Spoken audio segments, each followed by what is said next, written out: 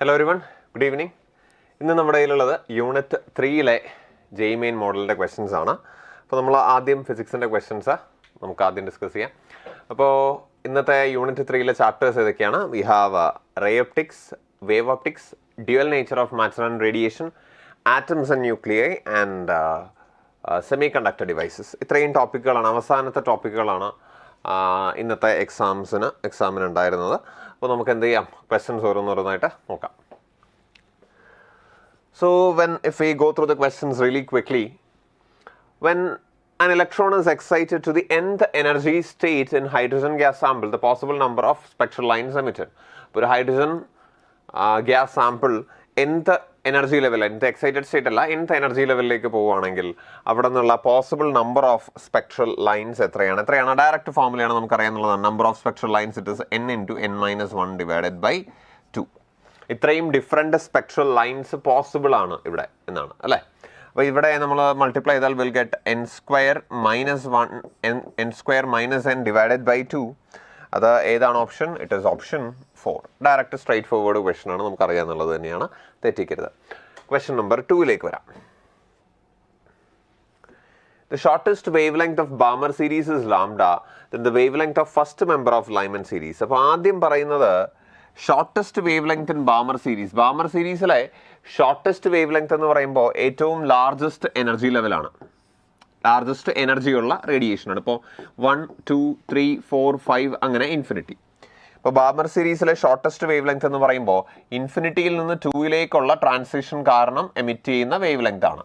അപ്പോൾ നമുക്ക് പറയാം 1/λ is equal to, according to Rydberg's equation, it is r into it is 1/n1² minus 1/infinity.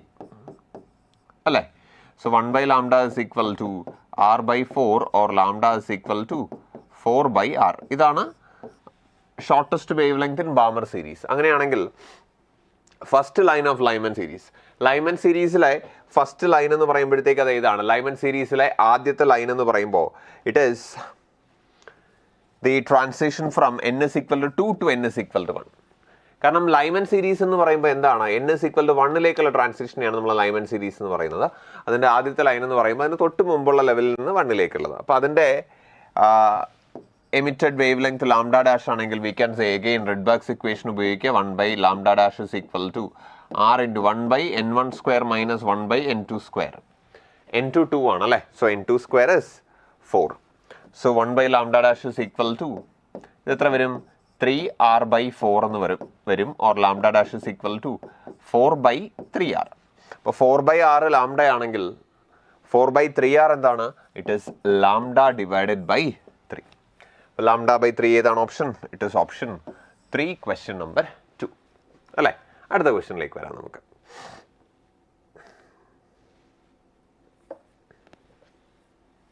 അടുത്ത question number 3 ray ഒപ്റ്റിക്സിൻ്റെ question ആണ്.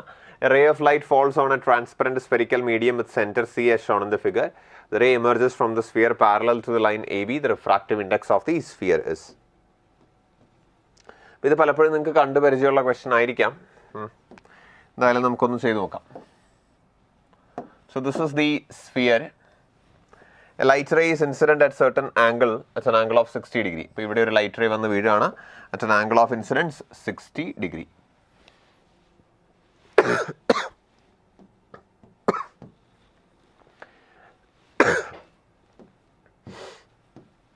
അപ്പോൾ ഇവിടെ നമ്മൾ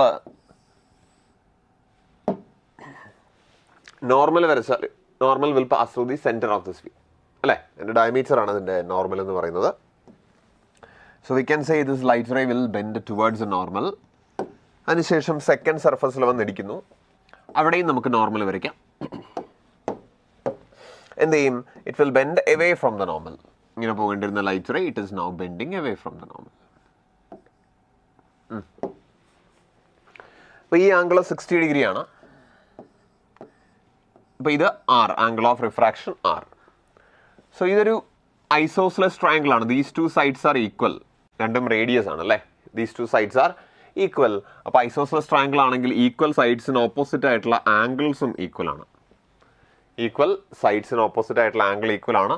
ഇത് 60R ആണെങ്കിൽ ഇത് R. അപ്പോൾ ഇത് എത്രയായിരിക്കും? This will also be 60 degree അല്ലേ. അതായത് 1 sin 60 is equal to n sin r. Again n sin r is equal to 1 sin 60. Snell's law ഉപയോഗിക്കാം. അപ്പോൾ ഇനി അടുത്ത് പറയുന്നത് ഈ രണ്ട് ലൈൻസും പാരലാണെന്നാണ് പറയുന്നത് അല്ലേ. അതായത് ഈ ലൈറ്റ് റേയും ഈ ഡയമീറ്ററും പാരലാണെന്നാണ് പറയുന്നത്. പാരലാണെങ്കിൽ ഈ ആംഗിൾ 60 ആയാൽ ഇതും 60 ആണ് corresponding angles. They are corresponding angles. ഇനി ശ്രദ്ധിക്കാം, ഇത് രണ്ടും ഇൻറ്റീരിയർ ആംഗിൾസും ഈ 60 ഡിഗ്രി എക്സ്റ്റീരിയർ ഓപ്പോസിറ്റ് ആംഗിൾസും ആണ്. അപ്പോൾ ഇൻറ്റീരിയർ ആംഗിൾസ് ആഡ് ചെയ്താൽ നമുക്ക് എക്സ്റ്റീരിയർ ഓപ്പോസിറ്റ് ആംഗിൾ കിട്ടും. So 2r is equal to 60. 2r 60 ആയാൽ r എത്രയാണ്? r is equal to 30 degree. അപ്പോൾ ആംഗിൾ ഓഫ് ഇൻസിഡൻസ് 60 ആണ്, ആംഗിൾ ഓഫ് റിഫ്രാക്ഷൻ 30 ഡിഗ്രി എന്ന് കിട്ടി. അപ്പോൾ അവിടുത്തെ റിഫ്രാക്റ്റീവ് ഇൻഡെക്സ് എങ്ങനെയാണ് കണ്ടുപിടിക്കുക? Use Snell's law. Snell's law എങ്ങനെയാണ്? 1 sin i is equal to n sin r. r എത്രയാണ്? 30 degree. 1 sin i is equal to n sin r. So r 30 degree. sin 60 എത്രയാണ്? It is root 3 divided by 2 is equal to n into sin 30 is 1 by 2. 2 cancel ചെയ്താൽ n is equal to root 3. n എത്രയാണ്? n is root 3. Option 2 question number 3 അല്ലേ. സിമ്പിളാണ്, നമ്മൾ പരിചയമുള്ള ക്വസ്റ്റ്യനും ആയിരിക്കും, പലപ്പോഴും നമ്മൾ കണ്ടിട്ടുള്ള ഒരു സംഗതി തന്നെയാണ് അല്ലേ ഇത്. യെസ്, നമുക്ക് അടുത്ത ക്വസ്റ്റ്യനിലേക്ക് വരാം. ക്വസ്റ്റ്യൻ നമ്പർ 4ലേക്ക് വരാം. An object is placed in front of a convex lens of focal length 10 cm. The distance d for which image of the object will coincide with the object irrespective of the focal length of the mirror. ഇതൊന്ന് ശ്രദ്ധിക്കണം. അതായത് ആ മിററിൻ്റെ focal length എത്ര ആയാലും ഒബ്ജക്റ്റും ഇമേജും തമ്മിൽ coincide ചെയ്യേണ്ട കണ്ടീഷൻ്റെ കുറിച്ചാണ് അവിടെ പറയുന്നത്. ഓക്കെ, അപ്പോൾ നമ്മൾ ലെൻസ് എടുത്ത് നോക്കിയാൽ ദിസ് ഇസ് ദി ലെൻസ്. ലെൻസിൻ്റെ ഒബ്ജക്റ്റ് ഡിസ്റ്റൻസ് എത്രയാണ്? 15 സെൻറ്റിമീറ്റർ. ഒബ്ജക്റ്റ് ഇവിടെയാണ്, ഒബ്ജക്റ്റ് ഡിസ്റ്റൻസ് 15 സെൻറ്റിമീറ്റർ. അപ്പോൾ അവിടെ u is equal to, for the lens we can say u is equal to minus 15 centimetre. Focal length എത്രയാണ്? 10 സെൻറ്റിമീറ്റർ. അപ്പോൾ image distance എങ്ങനെയാണ് കണ്ടുപിടിക്കുക? Lens ആണ്. We can use the formula uf by u plus f. then it is minus 15 into 10 divided by minus 15 plus 10 എത്രയാണ്? minus 5. this will get it as plus 30 centimeter. So image is formed at a distance of plus 30 centimeter. അപ്പോൾ ലെൻസിൻ്റെ right സൈഡിൽ 30 centimetre ഡിസ്റ്റൻസിലാണ് image form ചെയ്യുന്നത്. Okay, അപ്പോൾ അങ്ങനെയാണെങ്കിൽ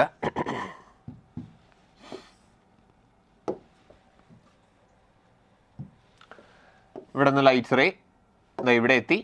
അത് ഇങ്ങനെയാ ഒരു 30 centimetre ഡിസ്റ്റൻസിലേക്കാണ് light ray പോകേണ്ടത് അല്ലേ. This light rays go, it's suppose to go like this. അപ്പോൾ ഇവിടെയാണ് ഇമേജ് വരേണ്ടത്. ഇനി ക്വസ്റ്റ്യൻ, നമ്മൾ ഈ കോൺവെക്സ് മിറർ എവിടെ വെച്ചാലാണ് ഒബ്ജക്റ്റും ഇമേജും കോയിൻസൈഡ് ചെയ്യുന്നത്? And that distance should be independent of the focal length of the mirror. അപ്പോൾ ഒബ്ജക്റ്റും ഇമേജും കോയിൻസൈഡ് ചെയ്യാനൊരു വഴിയുണ്ട്. എന്ത് ചെയ്താൽ മതി? We have to make sure that this light ray is incident on the mirror normally. ഇപ്പോൾ ലൈറ്റ് റേ മിററിൽ നോർമലായിട്ട് വീണാൽ ആ പോകുന്ന ലൈറ്റ് റേ ഇടിച്ച് തിരിച്ചു വരും. ഓക്കെ, അതേപോലെ തിരിച്ചു വന്ന് ഒബ്ജക്റ്റും ഇമേജും കോയിൻസൈഡ് ചെയ്യും. പക്ഷേ അങ്ങനെയാണെങ്കിൽ ഈ ഡിസ്റ്റൻസ് 30 സെൻറ്റിമീറ്റർ ആണ്. ഇത് മിററിൻ്റെ റേഡിയസ് ഓഫ് കർവേച്ചർ. അപ്പോൾ അങ്ങനെയാണെങ്കിൽ ഈ ഡിസ്റ്റൻസ് എത്രയാണെന്ന് ചോദിച്ചാൽ ഇറ്റ് ഇസ് 30 മൈനസ് r എന്ന് പറയാം. But that depends on r. ആറിനെ ഡിപ്പെൻഡ് ചെയ്യും, മിററിൻ്റെ ഫോക്കൽ ലെങ്ത്തിനെ ഡിപ്പെൻഡ് ചെയ്യും. ക്വസ്റ്റനിൽ പറയുന്നത് അങ്ങനെ സംഭവിക്കാൻ പാടില്ല എന്നാണ്. അതായത് this distance should be independent of r എന്നാണ്. അപ്പോൾ ഇതല്ല situation. Okay, if this distance is independent of focal length of the mirror, ഇതല്ല കേസ്. അതായത് നമ്മുടെ മിറർ എവിടെ വെച്ചാലും this condition should happen. Sorry, മിററിൻ്റെ ഫോക്കൽ ലെങ്ത് എത്രയായാലും this condition should be satisfied. അപ്പോൾ നമുക്ക് എന്ത് ചെയ്യാം? അപ്പോൾ അതല്ല condition. Then this mirror has to be placed like this so that the first image is formed at the pole of the mirror. ഈ first image മിററിൻ്റെ പോളിൽ വീണാൽ എന്ത് സംഭവിക്കും? ആ മിററിൽ വന്നിരിക്കുന്ന ലൈറ്റ് റേക്ക് എന്ത് സംഭവിക്കുക? മിററിൽ ഈ പോളിൽ വന്നിരിക്കുന്ന ലൈറ്റ് റേസിന് ഒരു പ്രത്യേകതയുണ്ട്. They will be reflected symmetrically അല്ലേ. അതായത് എത്ര ആംഗിളിലാണോ ഇത് ഇവിടെ വന്നിരിക്കുന്ന അതേ ആംഗിളിൽ താഴേക്ക് പോകും. This light ray will be reflected symmetrically. So if this light ray is reflected symmetrically, if it is incident at an angle of theta, it will be reflected at an angle of theta. Then it will be just after the refraction, it will be meeting at O itself. symmetrically we can say that. So in this condition we can say the object and image will coincide. The position of initial object and position of final image, it is same. അല്ലേ, object image എന്ത് ചെയ്യുന്നുണ്ട്, coincide ചെയ്യുന്നുണ്ട്. പക്ഷേ here it doesn't depend on the focal length of the mirror. In fact ഈ ഒരു കണ്ടീഷനിൽ it doesn't depend on whether the mirror is a convex mirror or a concave mirror or a plane mirror. ഈ condition satisfy ചെയ്ത് ഇതൊരു convex ആയാലും concave ആയാലും plain mirror ആയാലും okay ആണ്. അപ്പോൾ ഇവിടെ ഒരിക്കലും മിററിൻ്റെ ഫോക്കൽ ലെങ്ത്തിനെ ആ ഡിസ്റ്റൻസ്, ഈ ഡിസ്റ്റൻസ് ഡിപ്പെൻഡ് ചെയ്യുന്നില്ല. അപ്പോൾ ഈ ഡിസ്റ്റൻസ് എത്രയായിരിക്കണം, this has to be 30 cm. അപ്പോൾ 30 cm ലെൻസ് ആദ്യത്തെ ഇമേജ് ഫോം ചെയ്യിക്കുന്നത്. And if you place the mirror exactly at 30 cm, then the image and the object will be coinciding. That is question number 4. Let's move on to the next question, question number 5. നമുക്ക് നന്നായിട്ട് അറിയാവുന്നൊരു question ആണ്. Photoelectric experiment, photo current is plotted against anode potential. അപ്പോൾ ഇവിടെ നോക്കിയാൽ photo കറണ്ടിന്റെയും പൊട്ടൻഷ്യലിന്റെയും relation ആണ്. You can see that they have same stopping potential. Same stopping potential. Same stopping potential ആണെങ്കിൽ നമുക്ക് മനസ്സിലാക്കാൻ പറ്റും അവിടെ the frequency of incident light is same അല്ലേ. ഇൻസിഡന്റ് ലൈറ്റിന്റെ ഫ്രീക്വൻസി സെയിം ആണ് എന്ന് നമുക്ക് മനസ്സിലാവും. അപ്പോൾ സ്റ്റോപ്പിംഗ് പൊട്ടൻഷ്യൽ സെയിം ആണ്. അപ്പോൾ ഇത് രണ്ടും അല്ല ഓപ്ഷൻ. പക്ഷെ നമ്മൾ നോക്കിയാൽ ഒരേ ഫ്രീക്വൻസിയാണ് ലൈറ്റ് വന്ന് വീഴുന്നത്.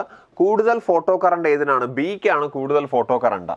അപ്പോൾ എന്ന് പറഞ്ഞാൽ കൂടുതൽ ഫോട്ടോൺസ് വന്ന് വീഴുന്നത് ബിയിലാണ്. അപ്പോൾ കൂടുതൽ ഇൻറ്റൻസിറ്റി ഉള്ള ലൈറ്റ് വന്ന് വീഴുന്നത് ഏത് കേസിലാണ്? We know that the intensity of photo current it is that is what affects the actual intensity of incident light is what decides the photo current. കൂടുതൽ ഇൻറ്റൻസിറ്റി ഉള്ള ലൈറ്റ് വന്ന് വീണാൽ കൂടുതൽ ഫോട്ടോൺസ് വന്ന് വീഴും.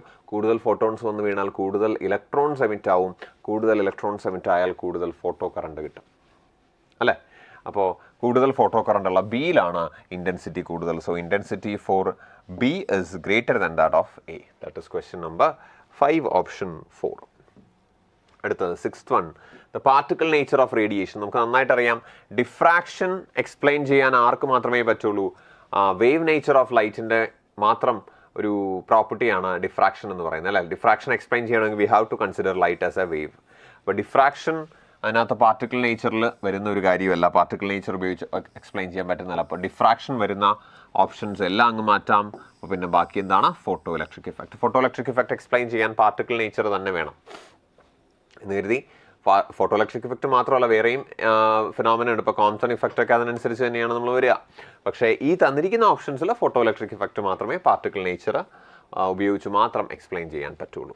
അടുത്തത് 7, ദി ക്യാരക്ടറിസ്റ്റിക്സ് ഓഫ് ഐസോബാർസ്. അത് direct statement question ആണ്. ഐസോബാർസ് എന്ന് പറഞ്ഞാൽ എന്താണ്? സെയിം മാസ് നമ്പറും ഡിഫറെൻറ്റ് അറ്റോമിക് നമ്പറും ഉള്ള ന്യൂക്ലിയയാണ് നമ്മൾ ഐസോബാർസ് എന്ന് പറയുക. അപ്പോൾ same mass number, different atomic number and neutron number അല്ലേ. So that is question number 7, option 2. അടുത്ത ക്വസ്റ്റ്യൻ നമ്പർ 8ലേക്ക് വരാം.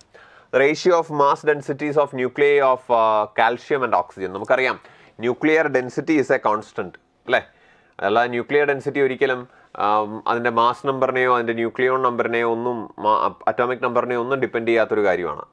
ന്യൂക്ലിയസിൻ്റെ മാസും അതിൻ്റെ വോളിയവും മാസ് നമ്പറിന് പ്രൊപ്പോർഷണൽ ആണ്. പക്ഷേ അതിൻ്റെ density it is a constant. അപ്പോൾ ഏത് ന്യൂക്ലിയസ് എന്നാലും ഡെൻസിറ്റി നിയർലി സെയിം ആയിരിക്കും. ഏകദേശം എത്രയാണ്? 2.3 × 10⁻17 ആണ് ന്യൂക്ലിയർ ഡെൻസിറ്റിയുടെ വാല്യൂ. സോ ഒരേ ഡെൻസിറ്റി ആണെങ്കിൽ അവിടെ റേഷ്യോ എടുക്കുമ്പോൾ എത്രയായിരിക്കും വരിക? 1:1, ഓപ്ഷൻ 2. അടുത്ത 9th one, in A PN junction diode input signal is applied as shown in the figure, then the output signal. അപ്പോൾ ഒരു സർക്യൂട്ട് തന്നിട്ടുണ്ട് അല്ലേ. സർക്യൂട്ട് എന്ന് പറയുമ്പോൾ ഒരു ഹാഫ് വേവ് റെക്ടിഫയർ ആണ്. It is nothing but A half wave rectifier RL. Okay. അപ്പോൾ positive half സൈക്കിളിൻ്റെ സമയത്ത് ഇവിടെ 0-ഉം ഇവിടെ +5-ഉം ആണ്. അങ്ങനെയാണെങ്കിൽ diode will B forward biased. ഇതുവഴി കറണ്ട് ഫ്ലോ ചെയ്യും. കറണ്ട് ഫ്ലോ ചെയ്താൽ ഡയോഡ് ഐഡിയൽ ആണെന്ന് അസ്യൂം ചെയ്താൽ ഇവിടെ ഈ പോയിന്റിലെ വോൾട്ടേജ് എത്രയായിരിക്കും? 5 വോൾട്ട് ആയിരിക്കും അല്ലേ. That is positive half cycle. ഇനി നെഗറ്റീവ് ഹാഫ് സൈക്കിളിലാണെങ്കിൽ നമ്മുടെ വോൾട്ടേജ് എന്തൊക്കെയാണെന്ന് നോക്കാം. ഫോർ നെഗറ്റീവ് ഹാഫ് സൈക്കിൾ ഇവിടെ 0 ആണെങ്കിൽ ഇവിടെ എത്രയാണ്? -5 ആണ്. കണ്ടോ, ആദ്യം +5-ഉം പിന്നെ -5-ഉം ആണ്. -5 ആണെങ്കിൽ the diode will be reverse biased. No current will flow through the resistor. ഈ റെസിസ്റ്ററിലൂടെ കറണ്ട് ഒന്നും ഫ്ലോ ചെയ്യുന്നില്ലെങ്കിൽ ഇവിടുത്തെ വോൾട്ടേജ് തന്നെയാണ് ഇവിടെയും കിട്ടുക. അപ്പോൾ 0 വോൾട്ട് ആയിരിക്കും അല്ലേ. അപ്പോൾ നമുക്ക് ഗ്രാഫ് വരച്ചാൽ പോസിറ്റീവ് ഹാഫ് സൈക്കിളിൽ 5 വോൾട്ടും നെഗറ്റീവ് ഹാഫ് സൈക്കിളിൻ്റെ സമയത്ത് 0 ആയിരിക്കും അതിൻ്റെ ഔട്ട്പുട്ട് അല്ലേ. അപ്പോൾ 5 വോൾട്ട്, അത് കഴിഞ്ഞ് നെഗറ്റീവ് ഹാഫ് സൈക്കിളിൽ ഒന്നുമില്ല. പോസിറ്റീവ് ഹാഫ് സൈക്കിളിൽ മാത്രം ഒരു 5 വോൾട്ടേജ് 5 വോൾട്ട് അത് കാണിക്കും. അപ്പോൾ ഏതാണ് ആൻസർ? ഏതാണ്? Option 4, question number 9. അടുത്ത ക്വസ്റ്റ്യൻ നമ്പർ 10ലേക്ക് വരാം. In the circuit shown below, we can say in the circuit shown below the current through the given silicon diode is. അപ്പോൾ ഇവിടെ ഒരു സിമ്പിൾ സർക്യൂട്ട് അല്ലെ, ഫോർവേഡ് ബയസ്ഡ് ഡയോഡാണ്, സിലിക്കൺ ഡയോഡാണ്. അതിൻ്റെ potential barrier തന്നിട്ടുണ്ട് 0.7 volt എന്ന് തന്നിട്ടുണ്ട്. Okay, 0.7 volt. അപ്പോൾ ഇവിടുത്തെ വോൾട്ടേജ് നമുക്ക് 0 എന്ന് എടുക്കാം. 0 0. ഇവിടെ 0 ആണെങ്കിൽ ഇവിടെ എത്രയാണ്? 2 വോൾട്ട് ആണ്. ഇവിടെ 0 ആണെങ്കിൽ ഡയോഡാണ്, ഡയോഡ് ഫോർവേഡ് ബയസ്ഡ് ആണ്, കറണ്ട് കണ്ടക്ട് ചെയ്യുന്നുണ്ടെങ്കിൽ അതിലൊരു 0.7 വോൾട്ട് ഡ്രോപ്പ് ആവും. അപ്പോൾ ഇവിടെ 0 ആയാൽ ഇവിടെ എത്രയാണ്? 0.7. അപ്പോൾ നമ്മുടെ 1 കിലോ ഓം റെസിസ്റ്റൻസിന് കിട്ടുന്ന വോൾട്ടേജ് എത്രയാണ്? What is the current? Voltage എത്രയാണ്? ഇവിടെ 2ഉം ഇവിടെ 0.7ഉം ആണെങ്കിൽ 2 - 0.7 ഡിവൈഡഡ് ബൈ റെസിസ്റ്റൻസ് അല്ലേ. That is 1.3 divided by 1 kilo ohm. That is I is equal to 1.3 into 10 - 3 ampere അല്ലെങ്കിൽ 1.3 മില്ലി ആംപിയർ. 1.3 മില്ലി ആംപിയർ ഏതാണ്? ഓപ്ഷൻ 3. ഒന്നുമില്ല, ആകെ ഒരു സർക്യൂട്ട് ഉണ്ട്, 2 വോൾട്ടാണ് ആകെ പൊട്ടൻഷ്യൽ ഡിഫറൻസ്. അതിൽ 0.7 വോൾട്ട് ആർക്ക് കിട്ടും? ഡയോഡിന് കിട്ടും. 0.7 വോൾട്ട് ഡയോഡിന് കിട്ടിയാൽ ബാക്കി റെസിസ്റ്റൻസിന് കിട്ടുന്നത് എത്രയാണ്? 1.3 വോൾട്ട്. ദാറ്റ്സ് ഇറ്റ് അല്ലേ. യെസ്, അടുത്ത ക്വസ്റ്റ്യനിലേക്ക് വരാം. ക്വസ്റ്റ്യൻ നമ്പർ 11ലേക്ക് വരാം. ഇത് അത്യാവശ്യം നല്ലൊരു ക്വസ്റ്റ്യൻ ആണ്, കുറച്ചൊന്ന് ആലോചിച്ച് ചെയ്യേണ്ട ഒരു ക്വസ്റ്റ്യൻ ആണ്.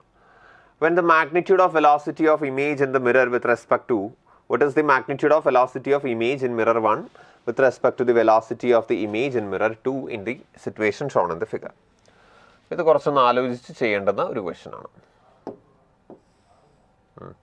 അപ്പോൾ ഇതാണ് 2 മിറർ എന്ന് പറയുന്നത്. ഒരു object it is moving like this. Okay, അത് ഇവിടെയാണ് ഒബ്ജക്റ്റ് ഇരിക്കുന്നത്, അതിങ്ങനെ മൂവ് ചെയ്യാണ് വിത്ത് വെലോസിറ്റി v. ഇത് മിറർ 1, ഇത് മിറർ 2. ഇപ്പോൾ ഒരു കാര്യമുണ്ട്, മിറർ 2ന് പാരലൽ ആയിട്ടാണ് ഒബ്ജക്റ്റ് മൂവ് ചെയ്യുന്നത് അല്ലേ.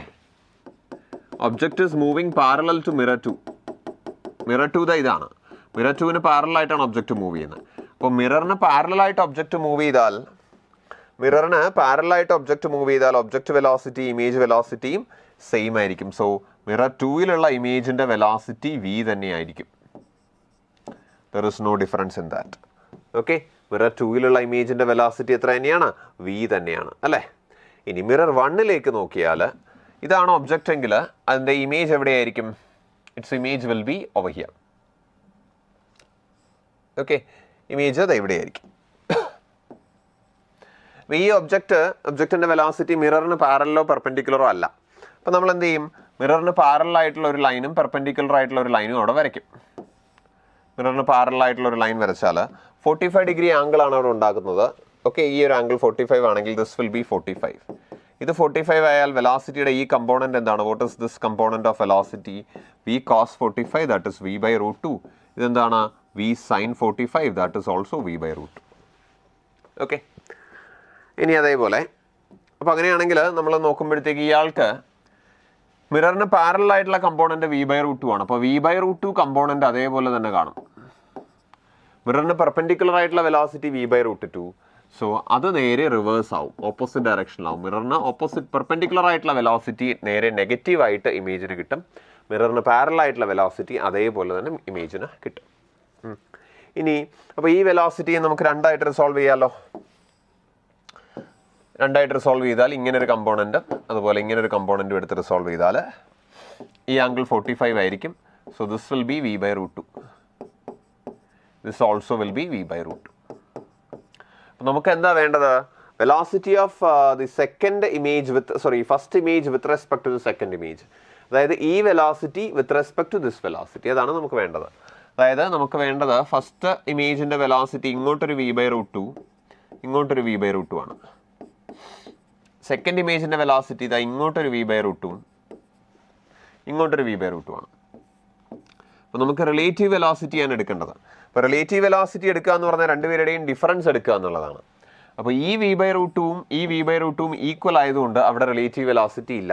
ഇവർ രണ്ടുപേരും ഈക്വൽ ആയതുകൊണ്ട് റിലേറ്റീവ് വെലോസിറ്റി ഇല്ല. ഇനി ഓപ്പോസിറ്റ് ഡയറക്ഷനിലുള്ള റിലേറ്റീവ് വെലോസിറ്റി, അതായത് ഈ v/√2 ഈ v/√2 ഓപ്പോസിറ്റ് ഡയറക്ഷനിലാണ്. സോ ഓപ്പോസിറ്റ് ഡയറക്ഷനിലാണെങ്കിൽ റിലേറ്റീവ് സ്പീഡ് കണ്ടുപിടിക്കാൻ എന്ത് ചെയ്താൽ മതി? അവരുടെ ഇൻഡിവിജ്വൽ റിലേറ്റീവ് സ്പീഡ്സ് ആഡ് ചെയ്താൽ മതി. സോ ആൻസർ എത്രയാണ്? √2v ആയിരിക്കും. √2v ഏതാ? ഓപ്ഷൻ 2. Question number 11 option 2. അടുത്ത 12th one. In the circuit shown, a Zener diode is used as a voltage regulator. Current through the load is 10 milliampere. The load resistances. അപ്പോൾ Zener voltage regulator ആണ്, Zener diode regulator ആണ് അവിടെ കാണുന്നത്. So this is in reverse biased and reverse breakdown voltage has achieved. അപ്പോൾ ഡയോഡിന് across ഉള്ള voltage 10 volt ആയിരിക്കും. അപ്പോൾ ഇവിടെ 0 വോൾട്ട് ആണെങ്കിൽ ഇവിടെ എത്രയാണ്? 10 വോൾട്ട്. അപ്പോൾ അതേ വോൾട്ടേജ് തന്നെയാണ് ഈ റെസിസ്റ്റൻസിനും കിട്ടുന്നത്, ലോഡ് റെസിസ്റ്റൻസിനും കിട്ടുന്നത്. അപ്പോൾ നമുക്ക് പറയാം load current is equal to voltage 10 volt divided by voltage എത്രയാണ്? അതിന് കിട്ടുന്ന 10 വോൾട്ട് ഡിവൈഡഡ് ബൈ RL അല്ലേ? അപ്പോൾ നമുക്ക് RL ആണ് വേണ്ടത്. So RL is equal to 10 volt divided by load current എത്രയാണ്? 10 milliampere, 10⁻⁻² ആംപിയർ അല്ലേ? അപ്പോൾ ഇത് നേരെ മുകളിൽ പോയാൽ 10⁻³ ഓം എന്ന് കിട്ടും. That is 1 kilo ohm. Option 2 question number 12. ഒന്ന് നോക്കുക.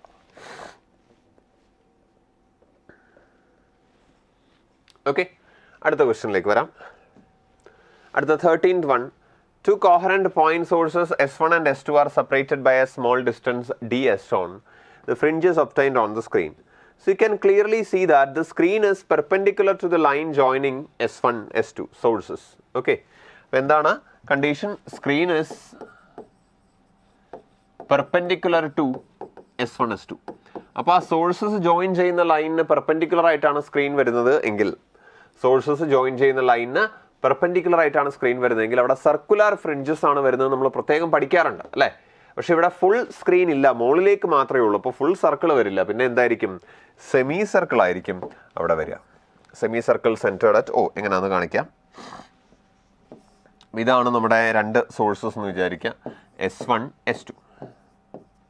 ഓക്കെ, S1, S2 എങ്ങനെയാണ്? അപ്പോൾ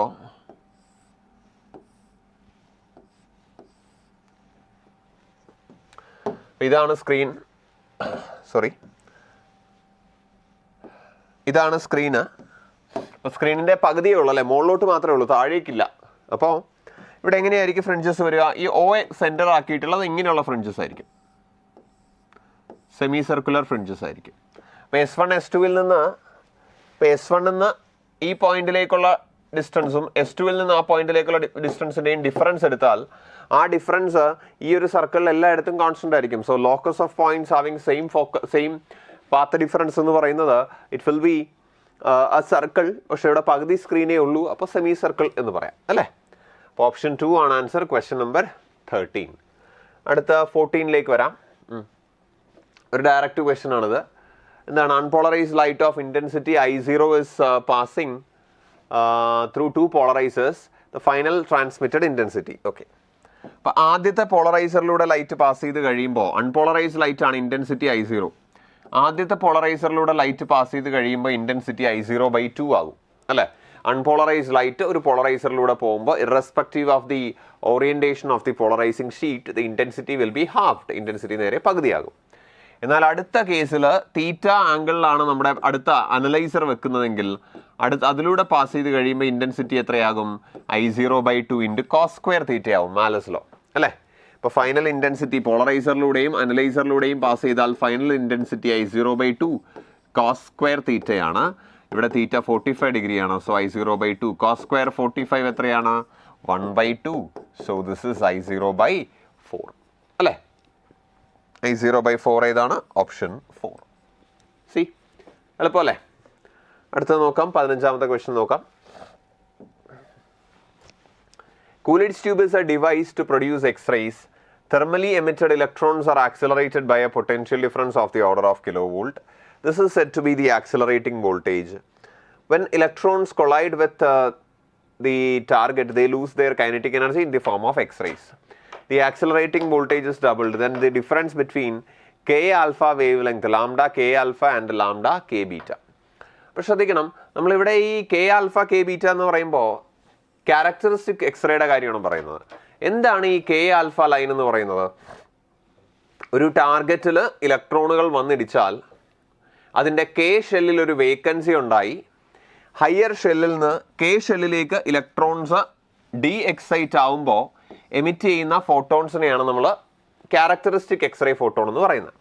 അപ്പോൾ കെ ആൽഫ ലൈൻ എന്ന് പറഞ്ഞാൽ ഇത് K shell, L shell, M shell ആണെങ്കിൽ കെ ആൽഫ ലൈൻ എന്ന് പറയുമ്പോൾ കെ ഷെല്ലിൽ ഒരു വേക്കൻസി ഉണ്ടാവുമ്പോൾ എൽ ഷെല്ലിൽ നിന്ന് ഒരു ഇലക്ട്രോൺ കെ ഷെല്ലിലേക്ക് വന്നാൽ അതിന് കറസ്പോണ്ടിങ് ആയിട്ടുള്ള വേവ് ലെങ്തിനെയാണ് അവിടെ നിന്ന് പുറത്തേക്ക് വരുന്ന എക്സ്റേ ആണ് നമ്മൾ കെ ആൽഫ എക്സ്റേ എന്ന് പറയുന്നത്.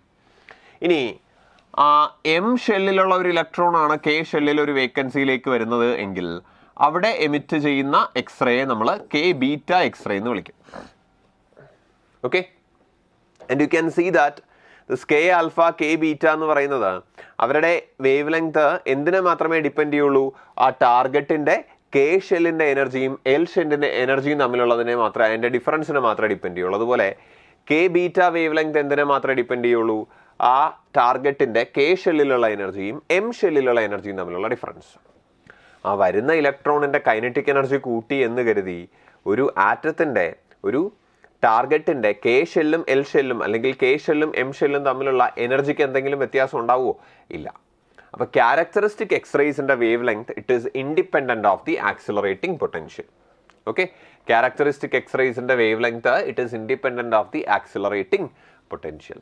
കണ്ടിന്യൂസ് എക്സ്റേസ് ഉണ്ട്, അവരുടെ കേസിൽ ഏറ്റവും lowest wave length, cut off wave length it is depending on the accelerating potential എന്ന് പറയാം. പക്ഷേ ക്യാരക്ടറിസ്റ്റിക്സ് എക്സ്റേയുടെ wave length it is independent of the accelerating potential. It depends only on the target atom ഏതാണെന്നുള്ളതിന് മാത്രമേ depend ചെയ്യുള്ളൂ.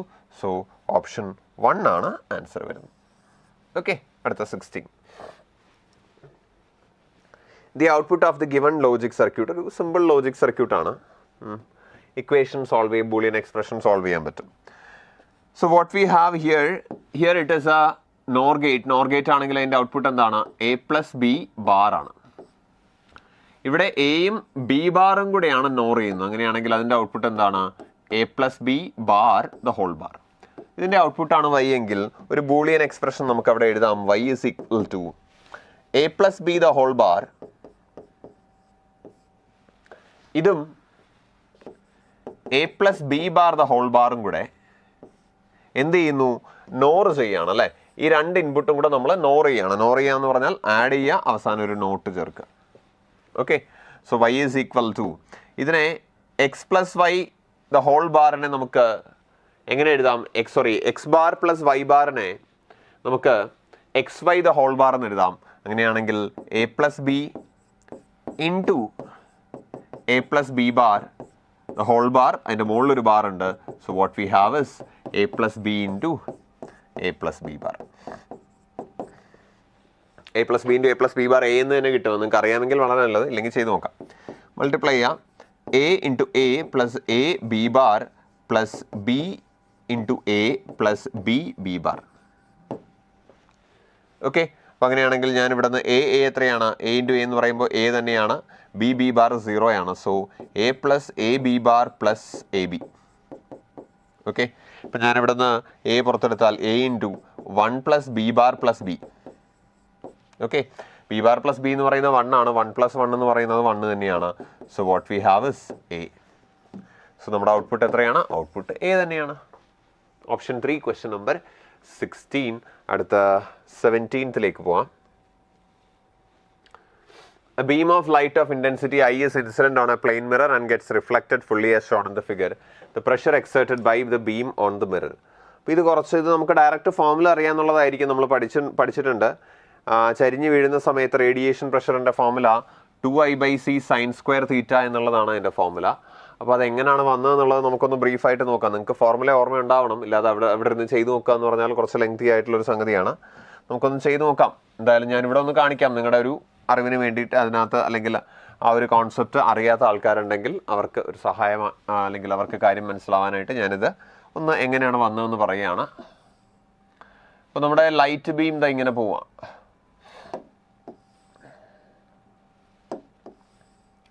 ഇങ്ങനെ വന്നിട്ട് അത് റിഫ്ലക്റ്റ് ചെയ്ത് പോകുന്നു. ശ്രദ്ധിച്ചിരിക്കണം.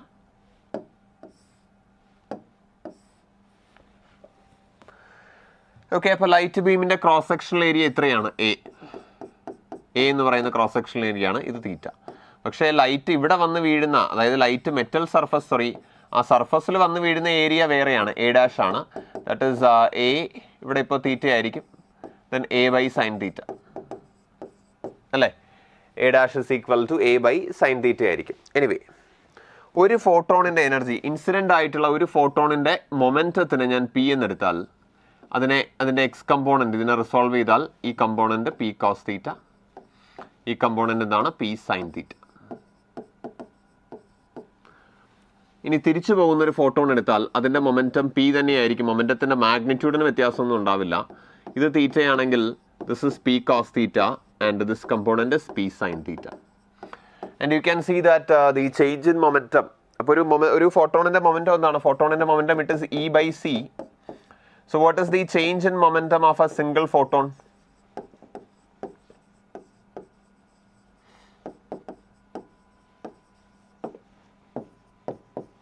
ഒരു ഫോട്ടോണിൻ്റെ ചേഞ്ച് ഇൻ മൊമെൻറ്റം എത്രയാണ്?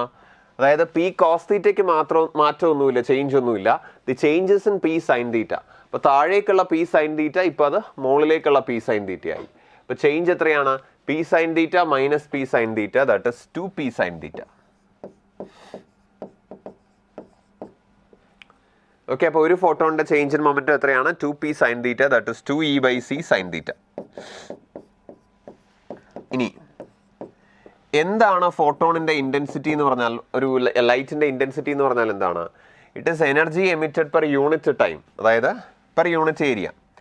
Number of photons emitted per unit time n ആണെങ്കിൽ, ഒരു സെക്കൻഡിൽ n ഫോട്ടോൺസ് ആണ് വന്ന് വീഴുന്നതെങ്കിൽ n ഇൻറ്റു ഒരു ഫോട്ടോണിൻ്റെ എനർജി ഡിവൈഡഡ് ബൈ ഏരിയ, ഇതാണ് ഇൻറ്റൻസിറ്റി അല്ലേ, n e ബൈ a.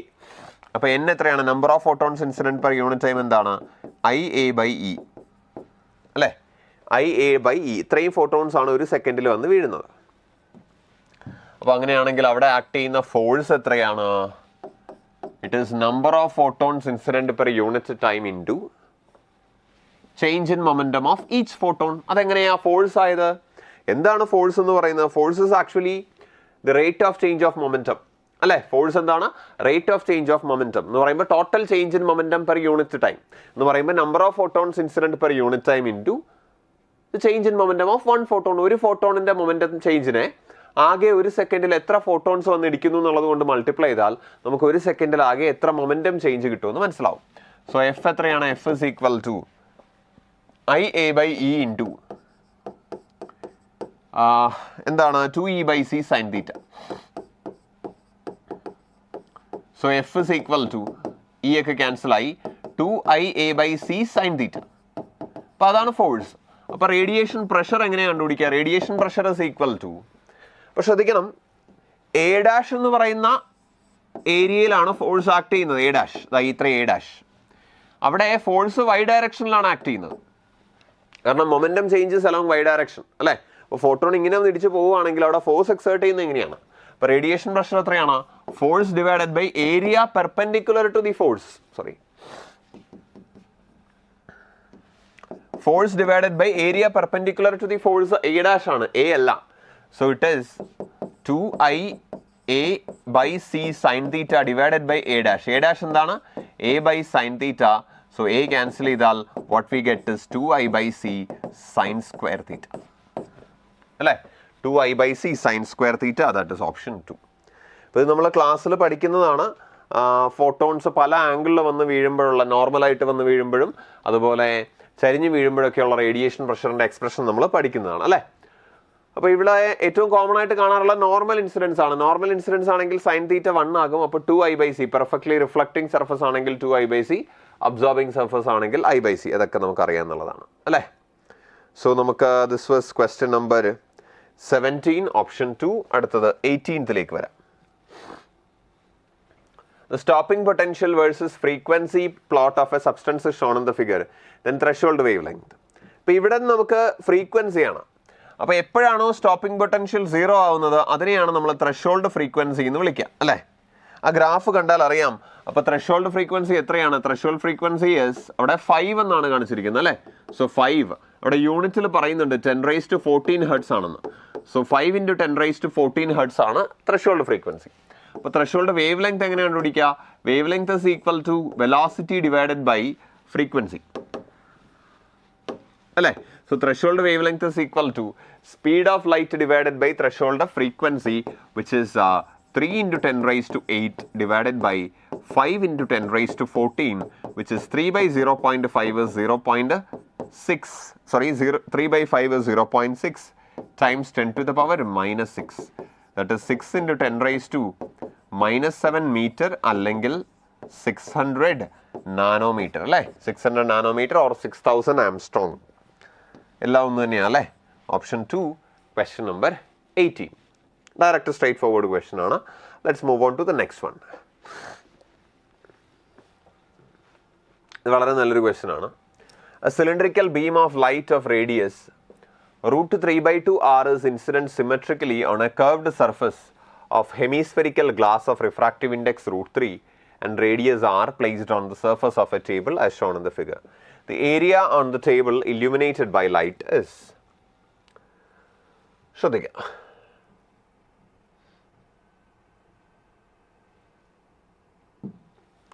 അപ്പോൾ ഒരു സെമി സർക്കുലർ റീജിയനിലാണ് ലൈറ്റ് വന്ന് വീഴുന്നത്. സെമി സർക്കുലർ സ്ഫിയറിലാണ് സെമി സർക്കുലർ ഒബ്ജക്റ്റിൽ ലൈറ്റ് ഗ്ലാസ് ഒബ്ജക്റ്റിൽ ലൈറ്റ് വന്ന് വീഴുന്നു. അപ്പോൾ ലൈറ്റ് സിലിണ്ടറിക്കൽ ആയിട്ടാണ്, അതൊരു സർക്കുലർ ക്രോസ് സെക്ഷനുള്ള ലൈറ്റ് ആണെന്ന് വിചാരിക്കാം. അപ്പോൾ അതിൻ്റെ റേഡിയസ് ഇട്ട് √3r/2 എന്ന് പറയുമ്പോൾ ഇവിടെ √3r/2ഉം ഇപ്പുറത്തൊരു √3r/2 ഡിസ്റ്റൻസിലാണ് ലൈറ്റ് വന്ന് വീഴുന്നത്. അപ്പോൾ ഏറ്റവും എൻഡിലുള്ള ലൈറ്റ് റേ ഇതാണ്, ഫാർ എക്സ്ട്രീമിലുള്ള ലൈറ്റ് റേ ഇതാണ്. ഇപ്പോൾ ലൈറ്റ് ഇങ്ങനെ ഒരു സിലിണ്ടർ ഇങ്ങനെ വരുന്നു, സർക്കുലർ ക്രോസ് സെക്ഷനിൽ വരുന്നു. അപ്പോൾ ഇവിടെ വന്നു കഴിഞ്ഞാൽ നമ്മൾ നോർമൽ എങ്ങനെ പറയാം? ഇതാണ് നോർമൽ.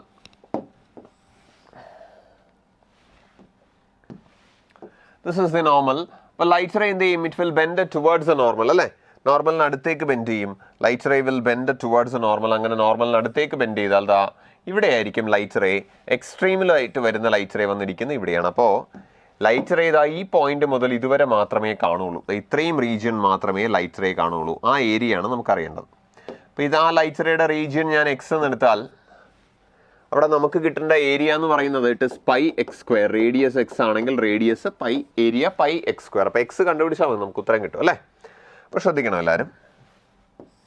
This is √3r/2. ഇത് 6 ആണ്. ഇത് √3r/2 ഇത് 6 ആണെങ്കിൽ ഈ ആംഗിൾ 60 ഡിഗ്രി ആയിരിക്കണം, എന്നാലേ sin 60 √3/2 വരുള്ളൂ അല്ലേ? ഇപ്പോൾ √3r/2 opposite side divided by hypotenuse √3/2 ആണ്. അപ്പോൾ ഈ ആംഗിൾ 60 ഡിഗ്രിയാണ്. ഇത് 60 ആണെങ്കിൽ ആംഗിൾ ഓഫ് ഇൻസിഡൻസ് 60 ആണ്, കറസ്പോണ്ടിങ് ആംഗിൾസ് ആണ് അല്ലേ? അപ്പോൾ ഇത് 60 ആയാൽ ഇവിടുത്തെ റിഫ്രാക്റ്റീവ് ഇൻഡെക്സ് ക്വസ്റ്റനിൽ തന്നിട്ടുണ്ട്, √3 ആണെന്ന് തന്നിട്ടുണ്ട്. റിഫ്രാക്റ്റീവ് ഇൻഡെക്സ് √3 ആണ്. അപ്പോൾ ഇവിടുത്തെ ആംഗിൾ ഓഫ് റിഫ്രാക്ഷൻ നമുക്ക് കണ്ടുപിടിക്കാം. ആംഗിൾ ഓഫ് റിഫ്രാക്ഷൻ എങ്ങനെയാണ് കണ്ടുപിടിക്കുക? 1 sin 60 Snell's law is equal to n sin r √3 sin r അല്ലേ? sin 60 is √3/2 is equal to √3 sin r. √3 cancel ചെയ്താൽ sin r is 1/2. sin r 1/2 ആയാൽ r എത്രയാണ്? r 30 ഡിഗ്രിയാണ്. അപ്പോൾ ഇത് 30 ഡിഗ്രിയാണ്. ഇനി ശ്രദ്ധിക്കാം, ഒറിജിനൽ ലൈറ്റ് റേ ഇത് എങ്ങനെയായിരുന്നു വന്നത്? ഇത് 30 ഡിഗ്രി. അപ്പോൾ ടോട്ടൽ 60 ആണെങ്കിൽ ഈ ആംഗിളും 30 ആയിരിക്കും. അപ്പോൾ ഇത് ആറും ഇത് r 60 ഡിഗ്രി ആണെങ്കിൽ ഇത് r cos 60 ആണ്, r/2. അപ്പോൾ ഇതും r/2. ഈ ഡിസ്റ്റൻസിനെ ഞാൻ x' എന്ന് വിളിച്ചാൽ we can say x'/r/2 is equal to tan 30. ആ ട്രയാങ്കിൾ നോക്കുക, opposite side by adjacent side it is tan 30, that is x'/r/2. അപ്പോൾ x' എത്രയാണ്? x' is r/2 tan 30. tan 30 is 1/√3. So x' is equal to r/2 √3 അല്ലേ? ഈ x' എത്രയാണ്? r/2 √3. അപ്പോൾ ഈ distance എത്രയാണ്? √3r/2. ഇത്രയും √3r/2 ഇത് x' ആണെങ്കിൽ x എത്രയാണ്? x is equal to √3r/2 minus r/2 √3. Okay, അവിടെ ഞാൻ r/2 പുറത്തെടുത്താൽ r/2 into root 3 minus 1 divided by root 3, that is 2 by root 3. 2 cancel I. So what we have is r by root 3. അപ്പോൾ അത് X radius ഉള്ള ഒരു circular റീജിയനിലാണ് light വീഴുന്നത്. X radius ഉള്ള ഒരു circular റീജിയനിലാണ് light വീഴുന്നത്. അപ്പോൾ അങ്ങനെയാണെങ്കിൽ അവിടുത്തെ ഏരിയ എത്രയാണ്? Area is pi X square അല്ലേ? That is pi R square by 3. Pi R square divided by 3, that is it അല്ലേ? അപ്പോൾ ഓപ്ഷൻ ഏതാണ്? It is option 4, pi R square divided by 3. നമുക്കടുത്ത 20th ക്വസ്റ്റ്യനിലേക്ക് വരാം. 20ാമത്തെ ക്വസ്റ്റ്യൻ. അപ്പോൾ ആദ്യം ഇത് നിങ്ങൾക്ക് വേണമെങ്കിൽ you can take a screenshot or something or you can come back later as well. അടുത്തത്, why do you say a Young's double slit experiment is conducted in water? Refractive index is 4/3 as shown in the figure. Glass plate, refractive index 1.5 of thickness T is placed in front of S2. If lambda is the wavelength of light, then phase difference at the central point. Okay.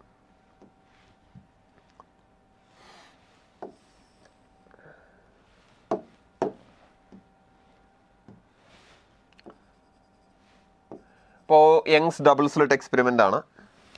This is the screen. This entire experiment is conducted. ഈ full experiment conduct ചെയ്യുന്നത് എവിടെയാണ്? ഒരു ലിക്വിഡിനകത്താണ് conduct ചെയ്യുന്നത്.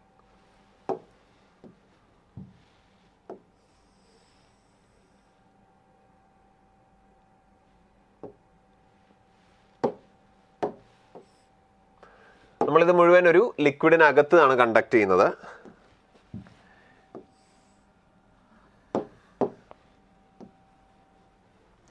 ഇതാണ് central point O. ഇവിടെയുള്ള path difference ആണ്, പക്ഷെ phase difference ആണ്. അതിന് മുമ്പ് ഇവിടെ നമ്മളൊരു ഗ്ലാസ് ഷീറ്റ് വെക്കുന്നുണ്ട് ഓഫ് തിക്നെസ് T. ഇപ്പം T തിക്നെസ് ഉള്ള ഒരു ഗ്ലാസ് ഷീറ്റ് വെക്കുന്നുണ്ട്. ഇവിടെ ആ സമയത്ത് ഒന്നുമില്ല.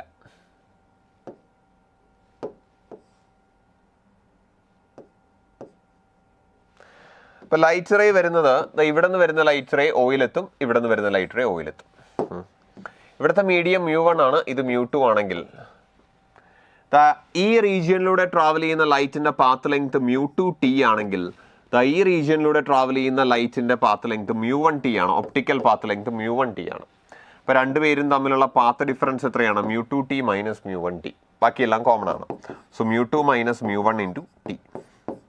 mu2 എത്രയാണ്? 3/2. mu3 എത്രയാണ്? 4/3 ഇൻറ്റു t അല്ലേ?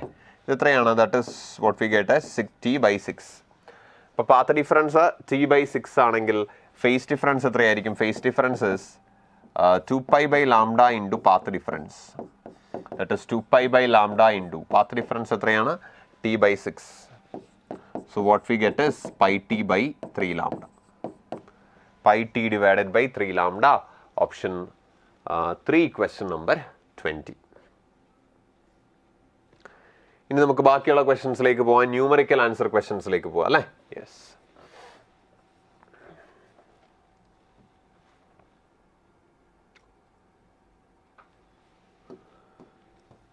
A hemisphere of radius r and refractive index 1.5 is placed on a plane mirror as shown in the figure.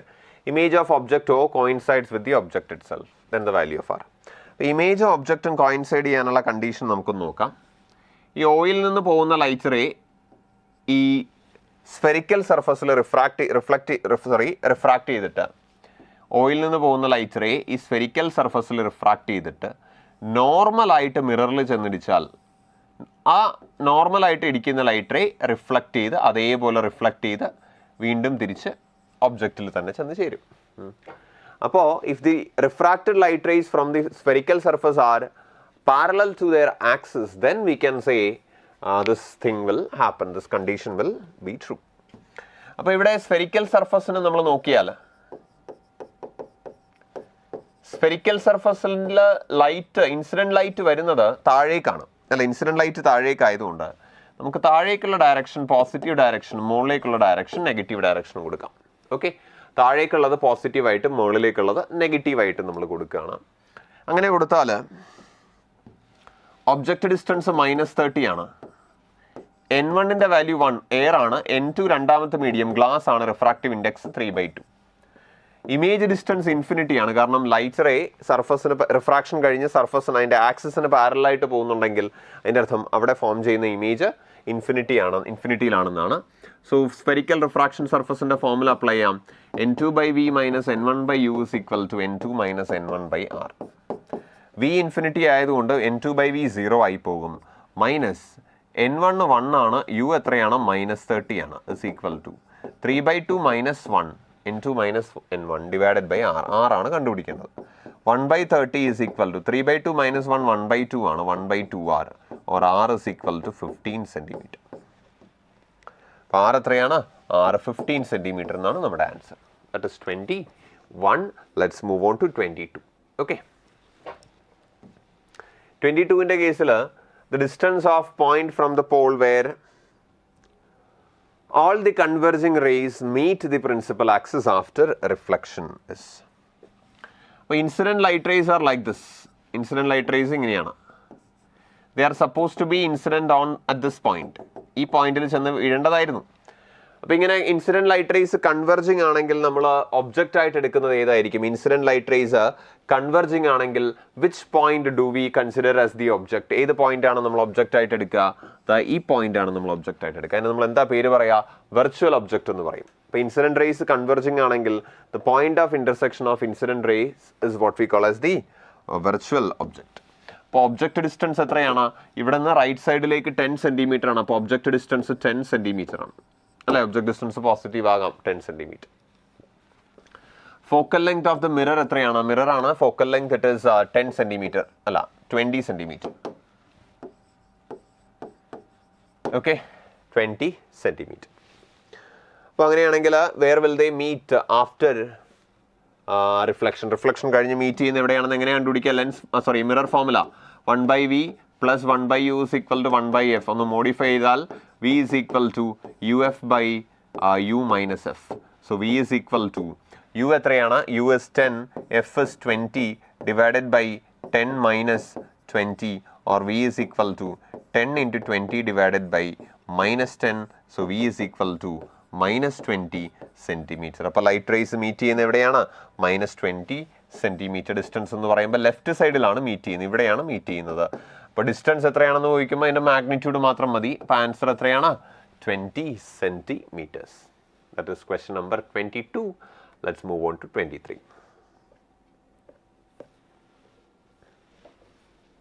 23ലേക്ക് പോവാം. യെസ്,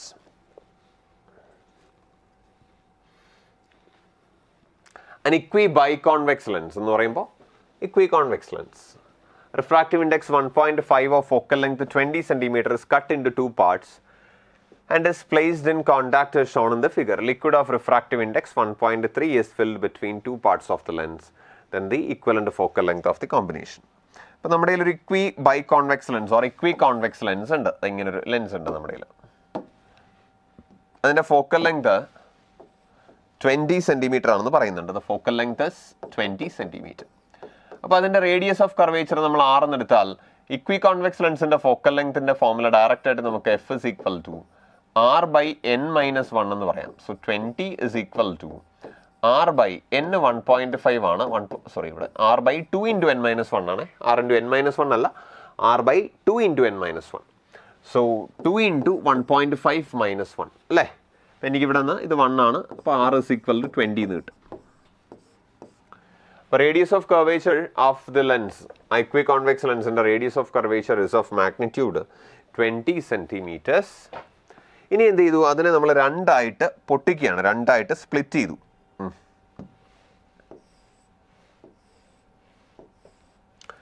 അപ്പോൾ ഒരു ലെൻസ് ഇങ്ങനെ രണ്ടായിട്ട് സ്പ്ലിറ്റ് ചെയ്താൽ അതിൻ്റെ ഫോക്കൽ ലെങ്ത് എന്താകും? നേരെ ഡബിൾ ആകുമെന്ന് നമ്മൾ പഠിച്ചിട്ടുണ്ടല്ലോ. അപ്പോൾ 20 സെന്റിമീറ്റർ എന്നുള്ളത് എത്രയാകും? 40 ആവും. എന്നിട്ട് നമ്മൾ ഈ ലെൻസിനെ എന്ത് ചെയ്യുകയാണ്? ലെൻസിനെ തിരിച്ചു വെക്കുകയാണ് അല്ലേ? ലെൻസിനെ പരസ്പരം തിരിച്ചു വെക്കുകയാണ്. അവരുടെ കർവ്ഡ് സർഫസ് പരസ്പരം ഫേസ് ചെയ്യുന്ന രീതിയിൽ വെക്കുകയാണ്.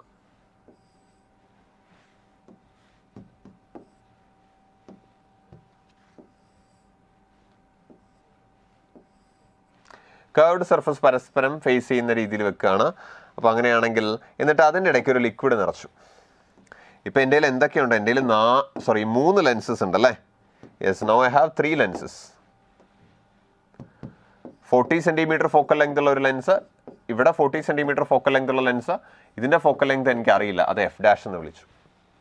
പക്ഷേ എഫ് ഡാഷ് കണ്ടുപിടിക്കാനുള്ള വഴി നമ്മുടെ കയ്യിലുണ്ടല്ലോ. എന്താണ് എഫ് ഡാഷ് എന്ന് പറയുന്നത്? ഈ നടുക്കുള്ളത്, ഈ കാണുന്നത് ഒരു ഇക്വി കോൺകേവ് ലെൻസ് ആണ് അല്ലേ? Equiconcave lens.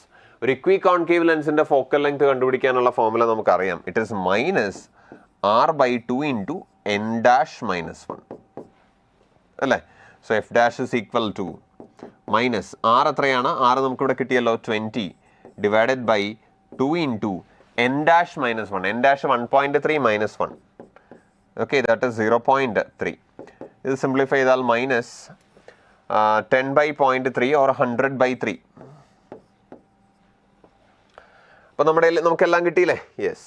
അപ്പോൾ നമ്മുടെ കയ്യിൽ 3 ലെൻസിൻ്റെയും ഫോക്കൽ ലെങ്ത് അറിയാം. ഈ 3 ലെൻസിൻ്റെ കോമ്പിനേഷനാണെന്ന് ഞാൻ പറഞ്ഞു. അപ്പോൾ അവിടെ ഇഫക്റ്റീവ് ഫോക്കൽ ലെങ്ത് എങ്ങനെയാണ് കണ്ടുപിടിക്കുക? 1/f is equal to 1/40 plus 1/40 plus 1/f dash. 1/f dash എത്രയാണ്? -3/100. That is 1/20 -3/100. 1/20 നമുക്ക് 5/100 എന്ന് എടുക്കാം. 5/100 -3/100 എത്രയാണ്? It is 2/100 or 1/50. 2/100നെ നമുക്ക് 1/50 എന്ന് എഴുതാം അല്ലേ? അപ്പോൾ അങ്ങനെയാണെങ്കിൽ എഫ് എത്രയാണ്? F is equal to 50 centimetre. കുറച്ച് ലെങ്തി ആണ്, അതായത് കുറച്ച് ചെയ്തു വരാനുണ്ട്. ക്വസ്റ്റ്യൻ ഡിഫിക്കൽട്ട് ആണെന്നും പറയാൻ പറ്റില്ല. പക്ഷേ റേ ഒപ്റ്റിക്സിൻ്റെ കേസിൽ മിക്കവാറും ക്വസ്റ്റ്യൻസ് വരുന്നതെല്ലാം കുറച്ചെങ്കിലും ഒക്കെ ചെയ്യാനുള്ള രീതിയിലുള്ള ക്വസ്റ്റ്യൻസ് ആയിരിക്കും റേ ഒപ്റ്റിക്സിൽ നമ്മൾ പൊതുവേ കണ്ടുവരുന്നത്. അങ്ങനെയാണ്. Okay, so that is question number 23. Let's move on to 24. Okay, ഇത് എപ്പോഴും കാണാറുള്ളൊരു ക്വസ്റ്റ്യൻ അല്ല. ഇതിൻ്റെ ആൻസറൊക്കെ ചിലപ്പോൾ നിങ്ങൾക്ക് കാണാതറിയായിരിക്കും. 2 coherent sources S1, S2 in phase are emitting light of wavelength lambda are placed at a separation 3 lambda symmetrically about the center of a large circular screen as shown in the figure. Find the total number of minima on circular screen. So this is the circular screen. ഇതാണ് circular screen എന്ന് പറയുന്നത്. This is the diameter. അപ്പോൾ അതിൻ്റെ നടുക്ക് symmetric ആയിട്ട് 2 source വെക്കുന്നുണ്ട്, S1ഉം S2. ഈ S1ഉം S2ഉം തമ്മിലുള്ള ദൂരം എത്രയാണ്? It is given as D is equal to 3 lambda. D എത്രയാണെന്നാണ് പറയുന്നത്? D is equal to 3 lambda. അപ്പോൾ അങ്ങനെയാണെങ്കിൽ സ്ക്രീനിൽ ഇവിടെ ഒരു പോയിന്റ് എടുത്താൽ, ഇവരുടെ പെർപെൻഡിക്കുലർ ബൈസെക്ടറിൽ ഒരു പോയിന്റ് എടുത്താൽ അവിടുത്തെ പാത്ത് ഡിഫറൻസ് 0 ആയിരിക്കും. കാരണം S1 എന്നും S2ലേക്കും അവിടേക്കുള്ള ദൂരം ഈക്വൽ ആണ്. S1 നിന്ന് ഇങ്ങോട്ടേക്കുള്ള ദൂരം, S2 നിന്ന് ഇങ്ങോട്ടേക്കുള്ള ദൂരം ഈക്വൽ ആണ്. ഈ പോയിന്റിലെ പാത്ത് ഡിഫറൻസ് എത്രയാണ്? S1 നിന്ന് ഇങ്ങോട്ടേക്കുള്ള ദൂരം മൈനസ് S2ൽ നിന്ന് ഇങ്ങോട്ടേക്കുള്ള ദൂരം എത്രയാണ്? S1 നിന്ന് ഇങ്ങോട്ടേക്കുള്ള ദൂരം ഇത് P ആണെങ്കിൽ S1P മൈനസ് S2P എത്രയാണ്? It is 3 lambda. So 0 path difference 0 ആണ്, ഇവിടെ 3 ലാംഡയാണ്. അതേപോലെ ഇവിടെ പാത്ത് ഡിഫറൻസ് 0 ആണ്, ഇവിടെ എത്രയാണ്? 3 ലാംഡയാണ്.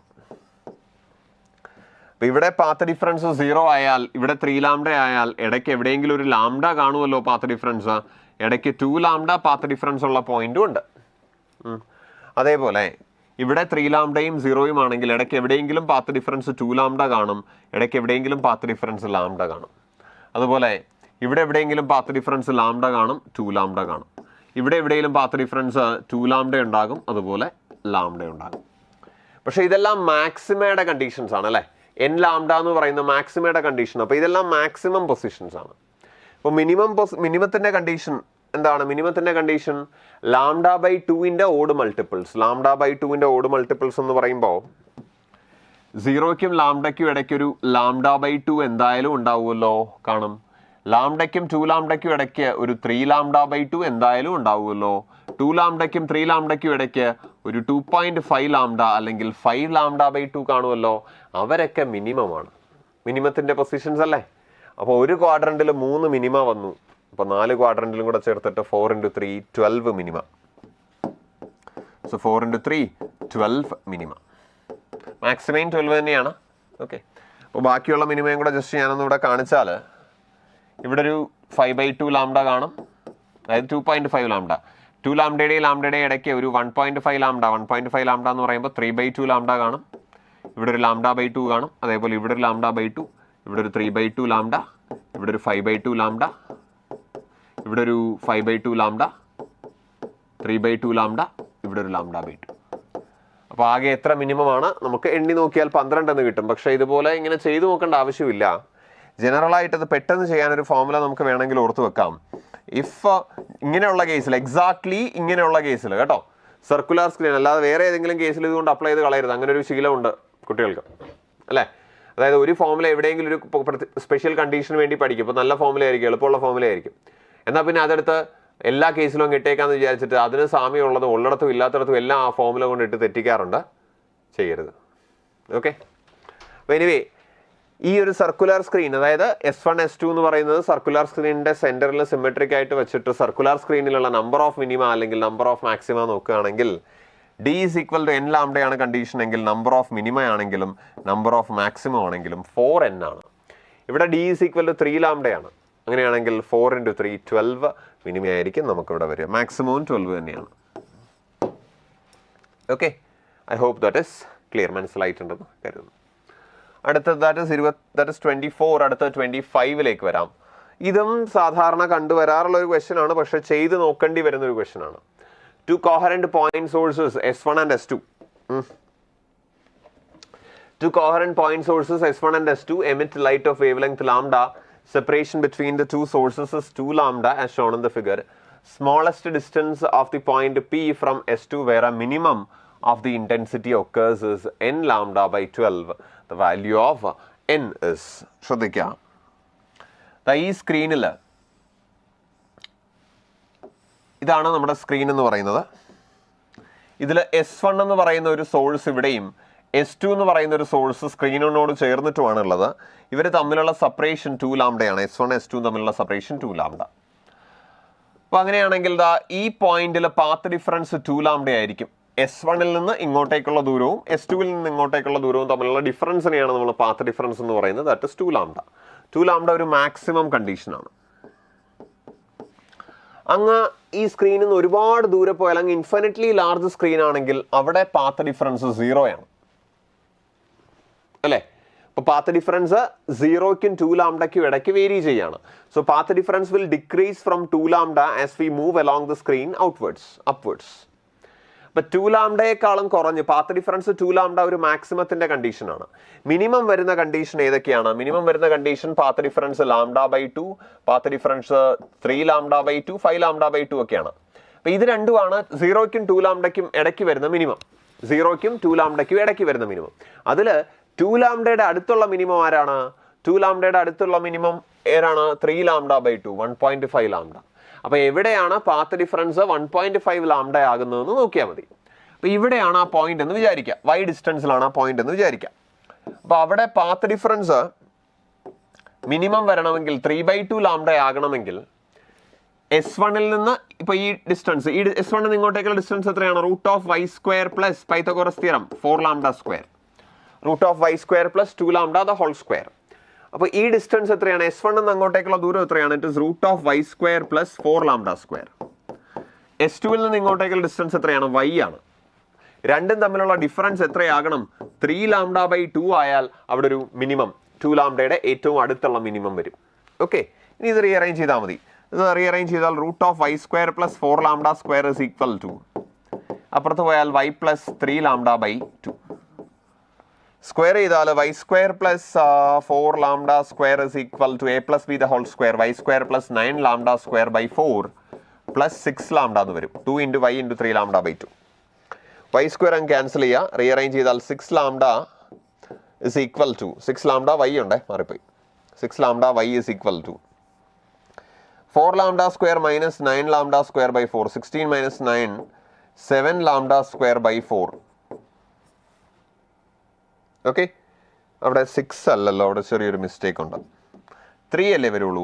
2 × y × 3 λ/2. അവിടെ 3 വരുള്ളൂ. സോ ഇവിടെ λ ക്യാൻസൽ ചെയ്താൽ നമുക്ക് കിട്ടും y = 7 λ/12 എന്ന് കിട്ടും. ക്വസ്റ്റ്യനിൽ n λ/12 എന്നാണ് പറയുന്നത് അല്ലേ. n λ/12 എന്നല്ലേ പറയുന്നത്. ഇപ്പൊ n λ/12 ആണെങ്കിൽ അവിടെ n ന് പകരം എന്താണ് വരേണ്ടത്? n ന് പകരം നമുക്ക് വരേണ്ടത് 7 ആണ്. ദാറ്റ് ഇസ് ക്വസ്റ്റ്യൻ നമ്പർ എത്രയാ? 25 അല്ലേ. 25 ആയതേ ഉള്ളൂ. ഇനിയുണ്ട് 5 ക്വസ്റ്റ്യൻ നമുക്ക് നോക്കാം. അടുത്ത 26ാമത്തെ ക്വസ്റ്റ്യൻ നോക്കാം. 26 എളുപ്പമുള്ളൊരു ചോദ്യമാണ്. When monochromatic light of wavelength lambda illuminates a surface. Okay. When monochromatic light of wavelength lambda illuminates a surface, stopping potential is 3V0.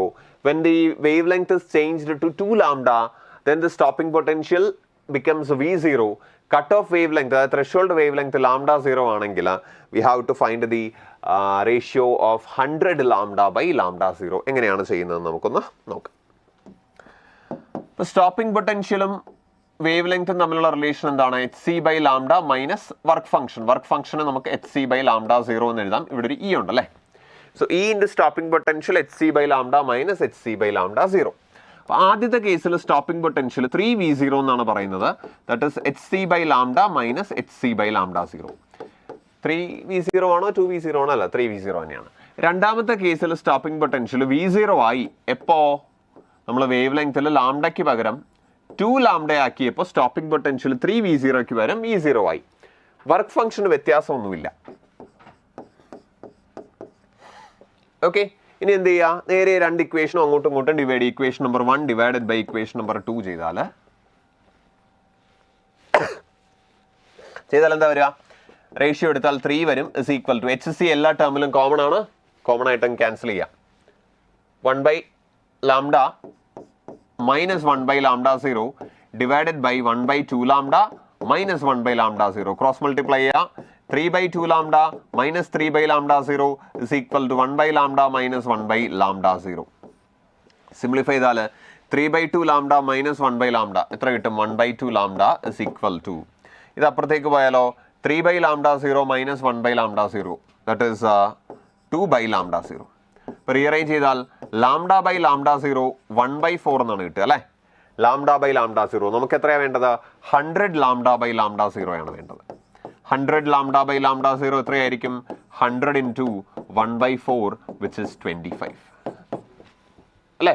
100 into 1 by 4 which is 25. That is question number 26. അടുത്ത 27ലേക്ക് വരാം.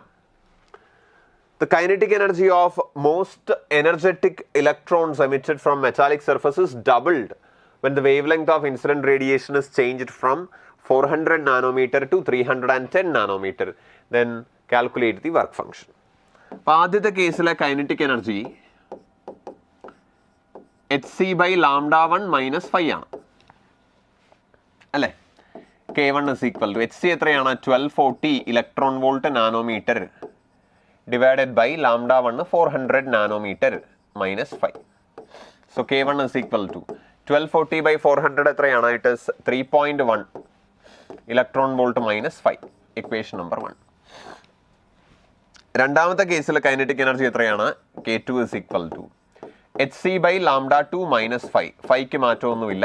HC എത്രയാണ്? 1240 electron volt nanometer divided by 310 minus 5. So K2 is equal to 1240 by 310 എത്രയാണ്? It is 4 അല്ലേ. 4 electron volt minus 5. That is equation number 2. ക്വസ്റ്റ്യനിൽ പറയുന്നത് kinetic energy double ആയി എന്നാണ് പറയുന്നത്. K2 is equal to 2K1 എന്നാണ് പറയുന്നത് അല്ലേ.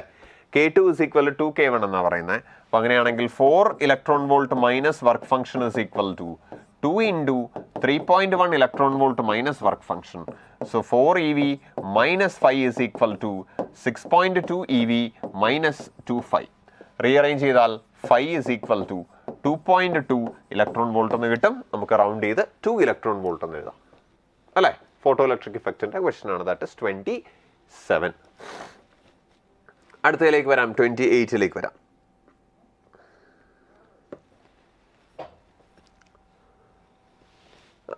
ഇതൊരു ട്രിക്കി ക്വസ്റ്റ്യൻ ആണ്, പക്ഷെ ചെയ്യാൻ അധികമൊന്നുമില്ല. In ground state of hydrogen atom, if ground state of hydrogen atom is taken as reference of potential energy, അതായത് ഗ്രൗണ്ട് സ്റ്റേറ്റിലെ പൊട്ടൻഷ്യൽ എനർജി 0 ആക്കി എടുത്താൽ ടോട്ടൽ എനർജി 13.6 ഇലക്ട്രോൺ വോൾട്ട് എന്ന് കിട്ടും. അത് പറയേണ്ട കാര്യമില്ല, കാരണം ഗ്രൗണ്ട് സ്റ്റേറ്റിൽ പൊട്ടൻഷ്യൽ എനർജി 0 ആക്കി എടുത്താൽ പിന്നെ അതിന് കൈനറ്റിക് എനർജിയേ ഉള്ളൂ. കൈനറ്റിക് എനർജി എന്ന് പറയുന്നത് it doesn't depend on the reference. Kinetic energy ഒരു അബ്സല്യൂട്ട് വാല്യൂ ആണ്. അതെന്തായാലും 13.6 ഇലക്ട്രോൺ വോൾട്ട് തന്നെയാണ് ഗ്രൗണ്ട് സ്റ്റേറ്റിലുള്ള കൈനറ്റിക് എനർജി. അപ്പോൾ കൈനറ്റിക് എനർജി നോക്കാൻ നമ്മൾ വേറെ ഒന്നും ആലോചിക്കേണ്ട ആവശ്യമില്ല. Kinetic energy in nth energy level എന്ന് പറയുന്നത് it is 13.6 divided by n square എന്ന് തന്നെ എടുത്താൽ മതി. Plus 13.6 by n square kinetic energy. കാരണം റെഫറൻസ് മാറ്റുമ്പോൾ പൊട്ടൻഷ്യൽ എനർജി മാത്രമേ മാറുള്ളൂ, കൈനറ്റിക് എനർജി മാറാൻ പോകുന്നില്ല. So 13.6 divided by n square 4 ആണ് അല്ലേ.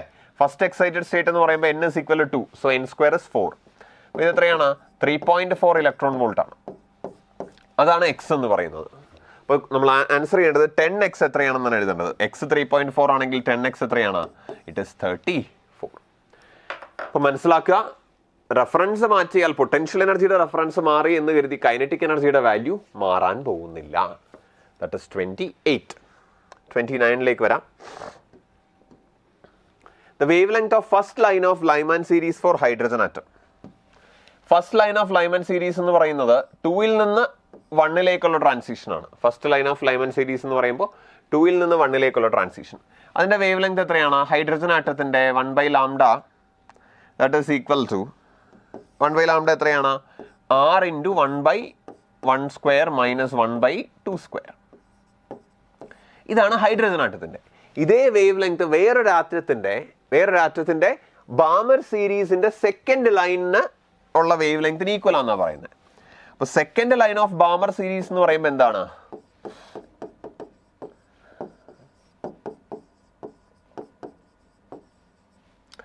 Second line of Balmer series എന്ന് പറഞ്ഞാൽ n is equal to 4ൽ നിന്ന് n is equal to 2ലേക്കാണ്. അതായത്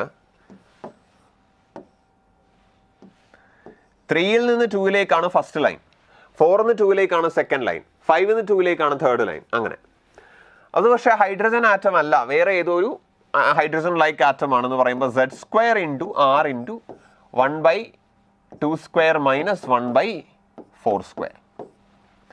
so r into 1 minus 1/4 3r/4 is equal to z square r into 1/4 minus 1/16 എത്രയാണ്? 1/4 minus 1/16 എന്ന് പറയുമ്പോഴത്തേക്ക് it is 3 divided by 16. അപ്പോൾ 3r cancel ചെയ്ത് കഴിഞ്ഞാൽ will get z square is equal to 4. z square 4 ആയാൽ z is equal to 2. അപ്പോൾ ആറ്റത്തിൻ്റെ atomic number എത്രയാണ്?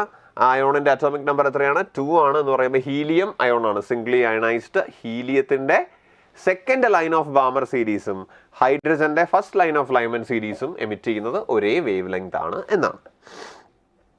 That is 29. Let us move on to 30.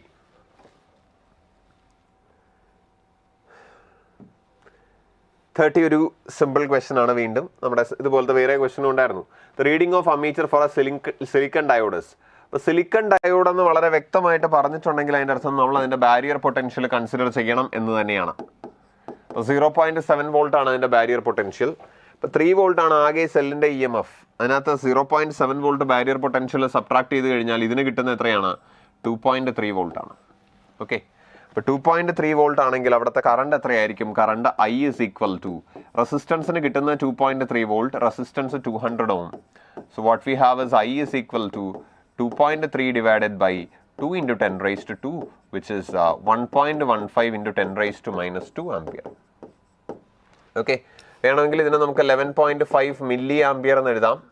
Okay, or വേറെ രീതിയിൽ മൈക്രോ ആംപിയർ എന്നോ ഏത് രീതിയിലാണോ അവിടെ ചോദിച്ചിരിക്കുന്നത് അതിനനുസരിച്ച് എഴുതാം. പക്ഷേ അവിടെ മില്ലി ആംപിയർ ആകാനാണ് സാധ്യത. ബിക്കോസ് മൈക്രോ ആംപിയർ ആക്കി എഴുതിയാൽ അത് 10,000 പുറത്ത് പോകും. 11,500 റേഞ്ച് ആണ് വരിക. Okay, anyway this is how we solve it.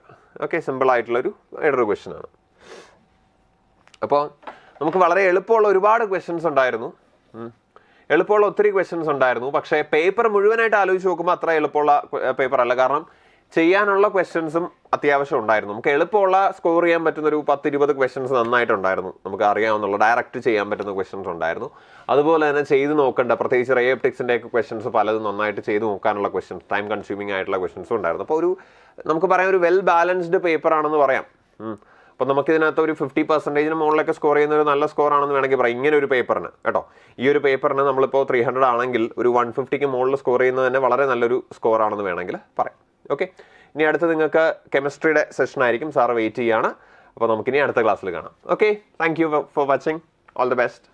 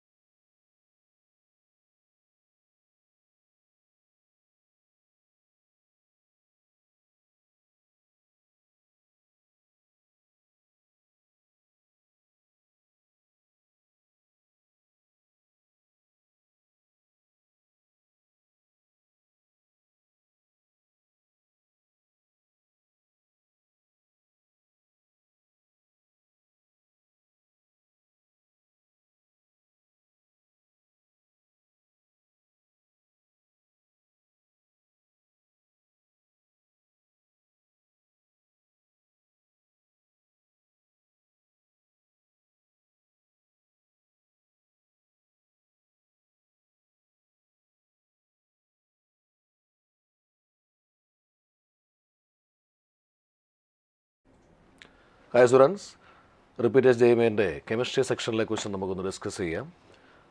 അതിൽ ഒന്നാമത് വന്നിരിക്കുന്ന ചോദ്യം among the following which statement is not correct എന്നാണ്. CH3CHO will not respond to haloform test.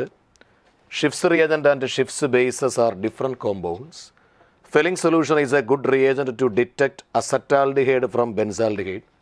Both aldehyde and ketone can react with the 2,4-dinitrophenylhydrazine reagent. ഇതൊക്കെയാണ് കൊടുത്തിരിക്കുന്ന options. നമുക്കറിയാം ഹാലോഫോൺ test കാണിക്കണമെങ്കിൽ ആ ഒരു കാർബണൽ കോമ്പൗണ്ടിൽ മീഥൈൽ കാർബണൽ ഗ്രൂപ്പ് ഉണ്ടായിരിക്കണം. Carbonyl compound ആണെങ്കിലും ശരി, അല്ലെങ്കിൽ പ്രൈമറി ആൽക്കഹോൾ ഗ്രൂപ്പ് ആണെങ്കിൽ അതിനെ ഓക്സിഡൈസ് ചെയ്ത് നമുക്ക് ആക്കാൻ പറ്റും. സെക്കൻഡറി ആൽക്കഹോൾ ആണെങ്കിൽ CH3CHO ഓക്സിഡൈസ് ചെയ്ത് CH3CO ആക്കാൻ പറ്റും. ഉറപ്പായിട്ടും CH3CO ഗ്രൂപ്പ് ഉള്ള കോമ്പൗണ്ട് മാത്രമേ ഹാലോഫോൺ ടെസ്റ്റ് കാണിക്കൂ. ഇവർ പറയുന്നത് CH3CHO ഗ്രൂപ്പിനകത്ത് ഹാലോഫോൺ ടെസ്റ്റ് കാണിക്കത്തില്ലെന്ന്. CH3CHOയ്ക്കകത്ത് CH3C ഡബിൾ ബോണ്ടോ ഗ്രൂപ്പ് ഉണ്ട്. ഉറപ്പായിട്ടും ഇത് ഹാലോഫോൺ ടെസ്റ്റ് കാണിക്കേണ്ടതാണ്. അപ്പോൾ ഹാലോഫോൺ ടെസ്റ്റ് കാണിക്കത്തില്ല എന്ന് പറഞ്ഞുകൊണ്ട് ഇതാണ് ഇവിടുത്തെ ഇൻകറക്റ്റ് സ്റ്റേറ്റ്മെൻറ്റ്. അപ്പോൾ ബാക്കിയുള്ളതൊക്കെ കറക്റ്റ് ആണോ അല്ലെന്ന് നമുക്ക് പരിശോധിക്കണം. നോക്കാം. Shifts reagent and shifts bases R different compounds. അതെ, അത് രണ്ട് ഡിഫറൻറ്റ് കോമ്പൗണ്ടാണ്. കാരണം ഷിഫ്റ്റ്സ് റിയേജൻ്റ് എന്ന് പറഞ്ഞാൽ അത് പാരാറൊസാനലീൻ ഹൈഡ്രോക്ലോറൈഡ് എന്ന് പറഞ്ഞാൽ മജന്ത ഡൈയിലോട്ട് സൾഫർ ഡയോക്സൈഡ് അല്ലെങ്കിൽ സൾഫ്യൂറസ് ആസിഡ് വെച്ച് അതിൻ്റെ മജന്ത കളറങ്ങ് ഡീകളറൈസ് ചെയ്യും. അപ്പം കിട്ടുന്ന ഒരു ക്ലിയർ സൊല്യൂഷൻ വിളിക്കുന്ന പേരാണ് ശരിക്കും പറഞ്ഞാൽ ഷിഫ്റ്റ്സ് റിയേജൻ്റ് എന്ന് പറഞ്ഞാൽ.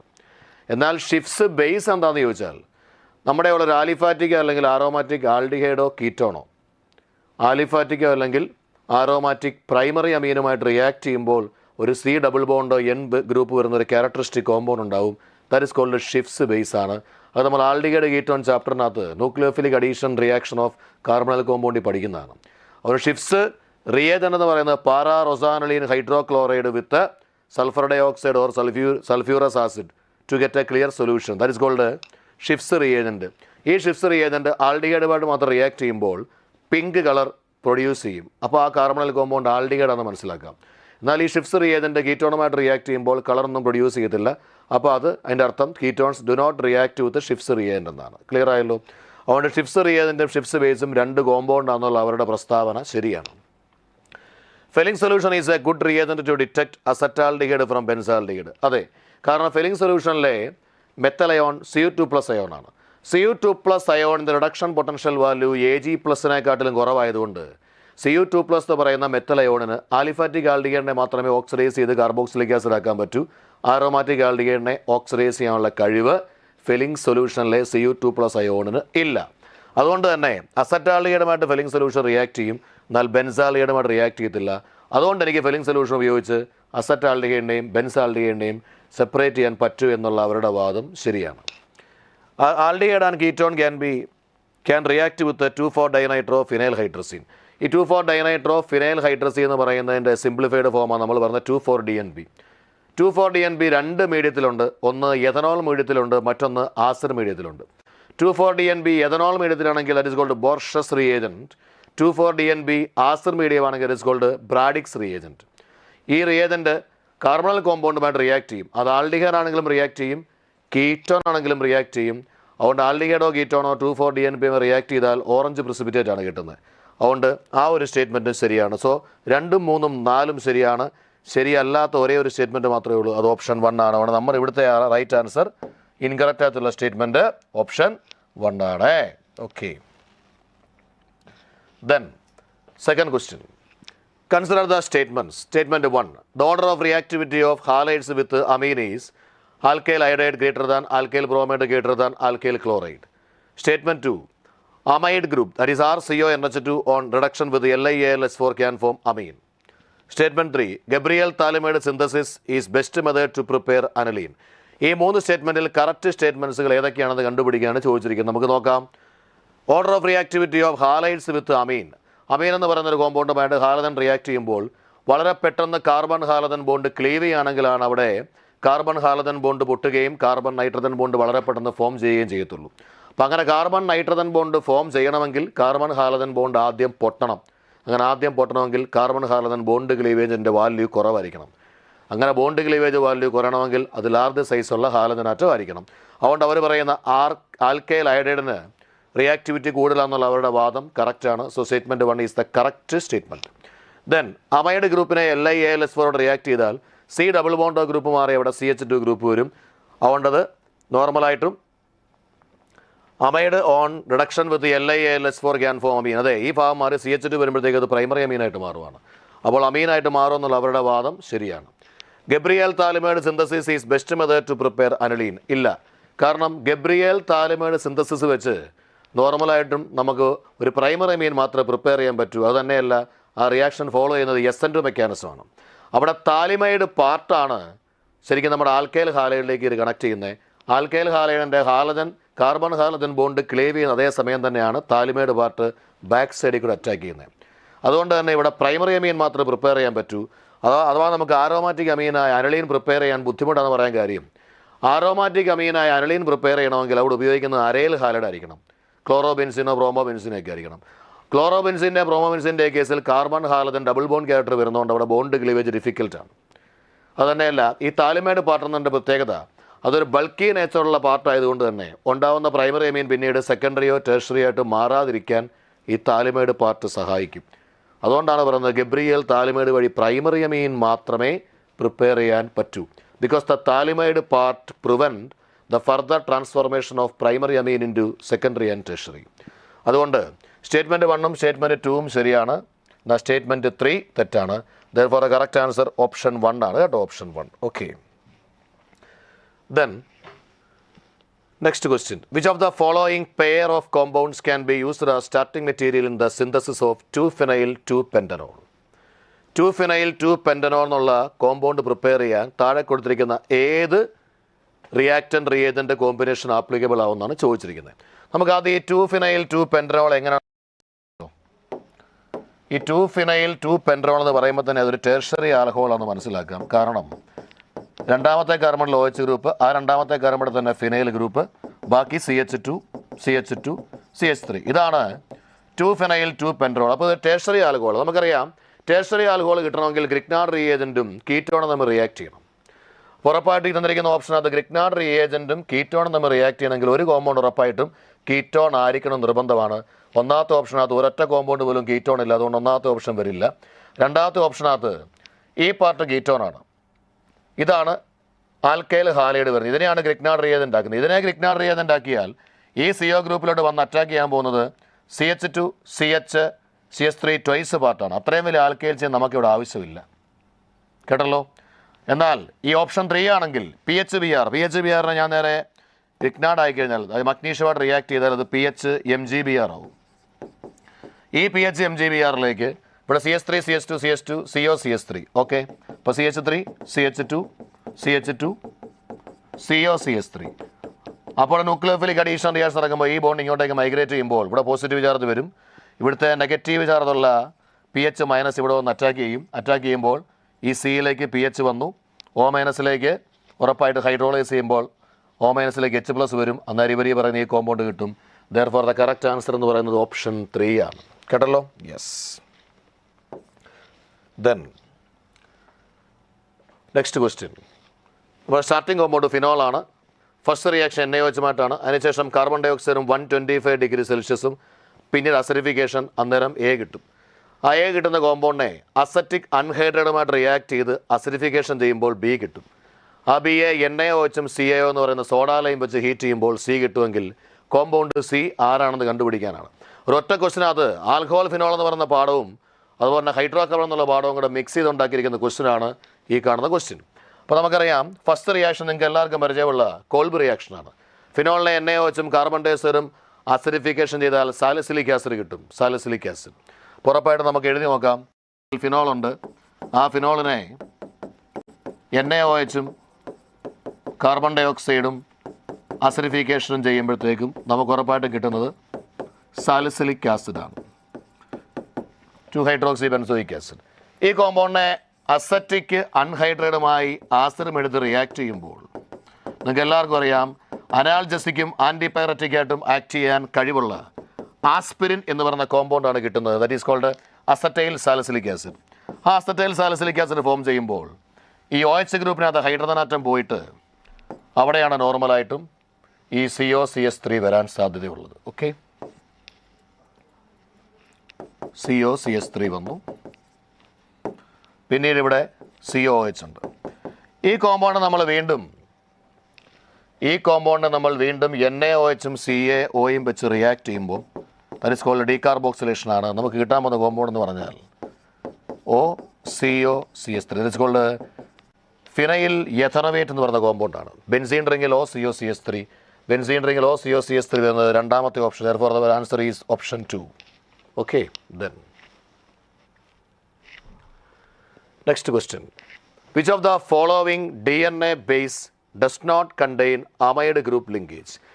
ഈ ഒരു ക്വസ്റ്റ്യൻ ചെയ്യണമെങ്കിൽ ഉറപ്പായും DNA-ക്കകത്ത് 4 ബേസിൻ്റെയും RNA-ക്കകത്ത് ബേസിൻ്റെയും സ്ട്രക്ചർ അറിയാവുന്ന ഒരാൾക്ക് മാത്രമേ ഇതിനകത്താണ് അമൈഡ് ഗ്രൂപ്പ് ഉള്ളത്, ഏതിലാണ് ഇല്ലാത്തതെന്ന് പറയാൻ പറ്റത്തുള്ളൂ. ഓപ്ഷൻ കൊടുത്തിരിക്കുന്നത് അഡിനൈൻ, ഗ്വാനൈൻ, സൈറ്റോസിൻ, തൈമീൻ.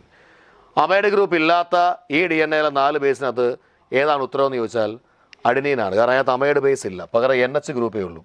അതിൻ്റെ സ്ട്രക്ചർ വരയ്ക്കാൻ നമ്മൾ ശ്രമിച്ചാൽ ഇത് ഇങ്ങനെ വരും.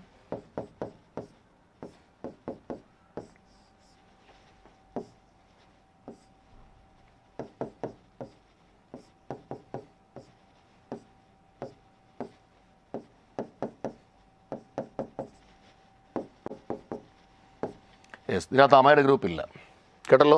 അതുകൊണ്ട് ഇതിൻ്റെ കറക്റ്റ് ആൻസർ എന്ന് പറഞ്ഞത് അഡിനീനാണ്. ജസ്റ്റ് സ്ട്രക്ചർ പഠിച്ചെങ്കിൽ മാത്രമേ പറ്റത്തുള്ളൂ, കേട്ടല്ലോ. യെസ്. Next question.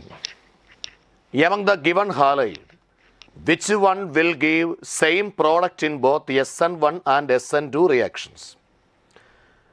SN1-ലും SN2-ലും പങ്കെടുക്കുമ്പോൾ ഒരേ പ്രോഡക്റ്റുകൾ തരുന്ന കോമ്പൗണ്ട് ഇതിനകത്ത് ആരൊക്കെയാണെന്നാണ് അവരുടെ ചോദ്യം. അവർ 4 കോമ്പൗണ്ട് കൊടുത്തിട്ടുണ്ട്. അതിൽ ഒന്നാമത്തെയും 4ാമത്തെയും compound secondary alkyl halide aliphatic ഫോമാണ്. 2ാമത്തെയും 3ാമത്തെയും കോമ്പൗണ്ട് അത് നോർമലായിട്ടും സെക്കൻഡറി ടൈപ്പ് തന്നെ, പക്ഷേ അത് ആലിസൈക്ലിക് കോമ്പൗണ്ടാണ്. നമുക്ക് ശ്രദ്ധിക്കാം, ഈ 1ാമത്തെയും 4ാമത്തെയും കോമ്പൗണ്ട് പ്രത്യേകത ആലിഫാറ്റിക് സെക്കൻഡറി ആൽക്കൈൽ ഹാലൈഡാണ്. ഈ 1ാമത്തെ കോമ്പൗണ്ടിനെ ഞാൻ SN1 റിയാക്ഷനിൽ പങ്കെടുപ്പിച്ച് കഴിഞ്ഞാൽ അവിടെ കാർബോക്കേറ്റോൺ ഫോം ചെയ്തതിന് ശേഷം, ഒരു സ്റ്റേബിൾ കാർബോക്കേറ്റോൺ ഫോം ചെയ്തതിന് ശേഷം റെസമൈസേഷൻ നടക്കാൻ ചാൻസ് ഉണ്ട്. അപ്പോൾ Dയും Lയും കിട്ടാൻ ചാൻസ് ഉണ്ട്. അതേ പരിപാടി തന്നെ ഈ പറഞ്ഞ 4ാമത്തെ കോമ്പൗണ്ടിലും പറ്റും. അപ്പോൾ ഉറപ്പായിട്ടും ഈ 1-ലും 4-ലും SN1 പങ്കെടുത്താൽ റെസമൈസേഷൻ വഴി Dയും Lയും കിട്ടും. SN2 മുഖേന പുതിയൊരു പ്രോഡക്റ്റൂടെ കിട്ടും. അപ്പോൾ ചുരുക്കി പറഞ്ഞാൽ 1-ലും 4-ലും SN1-ലും SN2-ലും കിട്ടുന്ന പ്രോഡക്റ്റുകൾ സെയിം അല്ല. കാരണം അവിടെ SN1 നടക്കുമ്പോൾ റെസമൈസേഷൻ ചാൻസ് ഉണ്ട്. ഇനി മറ്റൊരു പ്രധാനപ്പെട്ട കാര്യം, ഈ 2ാമത്തെ കോമ്പൗണ്ടിൽ SN1 നടക്കുകയാണെങ്കിൽ ഇവിടുന്ന് ഈ ഹാലജനാറ്റം പോയിട്ട് ഇവിടെ കാർബോക്കേറ്റൻ ഉണ്ടാവും. പക്ഷേ ഇവിടുന്ന് ഒരു ഹൈഡ്രേറ്റ് ഷിഫ്റ്റ് ഇങ്ങോട്ട് നടത്തി കഴിഞ്ഞാൽ ഇവിടെ ഒരു ടേഴ്സറി കാർബോക്കേറ്റൻ ഉണ്ടാവും. അതുകൊണ്ട് ഇൻകമിങ് ന്യൂക്ലിയർ ഫൈൽ ഇവിടെ വന്നേ ബൈൻഡ് ചെയ്യത്തുള്ളൂ. എപ്പം? ഈ കോമ്പൗണ്ട് SN1-ൽ പങ്കെടുത്താൽ. എന്നാൽ ഇതേ കോമ്പൗണ്ട് SN2-ലാണ് പങ്കെടുക്കുന്നെങ്കിൽ ക്ലോറിൻ പോകുന്ന അതേ സമയം തന്നെ ഇൻകമിങ് ന്യൂക്ലിയർ ഫൈൽ ഇവിടെ വന്ന് അറ്റാക്ക് ചെയ്യും.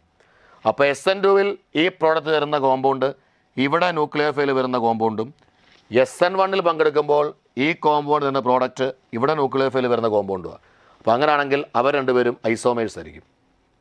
അതുകൊണ്ട് ഒരേ പ്രോഡക്റ്റ് SN1-ൽ SN2-ൽ കിട്ടത്തില്ല. അങ്ങനെ 1-ലും 4-ലും കിട്ടത്തില്ല, 2-ലും കിട്ടത്തില്ല. ഇനി ഈ 3ാമത്തെ കോമ്പൗണ്ടിലാണെങ്കിൽ ഇവിടുന്ന് ക്ലോറിൻ പോകുന്ന അതേ സമയം തന്നെ ന്യൂക്ലിയർ ഫൈൽ വന്ന് അറ്റാക്ക് ചെയ്യും. അന്നേരം ക്ലോറിൻ ഇരിക്കുന്ന അതേ സ്ഥലത്ത് തന്നെ ഓപ്പോസിറ്റ് സൈഡിൽ കൂടെ വരുന്നതുകൊണ്ട് ഒരു സിംഗിൾ പ്രോഡക്റ്റ് കിട്ടും. ഇനി ഇവിടുന്ന് ക്ലോറിൻ പോയി കഴിഞ്ഞാൽ കിട്ടാൻ പോകുന്ന കാർബോക്കേറ്റോൺ സെക്കൻഡറി കാർബോക്കേറ്റോൺ ആണ്. ആ സെക്കൻഡറിക്ക് ഇനിയും ഹയർ ഡിഗ്രിയോട് പോകാനുള്ള ഓപ്ഷൻ ഇവിടെ ഇല്ല, കാരണം എല്ലാ കാർബണും സെക്കൻഡറി തന്നെയാണ്. അതുകൊണ്ട് ഉറപ്പായിട്ടും ഈ ഒരു കോമ്പൗണ്ട് SN1-ലും SN2-ലും പങ്കെടുത്താൽ സെയിം പ്രോഡക്റ്റ് തന്നെയായിരിക്കും കിട്ടുന്നത്. ഓക്കെ, അതുകൊണ്ട് നമ്മുടെ ആൻസർ എന്ന് പറഞ്ഞാൽ 3 only എന്ന് പറയുന്ന ഓപ്ഷനാണ്. Option 1 is the answer. Okay, ഇനിയും നെക്സ്റ്റ് ക്വസ്റ്റ്യൻ ഒരു മാച്ച് ദ ഫോളോയിങ് ക്വസ്റ്റ്യൻ ആണ്.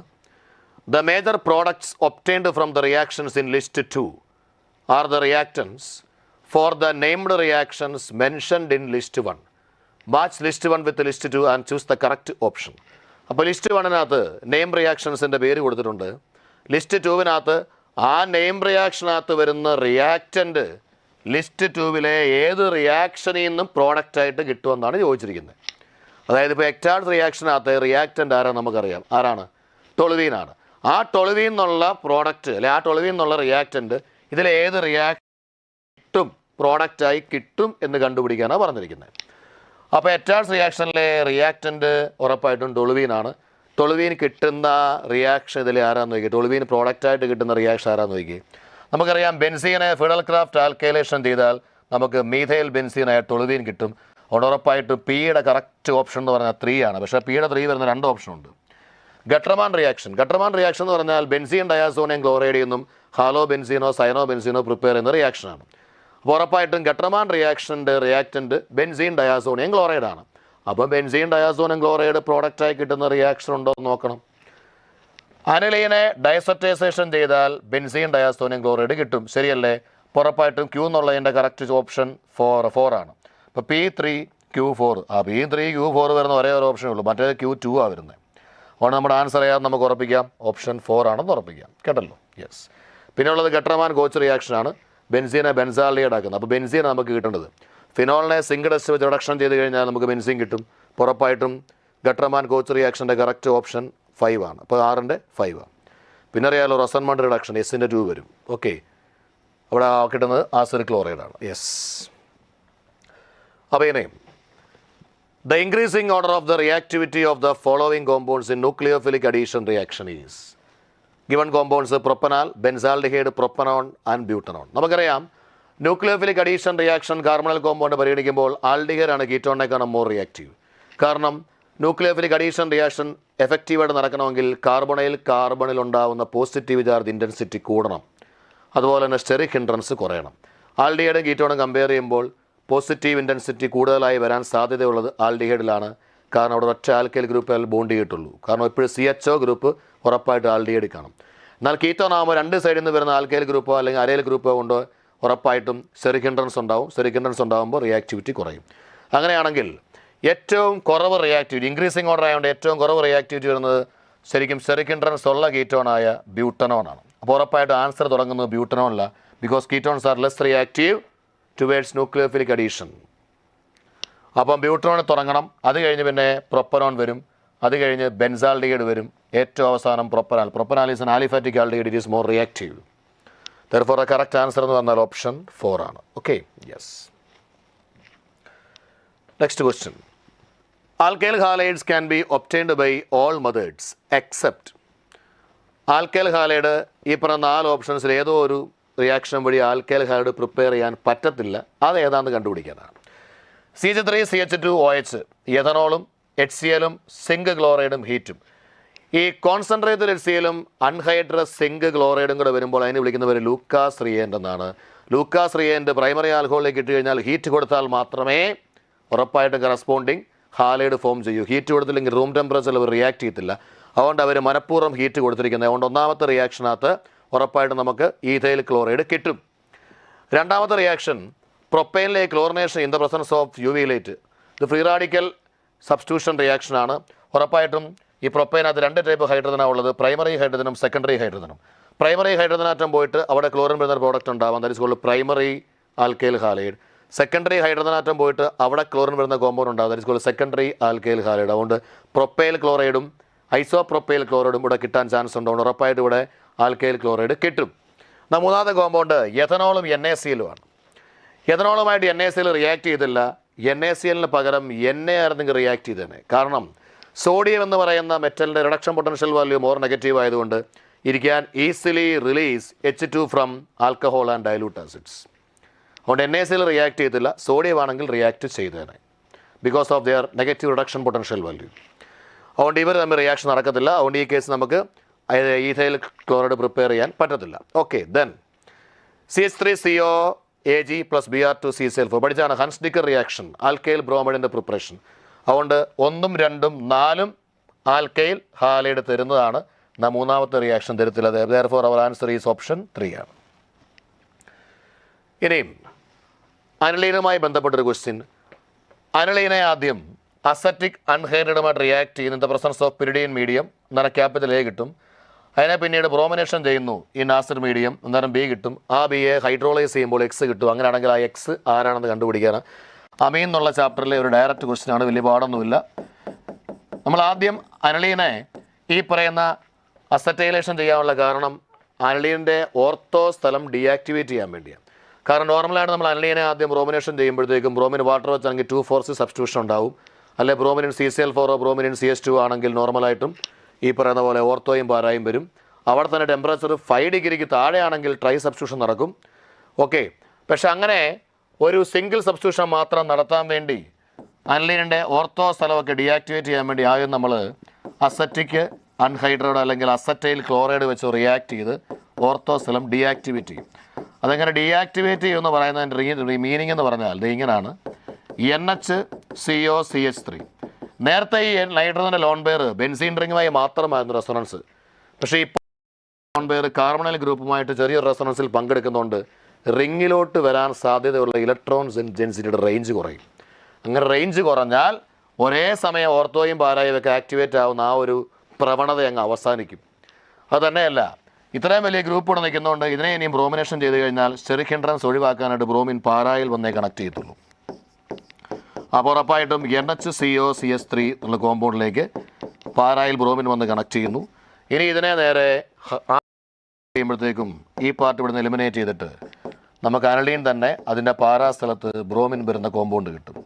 കേട്ടോ, that is called para bromo aniline. Option 2 is the answer. Okay, yes. Then essential amino acids are those which have to be taken from external sources as it is not synthesized in our body. Which of the following amino acid is essential amino acid? നിങ്ങളുടെ ടെക്സ്റ്റിനകത്ത് essential amino acid, non essential amino ആസിഡിൻ്റെ ഒരു table കൊടുത്തിട്ടുണ്ട്. ആ table അറിയാവുന്നവർക്ക് മാത്രമേ ഈ question ചെയ്യാൻ പറ്റത്തുള്ളൂ. അതിൽ എസെൻഷ്യൽ അമിനോ ആസിഡ് നിങ്ങൾക്ക് പഠിക്കാനായിട്ട് ഞാനൊരു മാർഗം പറഞ്ഞുതരാം. ഈ മാർഗത്തിനകത്ത് വരാത്തവരെല്ലാം നോൺ എസെൻഷ്യൽ ആണ്, നിങ്ങളങ്ങ് പഠിച്ചോണം. ഈ ഒരു വാക്ക് പഠിച്ചു വെക്കുക. Private Tim Hall. എന്തോ പ്രൈവറ്റ് ടിം ഹാൾ. ആ പ്രൈവറ്റിനകത്ത് പി എന്താണെന്ന് ചോദിച്ചാൽ P means phenyl alanine, V means valine, VALINE, T means tryptophan. ഈ രണ്ടാമത്തെ ടി ത്രിയോണിൻ, ഐ എന്ന് പറഞ്ഞാൽ ഐസോലൂസിൻ, എം എന്ന് പറഞ്ഞാൽ മെഥിയോണിൻ, എച്ച് എന്ന് പറഞ്ഞാൽ ഹിസ്റ്റിഡിൻ, എ എന്ന് പറഞ്ഞാൽ ആർജിനിൻ, എൽ എന്ന് പറഞ്ഞാൽ ലൈസിൻ, അടുത്ത എൽ എന്ന് പറഞ്ഞാൽ ലൂസിൻ. ഇതെല്ലാം എസെൻഷ്യലാണ്. ഇതിനകത്ത് പറയാത്തതെല്ലാം നോൺ എസെൻഷ്യലാണ്. അപ്പോൾ ഏതൊക്കെയാണ് essential? Phenyl alanine, valine, threonine, tryptophan. ഇതങ്ങോട്ടും ഇങ്ങോട്ടും മാറാലും കുഴപ്പമൊന്നുമില്ല. Isoleucine, methionine, histidine, arginine, lysine, leucine. Okay, അപ്പോൾ നമുക്ക് വേണ്ട ഓപ്ഷനകത്തുള്ളത് ആരാണ്? ലൈസിനാണ്. ഞാൻ പറഞ്ഞത് ഫിനൈൽ അലാനൈൻ എന്നല്ല, അലാനൈൻ എന്നല്ല. അതുകൊണ്ട് ഈ സാധനം വരത്തില്ല. ഈ സാധനവും വന്നില്ല, ഈ സാധനവും വന്നില്ല. പിന്നെ ഏതാ വന്നത്? ലൈസിനാണ് വന്നത്. എന്നുറ പറയാം. പ്രൈവറ്റ് ടിം ഹാൾ ഏതൊക്കെ? Phenyl alanine, valine, threonine, tryptophan, isoleucine, methionine, histidine, arginine, lysine, leucine. Clear ആയല്ലോ? യെസ്. അവിടെ നമ്മുടെ ആൻസർ ഏതാണ്? ഓപ്ഷൻ 2 ആണ്. Next question. Which of the following compound will not give red precipitate with Fehling solution? Fehling സൊല്യൂഷനുമായിട്ട് red precipitate തരാത്താരെന്ന നമുക്കറിയാം. Fehling സൊല്യൂഷനിലെ മെത്തലയോൺ Cu2+ ion ആണ്. Cu2+ ഇറങ്ങിയ ഫില്ലിംഗ് സൊല്യൂഷൻ ആലിഫാറ്റിക് ആൽഡിഹൈഡിനെ മാത്രമേ ഓക്സിഡൈസ് ചെയ്യത്തുള്ളൂ. ആരോമാറ്റിക് ആൽഡിഹൈഡിനെ ഓക്സിഡൈസ് ചെയ്യാനും മാത്രം റിഡക്ഷൻ പൊട്ടൻഷ്യൽ വാല്യൂ Cu2+ അയോണിന് ഇല്ല. അതുകൊണ്ട് ഉറപ്പായിട്ടും ഫില്ലിംഗ് സൊല്യൂഷൻ ഓക്സിഡൈസ് ചെയ്യാത്ത റെഡ് precipitate തരാത്ത കോമ്പൗണ്ട് ഏതാണെന്ന് ചോദിച്ചാൽ ഉറപ്പായിട്ടും ആരോമാറ്റിക് ആൽഡിഹൈഡ് ആയിരിക്കും. ഈ ഓപ്ഷനകത്ത് ഏതെങ്കിലും ഒരാൾ ആരോമാറ്റിക് ആൽഡിഹൈഡ് ആയിരിക്കും, അല്ലെങ്കിൽ കീറ്റോൺ ആയിരിക്കും എന്നുള്ള ഉറപ്പാണ്. CH3CHO ആലിഫാറ്റിക് ആൽഡിഹൈഡ് ആണ്. CH3CH2CHO ആലിഫാറ്റിക് ആൽഡിഹൈഡ് ആണ്. എന്നാൽ C6H5CHO ആരോമാറ്റിക് ആൽഡിഹൈഡ് ആണ്. ഇയാൾ ആരോമാറ്റിക് ആയതുകൊണ്ട് ഇയാളുമായിട്ട് ഫില്ലിംഗ് സൊല്യൂഷൻ ഒരു കാരണവശാലും റിയാക്ട് ചെയ്യത്തില്ല. എന്നാൽ HCHO റിയാക്ട് ചെയ്യും. മോർ റിയാക്റ്റീവ് HCHO ആണ്. കേട്ടല്ലോ? Therefore our answer is option 3. Then next question. Identify correct order of Ka values following acids. ഒരു 4 ആസിഡ് കൊടുത്തിട്ടുണ്ട്. ഈ 4 ആസിഡിൻ്റെ Ka വാല്യൂ പറയാനാണ്. നമുക്കറിയാം ആസിഡിൻ്റെ അസിഡിറ്റി കൂടണമെങ്കിൽ +I എഫക്റ്റ് കുറയണം, അല്ലെങ്കിൽ ഇലക്ട്രോൺ വിഡ്രോയിങ് ഗ്രൂപ്പിൻ്റെ പ്രസൻസ് വരണം. ഇവിടെ ഇലക്ട്രോൺ വിഡ്രോയിങ് ഗ്രൂപ്പ് വരുന്ന ഒരെണ്ണം പോലും ഇല്ല. എന്നാൽ +I എഫക്റ്റ് ഏറ്റവും കുറവുള്ളത് ഫോമിക് ആസിഡിനാണ്. So more acidic formic acid, അത് കഴിഞ്ഞ് പിന്നെ അസറ്റിക് ആസിഡ്, അത് കഴിഞ്ഞതിന് ശേഷമാണ് ഈ വരുന്ന നോർമലി ബ്യൂട്ടനോയിക് ആസിഡ് വരും. അത് കഴിഞ്ഞാൽ ഏറ്റവും അവസാനം വരുന്നതാണ് ഈ ബ്രാഞ്ചിങ് ഉള്ള ഈ കോമ്പൗണ്ട്. കാരണം ബ്രാഞ്ചിങ് കൂടുന്നതോറും +I എഫക്റ്റ് കൂടും. +I എഫക്റ്റ് കൂടിക്കഴിഞ്ഞാൽ OH ബോണ്ടിൻ്റെ പൊളാരിറ്റി കുറയും, അസിഡിറ്റി കുറയും. Therefore the correct order 1 greater than, പിന്നെ 3 greater than, പിന്നെ 4 greater than 2 ആണ്. Therefore the answer is option 1 ആണ്. Okay. The next question. Hydrolysis product of different carbohydrates are given in the following example, select the incorrect option. Maltose എന്നുള്ള ഡൈസാക്കറിനെ hydrolyse ചെയ്ത് കഴിഞ്ഞാൽ 2 glucose യൂണിറ്റാണ് കിട്ടുന്നത്. അതുകൊണ്ട് ഇവർ പറഞ്ഞ ഈ ഓപ്ഷൻ കറക്റ്റാണ്. കാരണം 2 ഗ്ലൂക്കോസ് തമ്മിൽ ചേരുമ്പോൾ ഗ്ലൈക്കോസൈഡ് ലിങ്കേജ് വഴിയാണ് ഈ പറയുന്ന മാൾട്ടോസ് ഉണ്ടാകുന്നത്. അത് കറക്റ്റ് ആൻസറാണ്. ലാക്ടോസ് എന്ന് പറഞ്ഞാൽ that is A combination of glucose and galactose. അപ്പോൾ ലാക്ടോസിനകത്തെ ഒരു കമ്പോണൻറ്റ് ഗ്ലൂക്കോസ് ആണ്, മറ്റേ കമ്പോണൻറ്റ് ഗാലക്ടോസ് ആണ്. അത് ഓർക്കാൻ ഒരു ചെറിയ ഉരുടുബുദ്ധിയുണ്ട്. ഈ ഗാലക്ടോസിൻ്റെ GA എന്നുള്ള വാക്ക് അങ്ങ് പൊത്തിപ്പിടിച്ചിട്ട് വായിച്ചേ. ഗാലക്ടോസിൻ്റെ GA എന്നുള്ള ആ ഒരു പാർട്ട് അങ്ങ് അടച്ചു പിടിച്ച് വായിച്ചാൽ ലാക്ടോസാണ്, അത്രേ ഉള്ളൂ. അപ്പം ലാക്ടോസിനകത്ത് ഒരു കമ്പോണൻറ്റ് ഓർക്കാനുള്ള വഴി തന്നെ അതാണ്. GA ഗാലക്ടോസ് വന്നാലേ ഓർത്തോണം അത് ലാക്ടോസിനകത്ത് ഒരു കമ്പോണൻ്റാണ്. പിന്നെ G കൂട്ടി തുടങ്ങുന്നതോടെ അടുത്ത കമ്പോണൻറ്റ് ഗ്ലൂക്കോസ്, അത്രേ ഉള്ളൂ. That's all. സ്റ്റാർച്ച് എന്ന് പറയുന്ന ആളെ നമ്മൾ ഹൈഡ്രോളൈസ് ചെയ്ത് കിട്ടുന്നത് ഗ്ലൂക്കോസ് യൂണിറ്റാണ്. കാരണം സ്റ്റാർച്ച് എന്ന് പറഞ്ഞാൽ 2 പാർട്ടുണ്ട്, അമിലോസും അമിലോപെക്റ്റിനും ഉണ്ട്. അമിലോസ് ലീനിയർ പോളിമർ ചെയിനാണ്, അമിലോപെക്റ്റിൻ എന്ന് പറഞ്ഞാൽ ലീനിയർ ചെയിൻ വിത്ത് ബ്രാഞ്ചാണ്. ആ രണ്ടും ഉണ്ടായിരിക്കുന്നത് ആൽഫ ഡി ഗ്ലൂക്കോ പൈറനോസ് യൂണിറ്റുകൾ തമ്മിൽ കമ്പൈൻ ചെയ്താണ്. അത് ലീനിയർ ചെയിൻ ആണെങ്കിലും ശരി, ആ ക്രോസ് ലിങ്ക് ആണെങ്കിലും ശരി. അതുകൊണ്ട് ഉറപ്പായിട്ട് നമുക്ക് ഇവിടെ ഫ്രക്ടോസ് എന്ന് പറയുന്ന ഈ ഓപ്ഷൻ തെറ്റാണ്. ശരിക്കും പറയുന്നത് ഗ്ലൂക്കോസ് ആണ്. സൂക്രോസിനെ ഹൈഡ്രോളൈസ് ചെയ്താൽ ഗ്ലൂക്കോസ് ഫ്രക്ടോസ് കിട്ടും. ആൽഫ ഡി ഗ്ലൂക്കോ പൈറനോസും ബീറ്റ ഡി ഫ്രക്ടോ ഫ്യുറാനോസ് തമ്മിൽ ചേർന്നാണ് ഈ പറഞ്ഞ സൂക്രോസ് ഉണ്ടാകുന്നത്. അതുകൊണ്ട് ഇവരുടെ ഈ ഓപ്ഷൻ കറക്റ്റാണ്. അതുകൊണ്ട് ഇവിടെ ഇൻകറക്റ്റായിട്ട് വരുന്ന ഒരേ ഒരു ഓപ്ഷൻ മാത്രമേ ഉള്ളൂ, ദാറ്റ് ഈസ് ഓപ്ഷൻ 3. ശരിക്കും വരേണ്ടിയിരുന്നത് ഗ്ലൂക്കോസ് ആയിരുന്നു. കേട്ടല്ലോ? Yes. Then next question. The end product of the following reaction sequence is.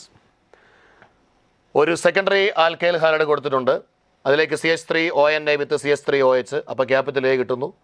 അതിനെ ഓസ്റ്റനോളിസ് ചെയ്യുന്നു in the presence of zinc water. Zinc with water reductive ozonolysis. അപ്പോൾ കിട്ടുന്ന B ആരാണെന്ന് കണ്ടുപിടിക്കാനാണ്.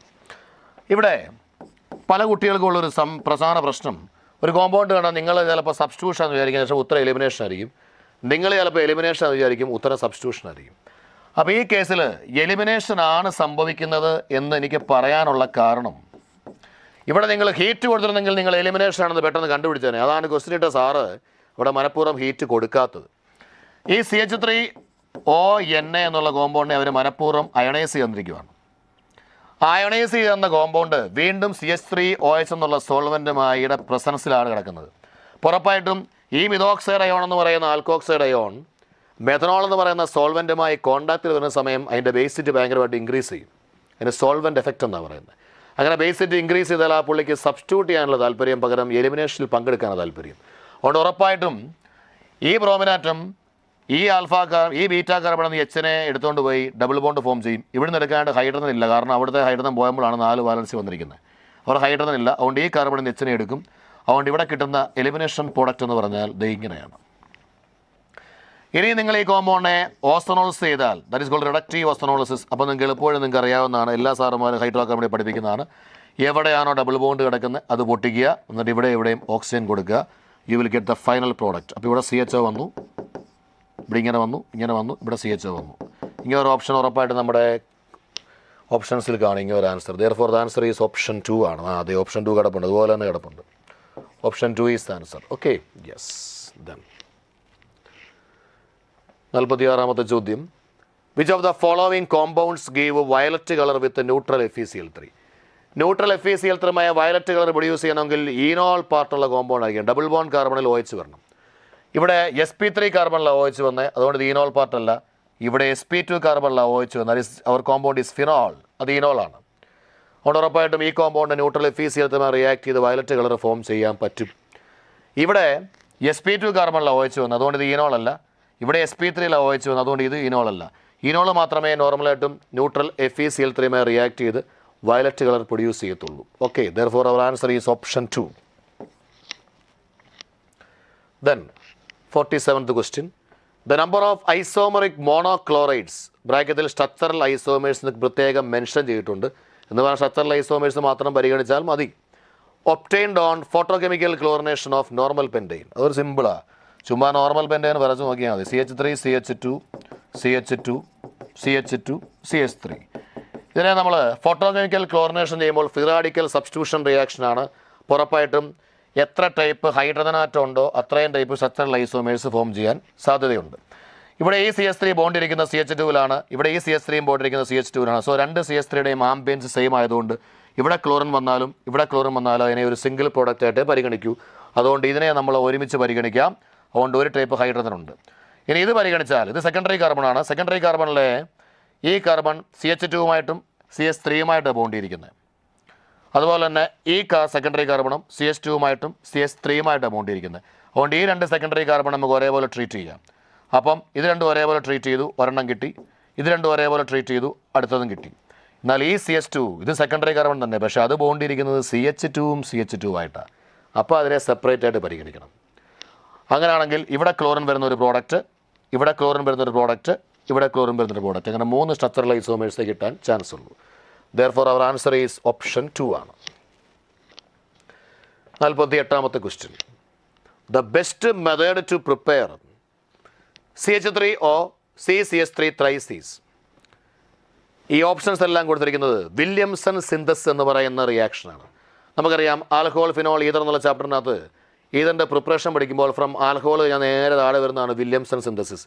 അവിടെ പ്രത്യേകം പറയുന്നുണ്ട് വില്യംസൺ സിന്തസിസ് ഫോളോ ചെയ്യുന്നത് നോർമലി SN2 മെക്കാനിസമാണ്. SN2 മെക്കാനിസം ആണെങ്കിൽ ഉറപ്പായിട്ടും അവിടുത്തെ യൂസ്ഡ് ആൽക്കൈൽ ഹാലൈഡ് പ്രൈമറി ആയിരിക്കണം.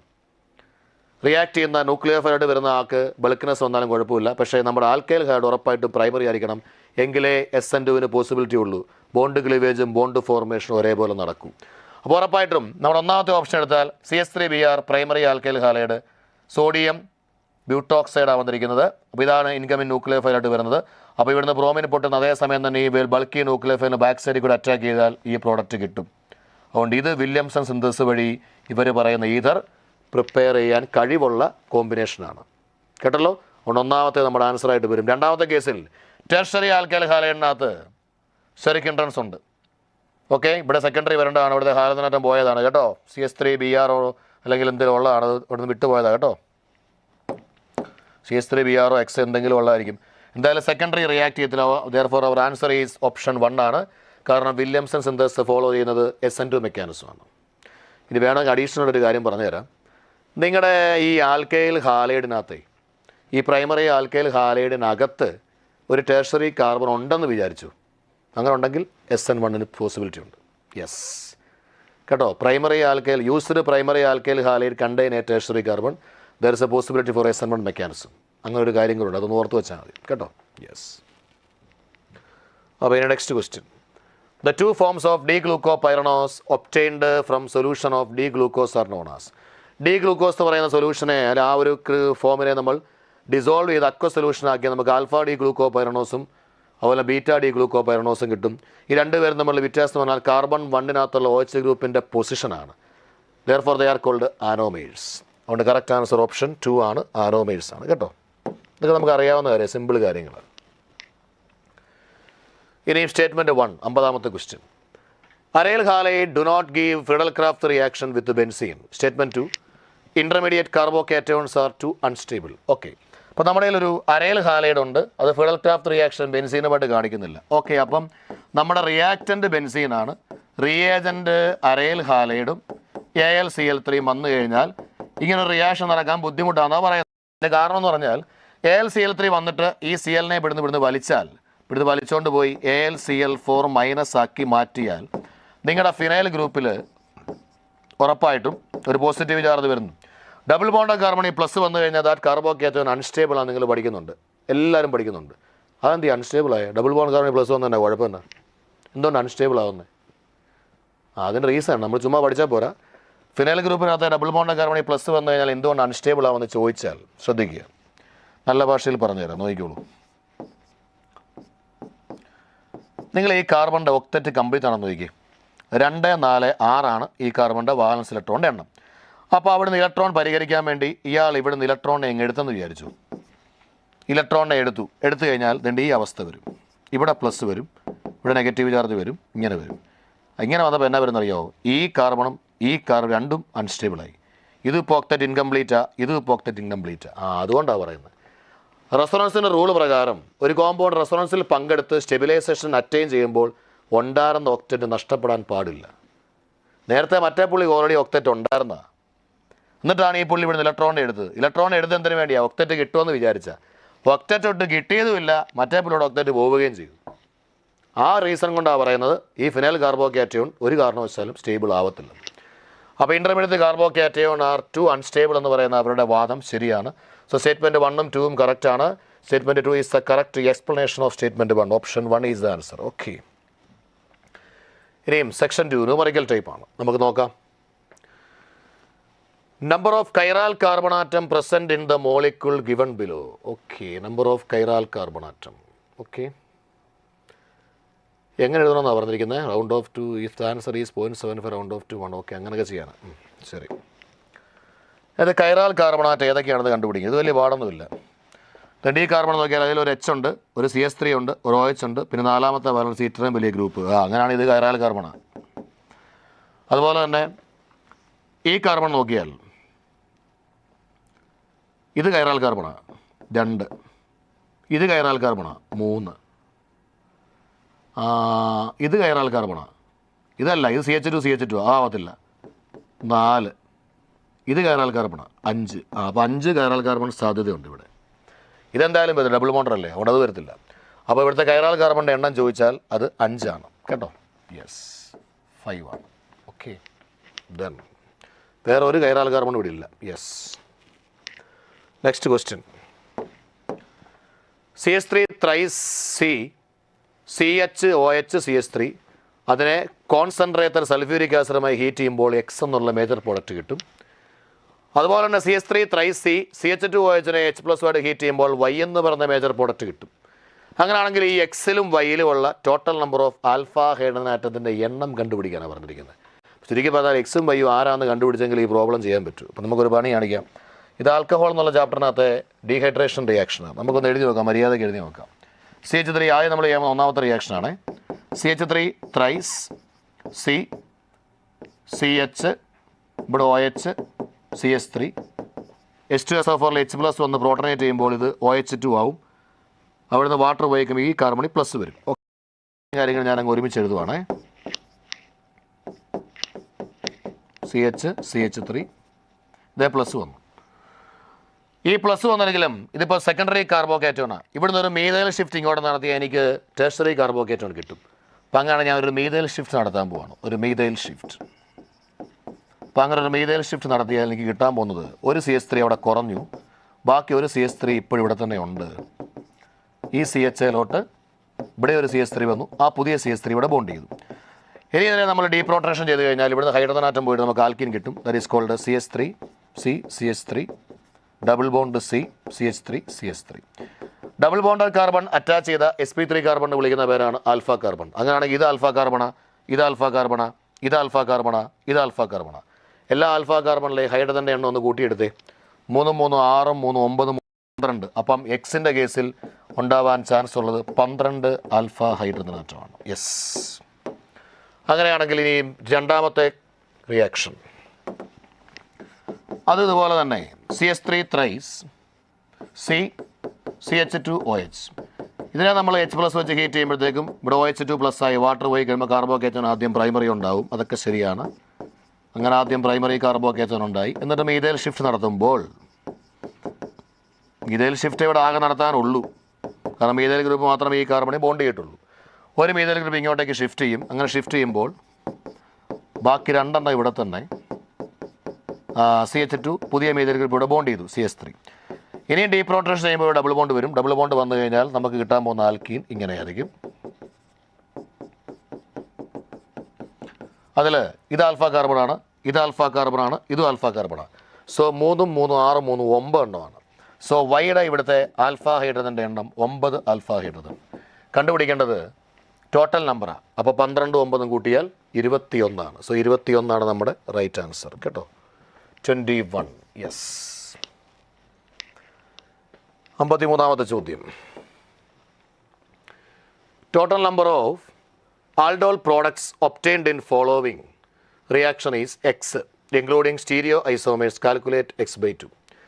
ഈ റിയാക്ഷന് കാണുമ്പോൾ അറിയാം ഇത് ആൽഫ ഹൈഡ്രജനാറ്റമുള്ള ആൽഡിഹൈഡാണ്, ഇത് ആൽഫ ഹൈഡ്രജനാറ്റമുള്ള മറ്റൊരു ആൽഡിഹൈഡാണ്. റിയാക്ട് ചെയ്യുന്നത് ഡയലൂട്ട് ആൽക്കൈഡ് ബേസിലാണ്. That is called cross aldol reaction. Cross aldol റിയാക്ഷൻ്റെ പ്രത്യേകത അവിടെ ക്രോസ് ആൽഡോൾ ഫോം ചെയ്യുന്ന അതേ സമയം തന്നെ ഓരോ ആൽഡിഹൈഡും അവരവരുടെ സെൽഫ് ആൽഡോളും ഫോം ചെയ്യിക്കും. അങ്ങനെയാണെങ്കിൽ ഇയാളുടെ CH3 CHOടെ സെൽഫ് എന്ന് പറഞ്ഞേ CH3 CHOടെ CH3CHOയുടെ self aldol product CH3CHOH CH2CHO ആണ്. ഇൻക്ലൂഡിങ് സ്റ്റീരിയോ ഐസോമർ എന്ന് പറഞ്ഞിരിക്കുന്നതുകൊണ്ട് അസിമെട്രിക് കാർബൺ ആറ്റം ഉണ്ടോ ഇല്ലയോ എന്ന് പരിശോധിക്കണം. യെസ്, ഈ കോമ്പൗണ്ടിൽ ഈ കാർബൺ അസിമെട്രിക് കാർബണാണ്. അപ്പോൾ ഉറപ്പായിട്ടും ഇത് D ആയിട്ടും അതുപോലെ തന്നെ L ആയിട്ടും നിൽക്കും. അപ്പം തന്നെ രണ്ടെണ്ണമായി. ഇനി ഇതിൻ്റെ സെൽഫ് പ്രോഡക്റ്റ് പറഞ്ഞത് ഈ പ്രൊപ്പറാനിലെ self product self aldol product CH3CH2CHOH ഈ ആൽഫ കാർബണിലെ ഹൈഡ്രജനാണ് ഇങ്ങോട്ടേക്ക് ഷിഫ്റ്റ് ചെയ്യുന്നത്. അപ്പോൾ ഇവിടെ CH3CH3CHO. ഇനി ബുദ്ധിപൂർവ്വം ചിന്തിക്കണം. ഇതിൽ ശ്രദ്ധിച്ച് നോക്കി. യെസ്, ഇത് അസിമെട്രിക്, ഇതും അസിമെട്രിക് കാർബണാറ്റമാണ്. അപ്പോൾ ഈ ഒരു അസിമെട്രിക് കാർബണാറ്റം വെച്ചുകൊണ്ട് D വെല്ലും രണ്ടെണ്ണം, ഈ അസിമെട്രിക് കാർബൺ വെച്ചുകൊണ്ട് D വെല്ലും രണ്ടെണ്ണം. അതുകൊണ്ട് ഈ ഒരൊറ്റ കോമ്പൗണ്ട് തന്നെ മൊത്തം 4 ഐസോമറുണ്ട്. ഇയാളുടെ D വെല്ലും ഇയാളുടെ D വെല്ലും, അപ്പോൾ 4 ആയി. ഇനിയാണ് നമ്മൾ ക്രോസ് പറയാൻ പോകുന്നത്. ഇവിടുന്ന് ഒരു ആൽഫ ഹൈഡ്രജൻ, ഈ കോമ്പൗണ്ടിൽ ഒരു ആൽഫ ഹൈഡ്രജൻ ഈ കാർബൺ ഗ്രൂപ്പിലേക്ക് കൊണ്ടുവെക്കുന്ന ക്രോസ് പറഞ്ഞു ഏകടെ.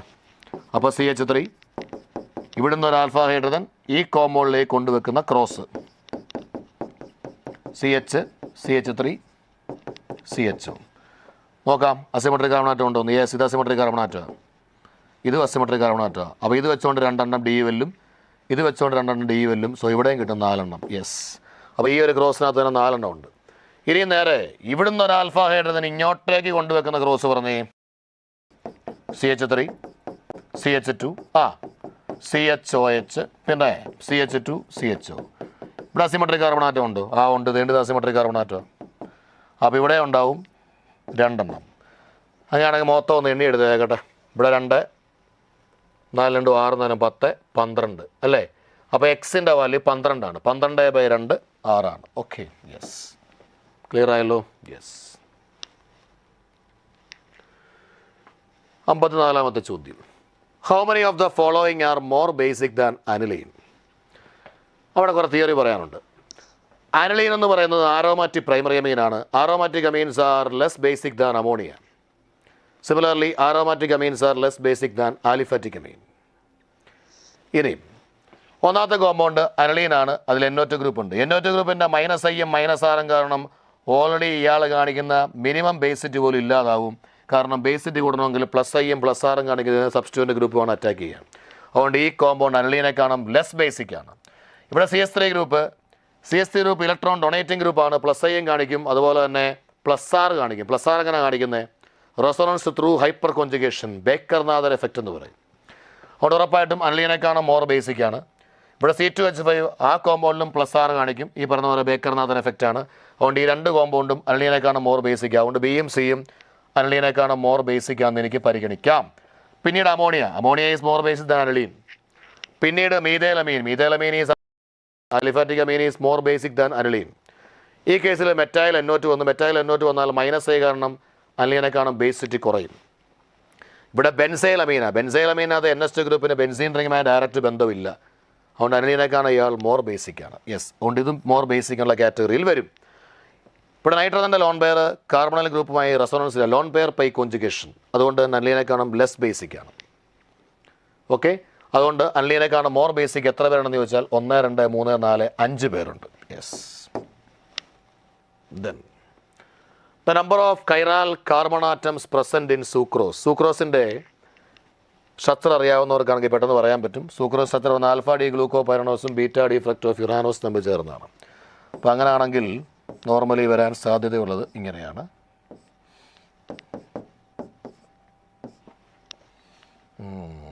ഓക്കെ, ഇവിടുന്ന് ഇങ്ങോട്ട് ഒരു CH2OH വരും. ഇങ്ങനെ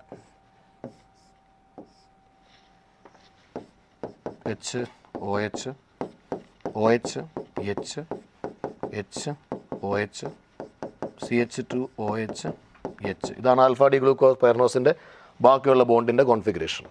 അപ്പോൾ നോർമലായിട്ട് ഇവിടെ വരുമ്പോഴത്തേക്കും CH2OH H OH H OH. അപ്പോൾ ഇത് അസിമെട്രിക് കാർബൺ ആറ്റമാണ്. 1 2 3 4 5 6 7 8 9 അസിമെട്രിക് കാർബൺ ആറ്റമുണ്ട്. 9 എണ്ണം. യെസ്, 9 കൈറാൽ കാർബൺ ഉണ്ട് കേട്ടോ. യെസ്. 56ാമത്തെ ചോദ്യം. The open structure of D+ glucose is. D plus ഗ്ലൂക്കോസിൻ്റെ ഓപ്പൺ സ്ട്രക്ചർ അവർ കൊടുത്തിട്ടുണ്ട്. അതിന് നമുക്ക് എന്താ വേണ്ടത്? When cyclic structure of glucose that is alpha D plus glucopyranose അവർ തന്നെ പറഞ്ഞു is taken in the consideration. Okay, അങ്ങനെ OH ഗ്രൂപ്പ് റൈറ്റ് സൈഡിലായിരിക്കും. Alcoholic group of carbon atom number a, okay, linked with the carbon atom of aldehyde group B. Considering the IUPAC numbering of the compound, represent your answer as 2 into A plus B. ഈ ക്വസ്റ്റിൻ്റെ അർത്ഥം aldehyde group എന്നുള്ളതിനെ കാർബണിന് നമ്മൾ B എന്ന number കൊടുക്കുക. അപ്പോൾ ഇതാണ് aldehyde group. Priority order നോക്കിയാൽ 1 കൊടുക്കണം, 1, പിന്നെ 2, 3, 4, 5. ഈ അഞ്ചാമത്തെ കാർബണിലെ H ആണ് നേരെ ഓയിലേക്ക് ബൈൻഡ് ചെയ്ത് സൈക്ലിക് റിംഗ് സ്ട്രക്ചർ ഉണ്ടാകുന്നത്. കാരണം ഈ ഭാഗമാണ് ഗ്ലിസറാൾഡിഹൈഡിൻ്റെ കോൺഫിഗറേഷൻ വരുന്ന ഭാഗം എന്ന് പറഞ്ഞാൽ. അതുകൊണ്ട് ഈ പറഞ്ഞ അഞ്ചാമത്തെ കാർബണിലെ OH ഗ്രൂപ്പിൻ്റെ H ആണ് CHO ഗ്രൂപ്പിലെ ഓയിലേക്ക് ബൈൻഡ് ചെയ്ത് അവിടെ HOH ഗ്രൂപ്പ് ഈ ഒന്നാമത്തെ കാർബണിൽ ഉണ്ടാകുന്നത്. അതിൽ D glucopyranose alpha D glucopyranose പറയുന്നത് OH ഗ്രൂപ്പ് റൈറ്റ് സൈഡിലായിരിക്കും. അപ്പോൾ അവർ ഉദ്ദേശിക്കുന്ന ബിയുടെ വാല്യൂ 1ഉം എയുടെ വാല്യൂ 5ഉം ആണ്. അപ്പോൾ അങ്ങനെയാണെങ്കിൽ 5 1 6, 6 × 2 12 ആണ്. യെസ്, അപ്പോൾ ഇതിൻ്റെ ആൻസർ 12 ആണ്. ഓക്കെ, ദെൻ 57ാമത്തെ ചോദ്യം. Consider the following reaction. ഒരു നാഫ്തലിൻ കോമ്പൗണ്ടിൽ OH കൊടുക്കും, ബീറ്റാ നാഫ്തോള, ശരിക്കും കോമ്പൗണ്ട് ബീറ്റാ നാഫ്തോള എന്ന് വേണമെങ്കിൽ പറയാം. അതിലേക്ക് നമ്മൾ ഫിനൈൽ ഡയാസോണിയം ബേസിക് മീഡിയം. അപ്പോൾ ഇത് കാണുമ്പോൾ തന്നെ അറിയാം ഇതൊരു കപ്ലിംഗ് റിയാക്ഷനാണ്. നിങ്ങൾ 2 കപ്ലിംഗ് റിയാക്ഷനാണ് പഠിക്കുന്നത്. ബെൻസീൻ ഡയാസോണിയം ക്ലോഡ് ഫിനോളും തമ്മിൽ ബേസിക് മീഡിയത്തിലും ബെൻസീൻ ഡയാസോണിയം ക്ലോഡ് അനിലീനും തമ്മിലും സ്ലൈറ്റ്ലി അസിഡിക് മീഡിയത്തിലും. ഈ ബേസിക് മീഡിയം കൊടുത്തിരിക്കുന്നതുകൊണ്ട് തന്നെ ഇത് ബെൻസീൻ ഡയാസോണിയം ക്ലോറൈഡ് അല്ലെങ്കിൽ ബെൻസീൻ ഡയാസോണിയം സോൾട്ട് വിത്ത് ഫിനോൾ കോമ്പൗണ്ട് ആണ്. സാധാരണ ബെൻസീൻ ഡയാസോണിയം ക്ലോറൈഡ് അവിടെ ഇലക്ട്രോഫൈലായിട്ടും കൂടെ വരുന്ന കോമ്പൗണ്ട് ന്യൂക്ലിയോഫൈലായിട്ടും ആക്ട് ചെയ്യും. ആ ന്യൂക്ലിയോഫൈലിൻ്റെ പാരാ പൊസിഷനാണ് സാധാരണ കപ്ലിങ്ങിൽ പങ്കെടുക്കുന്നത്. പക്ഷേ ഇവിടെ പാരാ പൊസിഷൻ നേരെ ഇയാളുമായിട്ട് ബൈൻഡ് ചെയ്തിരിക്കുക. അപ്പോൾ പിന്നെ ഇയാൾക്ക് കപ്ലിങ്ങിൽ പങ്കെടുക്കാൻ ഒരേ ഒരു വഴി ഓർത്തോ പൊസിഷനാണ്. അപ്പോൾ ഉറപ്പായിട്ടും ഈ ഒരു ന്യൂക്ലിയോഫൈൽ തൻ്റെ ഓർത്തോ പൊസിഷൻ ഉപയോഗിച്ചായിരിക്കും ഈ പറയുന്ന ബെൻസീൻ ഡയാസോണിയമായിട്ട് കപ്ലിങ്ങിൽ പങ്കെടുക്കുന്നത്. അങ്ങനെ പങ്കെടുത്താൽ നിങ്ങൾക്ക് കിട്ടാൻ പോകുന്ന റിസൾട്ടൻ്റ് പ്രോഡക്റ്റിൻ്റെ സ്ട്രക്ചർ എങ്ങനെയാണെന്ന് ചോദിച്ചാൽ ഇങ്ങനെ വരും. പാര ഓൾറെഡി ഒക്യുപ്പൈഡ് ആണ്, അതുകൊണ്ട് ഓർത്തോ വെച്ച് പങ്കെടുക്കും. അങ്ങനെ ഓർത്തോ വെച്ച് പങ്കെടുത്താൽ ഇതാണ് ഓർത്തോ സൈഡ്. ഇത് ഉപയോഗിച്ചായിരിക്കും ഈ പറയുന്ന ബെൻസീൻ ഡയാസോണിയമായിട്ട് ഇയാൾ ബൈൻഡ് ചെയ്യുന്നത്. അവർ യോജിക്കുന്നത് the position number at which PHN2+ attacks to form major product. Yes, ഈ പറയുന്ന കാർബൺ 1 ഉപയോഗിച്ചാണ് ബെൻസീൻ ഡയാസോണിയമായിട്ട് കപ്ലിങ്ങിൽ പങ്കെടുത്തിരിക്കുന്നത്. അതുകൊണ്ട് ആൻസർ 1 ആണ്. കാർബൺ നമ്പർ 1 ഉപയോഗിച്ചാണ് പങ്കെടുത്തിരിക്കുന്നത്. Okay, then number of C double bond groups present in a tripeptide ASPGLULYS. ഇതാ അമിനോ ആസിഡിൻ്റെ abbreviation, അത് പഠിക്കണം. ഓരോന്നിൻ്റെയും ഷോർട്ട് ഫോം പഠിക്കണം. ഇപ്പോൾ നോർമലായിട്ട് ASP എന്ന് പറയുന്നത് അസ്പാർട്ടിക് ആസിഡാണ്, അസ്പാർട്ടിക് ആസിഡ്. GLU എന്ന് പറയുന്നത് ഗ്ലൂട്ടാമിക് ആസിഡാണ്, അത് ലൈസിനാണ്. LYS എന്നുള്ളത് ലൈസിനാണ്. ആരെയും അസ്പാർട്ടിക് ഗുരുരൂതി പറഞ്ഞാൽ ഇങ്ങോട്ട് നോക്കണേ. അമിനോ ആസിഡ് എന്ന് പറഞ്ഞാൽ ആൽഫ അമിനോ ആസിഡ് എന്നല്ല എൻ്റെ ബേസിക് പേര്. ഉറപ്പായിട്ടും അമിനോ ഗ്രൂപ്പും ആസിഡ് ഗ്രൂപ്പും ആൽഫ കാർബണിൽ ബോണ്ട് ചെയ്യണം. അമിനോ ആസിഡ് എടുത്താൽ ഈ ഒരു പാർട്ട് മസ്റ്റായിട്ടും കാണും. അതങ്ങ് പഠിച്ചു വെച്ചേക്കണം. ഏത് അമിനോ ആസിഡ് എടുത്താൽ ആ ഒരു പാർട്ട് മസ്റ്റായിട്ടും കാണും. ആൽഫ അമിനോ ആസിഡാണ് പറയുന്നത്. അപ്പോൾ ആൽഫ കാർബണിനകത്ത് തന്നെ NH2ഉം ആൽഫ കാർബണിൽ തന്നെ COH കണക്ട് ചെയ്യണം. ഇനി ഇതിലേക്ക് ഒരു CH2COH ഇട്ടാൽ അസ്പാർട്ടിക് ആസിഡായി, അത്രേ ഉള്ളൂ. ആ CH2 ഇടയ്ക്ക് വീണ്ടും ഒരു CH2 ഇട്ടാൽ ഗ്ലൂട്ടാമിക് ആസിഡായി. That's all. ഈ CH2 ഇടയ്ക്ക് വീണ്ടും ഒരു CH2 കൊടുത്താൽ ഗ്ലൂട്ടാമിക് ആസിഡായി. അങ്ങനെ വേണത് പഠിക്കാൻ. അപ്പോൾ ഓർക്കേണ്ട ബുദ്ധി എന്ന് പറഞ്ഞാൽ സാറേ ഒരു CH2COH വരുന്നതാണ് അസ്പാർട്ടിക് ആസിഡ്. ഞങ്ങളങ്ങനെ ഓർക്കും. അസ്പാർട്ടിക് ആസിഡിൻ്റെ പേര് വേണമെന്ന് A എന്നുള്ള ലെറ്ററല്ല, ആൽഫബറ്റിക് കോഡല്ല, A കഴിഞ്ഞ് G വരത്തുള്ളൂ. അപ്പം CH2COH വരുന്നത് അസ്പാർട്ടിക് ആസിഡ്. പിന്നീട് ഒരു CH2 കൂടെ വന്നു കഴിഞ്ഞാൽ ഗ്ലൂട്ടാമിക് ആസിഡ്. കേട്ടല്ലോ? യെസ്.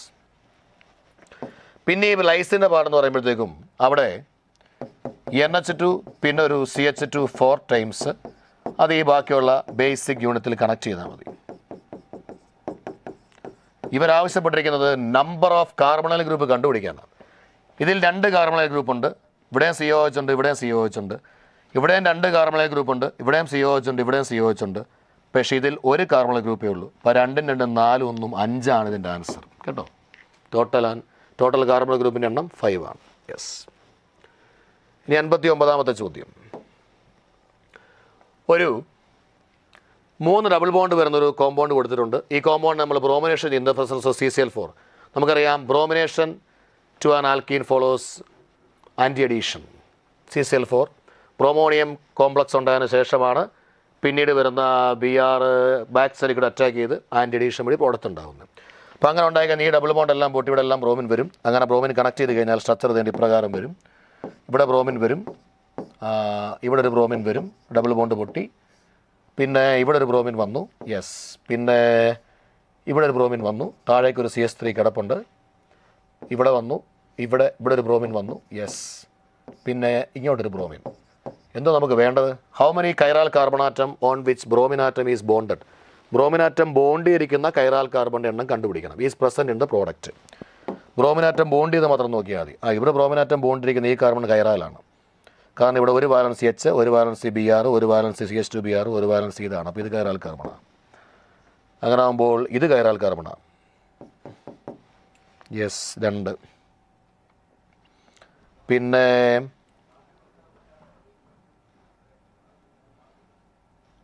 മൂന്ന് ബ്രോമിൻ ബോണ്ട് ചെയ്തല്ലേ, ഓക്കെ. ഇത് 4, അപ്പം 4 എണ്ണമാണ്, yes. 4 is the answer. Bromine connect ചെയ്തിരിക്കുന്ന കേസാണ്. വേറൊന്നും ഇല്ലല്ലോ അല്ലേ? ഇല്ല, okay, yes.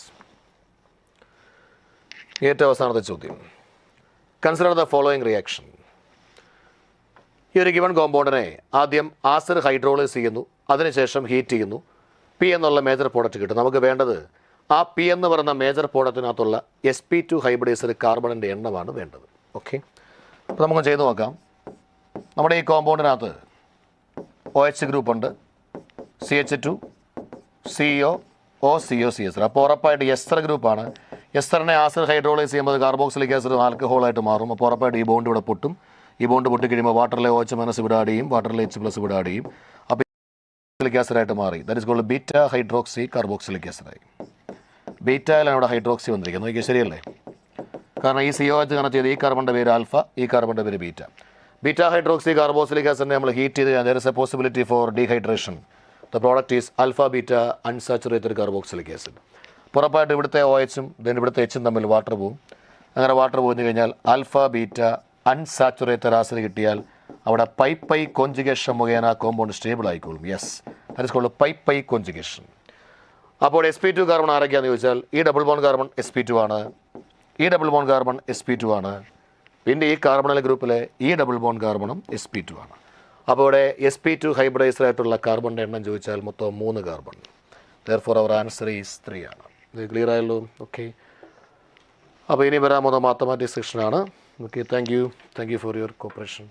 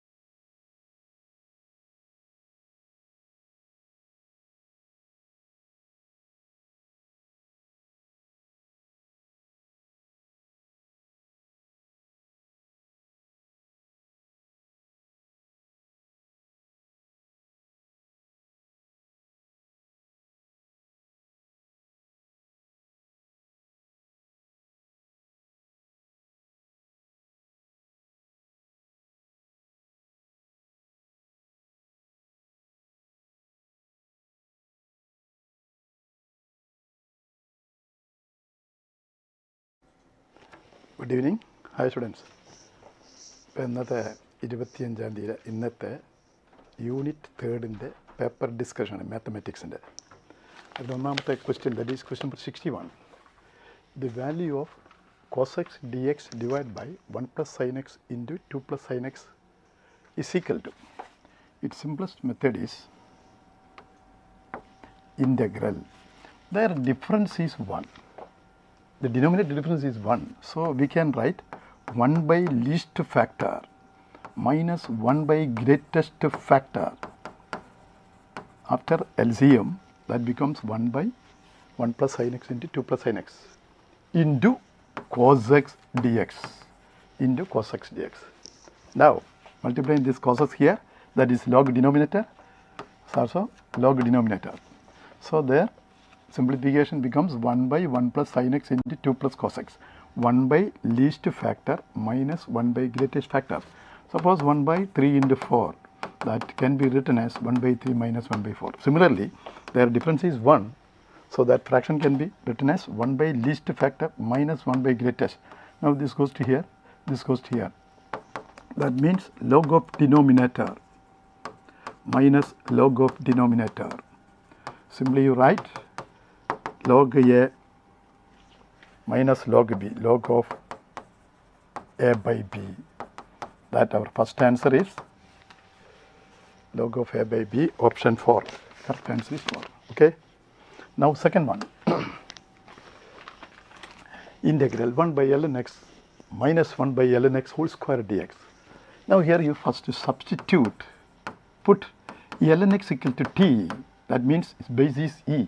So x can be written as e raised to t dt, or dx is equal to x equal to e raised to t, dx is equal to e raised to t dt. Okay.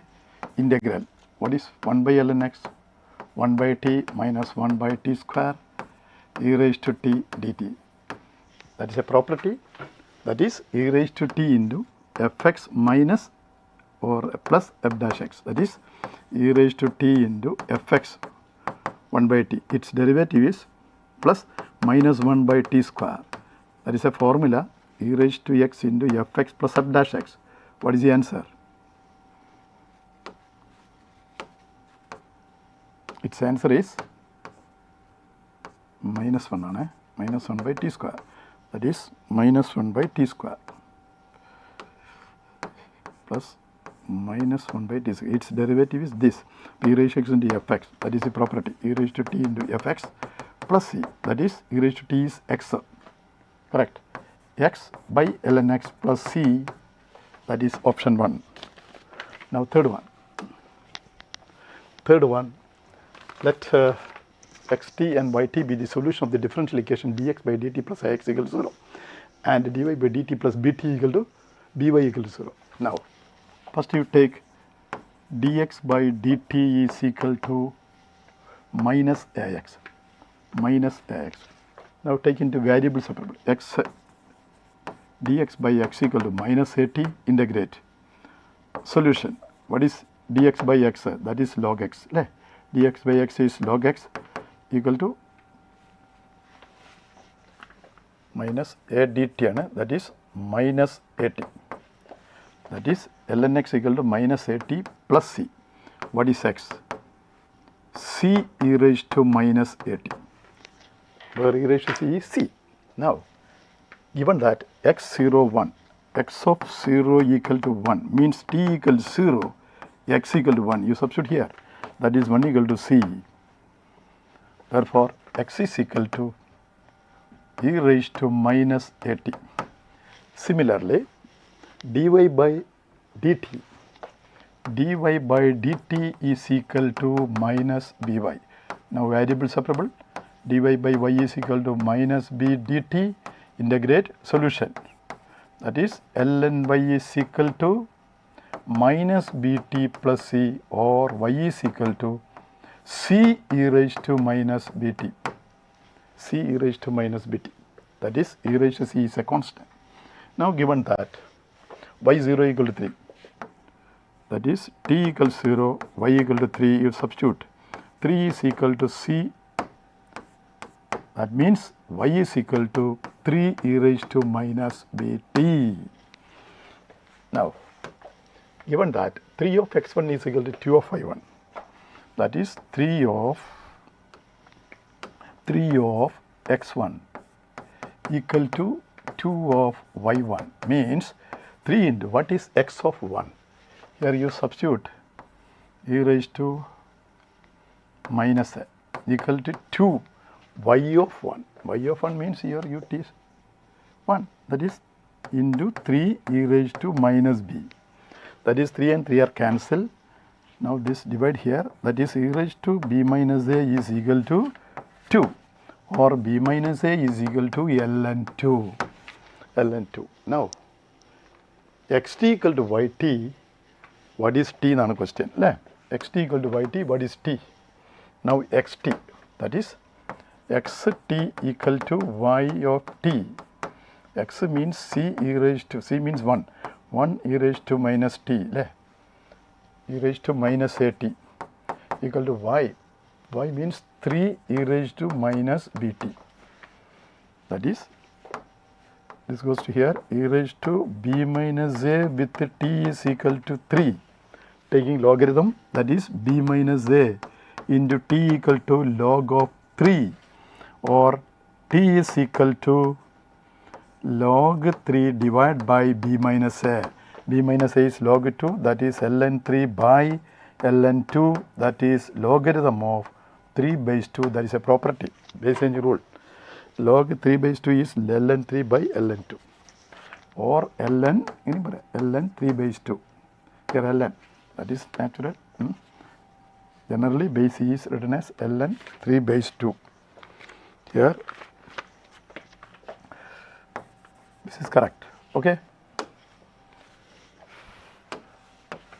Now 64. Let AB be the centroid of the triangle whose vertices are 2, 3, minus 1, 4 and 5. Our centroid is first to find out.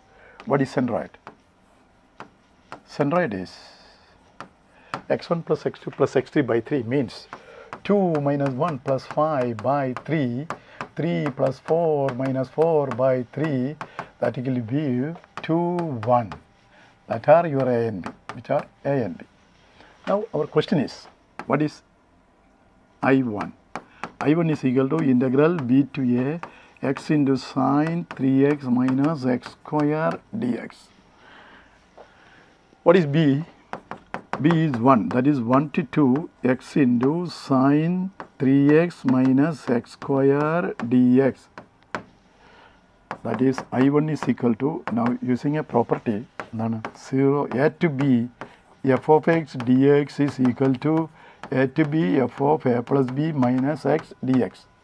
Using that property, this becomes integral 1 to 2, that is 1 plus 2 minus x sine of 3 into 1 plus 2 minus x minus 1 plus 2 minus x the whole square dx.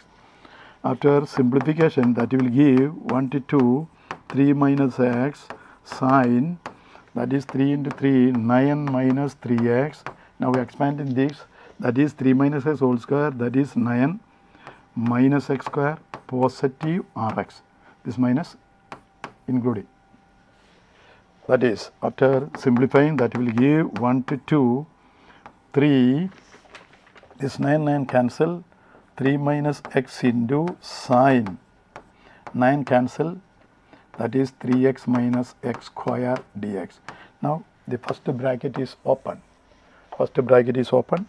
Then I1 is equal to integral 1 to 3, 3 sine 3x minus x square dx minus 1 to 2 x sine 3x minus x square dx.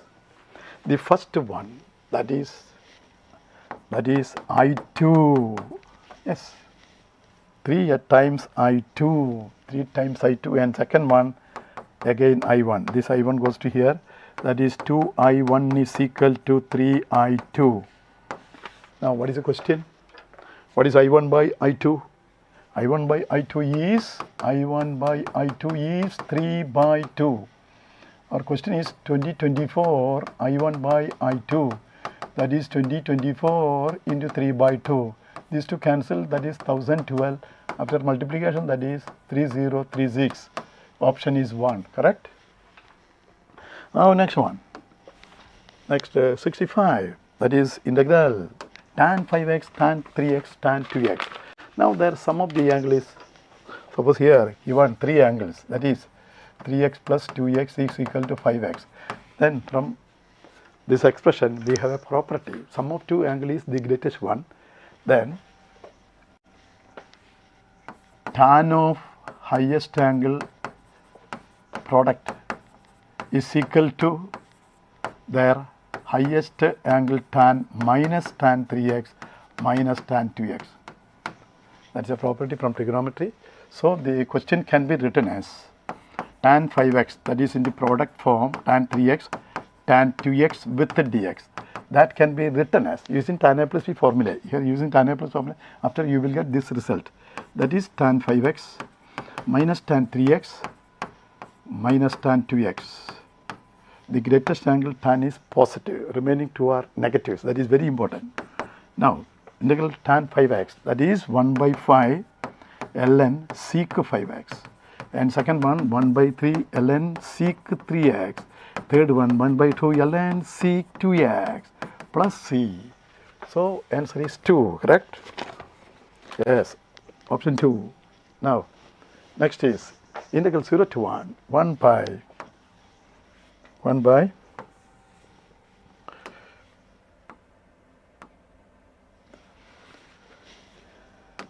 0 to 1 by root of 5x plus root of 3 plus x dx. Now here the denominator containing square root. So multiplying the conjugate of the radicals, multiplying numerator and denominator by, that is root of 5 plus x minus root of 3 plus x divided by root of 5 plus x plus root of 3 plus x into root of 5 plus x minus root of 3 plus x dx. That is equal to integral 0 to 1 5 plus x whole power 1 by 2 minus 3 plus x whole power 1 by 2. Here 5 plus x minus 3 plus x, you will get 2 with the dx. Now we can use the power rule of integration. What is it? Integral of 5 plus x raised to 1 by 2, that is 5 plus x raised to 3 by 2 by 3 by 2 minus 3 plus x raised to 3 by 2 by 3 by 2 between 0 to 1. So that 2 and 2 cancel, that is 1 by 3 into this 2 with the 2, this 2 is cancelled. Okay. Now first you put x equal to 1, that is 6 raised to 3 by 2 minus 5 raised to 3 by 2. After that 4 raised to 3 by 2 minus 3 raised to 3 by 2. Now 1 by 3 into 6 raised to 3 by 2, 6 root 6. 5 raised to 3 by 2, 1 by 5, 5 root 5. 4 raised to 3 by 2, 1 by 3, 8. Minus minus plus, that is 3 root 3. One of the 3 is cancelled. So that will be here 1. Now our question, that is a root 6. A root 6 plus b root 5 plus c root 3 plus d. That's the question. So your a becomes 6 by 3, that is 2. B minus 5 by 3 and C 1 and D is minus 8 by 3. Now what do you want? 3a plus 3b, now you substitute 3a plus 3b plus C minus 3d. What is 3a? 3 into 2 plus 3b plus 3b or minus 3b plus 3b plus 3b. That is 3 into minus 5 by 3 plus C. C stands for 1 minus 3D minus 3D minus 3D. D means minus 8 by 3. Minus 3 into minus 8 by 3. So that is 6 minus 5 plus 1 plus 8. 8 plus 1, 9 plus 16, 15 minus 5. That will be 10. 10 is the answer. Okay.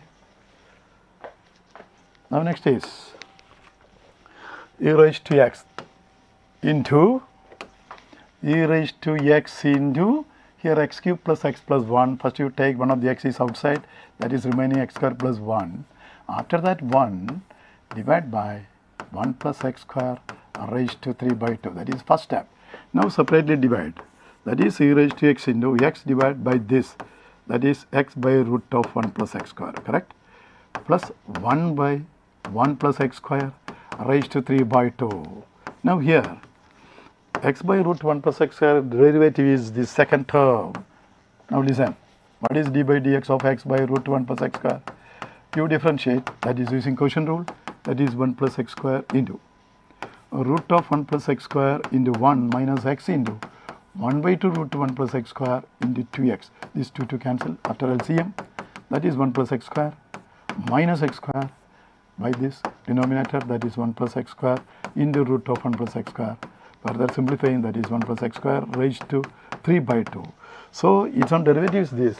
So their product is the answer, that is e raised to x into x by 1 plus x square under root plus c. That is x e power x by 1 plus x square 1 by 2 plus c. Your answer is 1. Okay. Next is, now here, integral minus 1 to 3 tan inverse x by x square plus 1 plus tan inverse minus tan inverse x square plus 1 by x, they are reciprocal to each other. Now here, in limits starting from minus 1 to 0, tan inverse a negative quantity is this plus its own reciprocal, that is tan inverse a negative quantity also here dx plus positive 0 to 3 tan inverse of positive quantity plus tan inverse of their reciprocal, that is x square plus 1 by x, also positive quantity. Now this sum is negative pi by 2 from minus 1 to 0 dx plus this sum is, that is positive pi by 2 dx. Now integrate, that is minus y by 2 x minus 1 to 0 plus positive pi by 2 with x 0 to 3. So simplification, that is minus of 0 plus minus minus and 0 plus 1 minus pi by 2 into 0 plus 1 plus pi by 2 into 3 minus 0, pi by 2 into 3 minus 0, that is negative pi by 2 plus 3 pi by 2. This is 2. Okay, that is answer is 2 pi by 2. Simply you write pi. So pi is the answer. That option is 3. Now question number 69. That property, same property. Given that a plus b and fx, so you substitute here a plus b x into f of x dx is same as integral a to b a plus b minus x into f of a plus b minus x. That is a property in definite integral, that is a plus b. This is same as fx, that is same as fx, that is a plus b with the minus x fx dx. Now open the bracket, that is a to b a plus b into fx dx minus a to b x into fx dx. That goes to here, that is 2 times a to b x f of x dx equal to a plus b into integral a to b f of x dx. Now dividing these two here, that is integral a to b x f of x dx is equal to a plus b by 2 into integral a to b f of x dx. That is the correct option. That option is a plus b by 2 a to b f x dx, option 2. Now question number 70. That is a previous year IIT question. That is some lengthy question. First you multiply this. That is x raised to 4 into 1 minus all raised to 4. Now using binomial expansion, what is 1 minus x raised to 4? That is x raised to 4 into x raised to 4 minus 4x cube positive 6x square minus 4x plus 1 dividing by x square plus 1. Now after multiplication, that is x raised to 8, 4x raised to 7, 6x raised to 6 minus 4x raised to 5 plus x raised to 4 dividing by x square plus 1. That separate division first, that is x raised to 8 minus 4x raised to 7 plus 6 raised to 6 minus 4x raised to 5 raised to 4 divide by x power 4 plus 1. Now x raised to 4 8, x raised to 4 how many times? X raised to 4 times. X square, x square, that is x raised to 6 times, that is x raised to 8 plus x raised to 6. Now you subtract minus 4x to x raised to n plus 5x raised to 6. again this containing minus 4x raised to 5, that is minus 4x raised to 5, this minus 4x raised to 5. Now again subtract, that is 5x raised to 6, this 5 raised to 6, again x raised to 4. Now here, how many times? That is 5x raised to 4 times. That is 5x raised to 6, this multiplying, that is 5x raised to 4.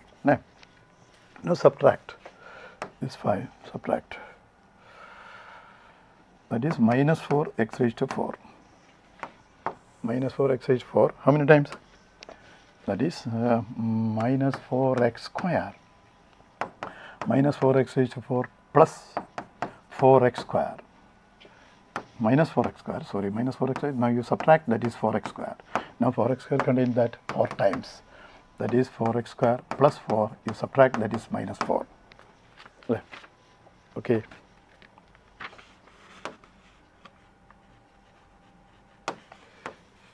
Now, what is the quotient? So your question becomes 0 to 1. X raised to 4, 1 minus x raised to 4 by 1 plus x square dx is reduced into, this is our quotient. Quotient is this, integral 0 to 1, x raised to 6 minus 4x raised to 5, 5x raised to 4 minus 4x square, 4x square, after that minus 4 by divisor. Okay, now integrate, that is x raised to 7 by 7, 4 x raised to 6 by 6 plus 5 x raised to 5 by 5 minus 4x cubed by 3 minus 4 tan inverse x between 0 to 1. That is 1 by 7 minus 2 by 3 plus 1 minus 4 by 3 minus 4 pi by 4. Now this will give 5 by x raised to 5 1 that is 1 by 7 minus 2 by 3 2 by 3 6 by 3 minus 1 Now our division is again on check here. Mistake x raised to 6 x raised to 6 minus 4x raised to 5 5x raised to 4 minus 4x square plus 4. Now here one of the 4 is missing, that is 4. Integration 1 by 7 minus 2 by 3 plus 1 minus 4 by 3. Now this 4x square x square 4 times, this 4 is missing, 4 times. In 4x square, this 4 is missing. Okay, that is one of the 4 is missing here, plus 4. That is 4x. 4x, here one of the 4 is missing. 4x, this integration is 4x, its value is 4. Okay, 1 by 7 minus 2 by 3 plus 1 minus 4 by 3 plus 4, that is pi. After simplification, that will give minus 2, 1 by 7, this is minus 2 plus 5 minus pi. Okay, after this 1 by 7 plus 3 minus pi. So 7 22 by 7 minus pi is the answer. Now here one of the 4 is missing. Okay, third. Now its quotient is plus 400. The answer is 22 by 7 minus pi. That is a previous year IIT question. Okay, and it's more lengthy. Now here, question number 71, that is in f of x equal 2 cos square x. Determine 2 cos square x, sin 2x minus sin x, sin 2x, 2 sin square x, 2 sin square x. After that, sin 2x, 2 sin square x, cos x, sin x, minus cos x, 0. Now here, first you simplify this using property of determinants. That is, C1 gives, that is C1, gives C1 minus. Now here multiplying by minus 2 sin x. Add in this, that will 2. So, minus 2 sin x with C3. And C2 gives C2. C2 gives this 2 sin square x, 2 cos square x becomes 2 variable. So plus 2 times cos x with C3. So what? What is that x? That is 2 cos square x. Now here multiplying by minus 2 sin x, adding this, that is 2. 2 cos square x, this multiplying with the minus 2 sin x, this. That is minus 2 sin x cos x, sin 2x, that is 0. And 0 with this, that is sin x only. Okay. Now sin 2x multiplying this by 2 cos x. 2 cos x means minus 2 sin x cos x. That is sin 2x negative. So adding these two, that will give 0. Here 2 cos square x, 2 sin square x, that will be 2. Here minus cos x. And third column cannot be changed. That is first step. Now find out the determinant. That is 2 into 2 minus cos square x. That is minus cos square x plus how? Okay. Minus sin x into, this is 0. Minus sin x into, their product is 0. That is minus sin x into this product minus 2 sin x, minus 2 sin x. So after simplification, 2 cos square x plus 2 sin square x, that is 2 only. That is your fx. Now our question is 0 to pi by 2 f of x plus f dash x with dx. That is integral 0 to pi by 2. F of x means 2, f dash x becomes 0. That is a constant. Integrate. So their integral becomes 2x only. That is 0 to pi by 2. That is 2 into pi by 2. That is pi. So pi is the answer. Now, next is another property. That is integral a to b f of x dx equal to a to b f of a plus b minus x. Now first of all, the limits containing root. So we can take a substitution. Put x square as t. Then x dx becomes dt by 2. When x equal to root of ln2, your t becomes ln2. And x equal to root of ln5, that t becomes ln5. So your limit of integration becomes ln2 with ln5. This becomes this. And sin x square, that is sin t. And dx becomes dt by 2 divided by sin x square, that is sin t. Sin 10 means ln2 plus ln5 minus x square. What is ln10? ln2 plus ln5. ln10 is equal to ln2 plus ln5. Now 1 by 2 outside. That is 1 by 2 ln2 ln5 sin t dt divided by sin t sin of lower limit plus upper limit minus x square. Now here we have a property integral a to b f of x dx divided by x square stands for t. Sorry, x square stands for t. F of x, that is f of x plus f of a plus b minus x. That is a definite integral property. That is upper minus lower divided by 2. Upper minus lower by 2 is the answer. No, upper plus lower headed, the same function.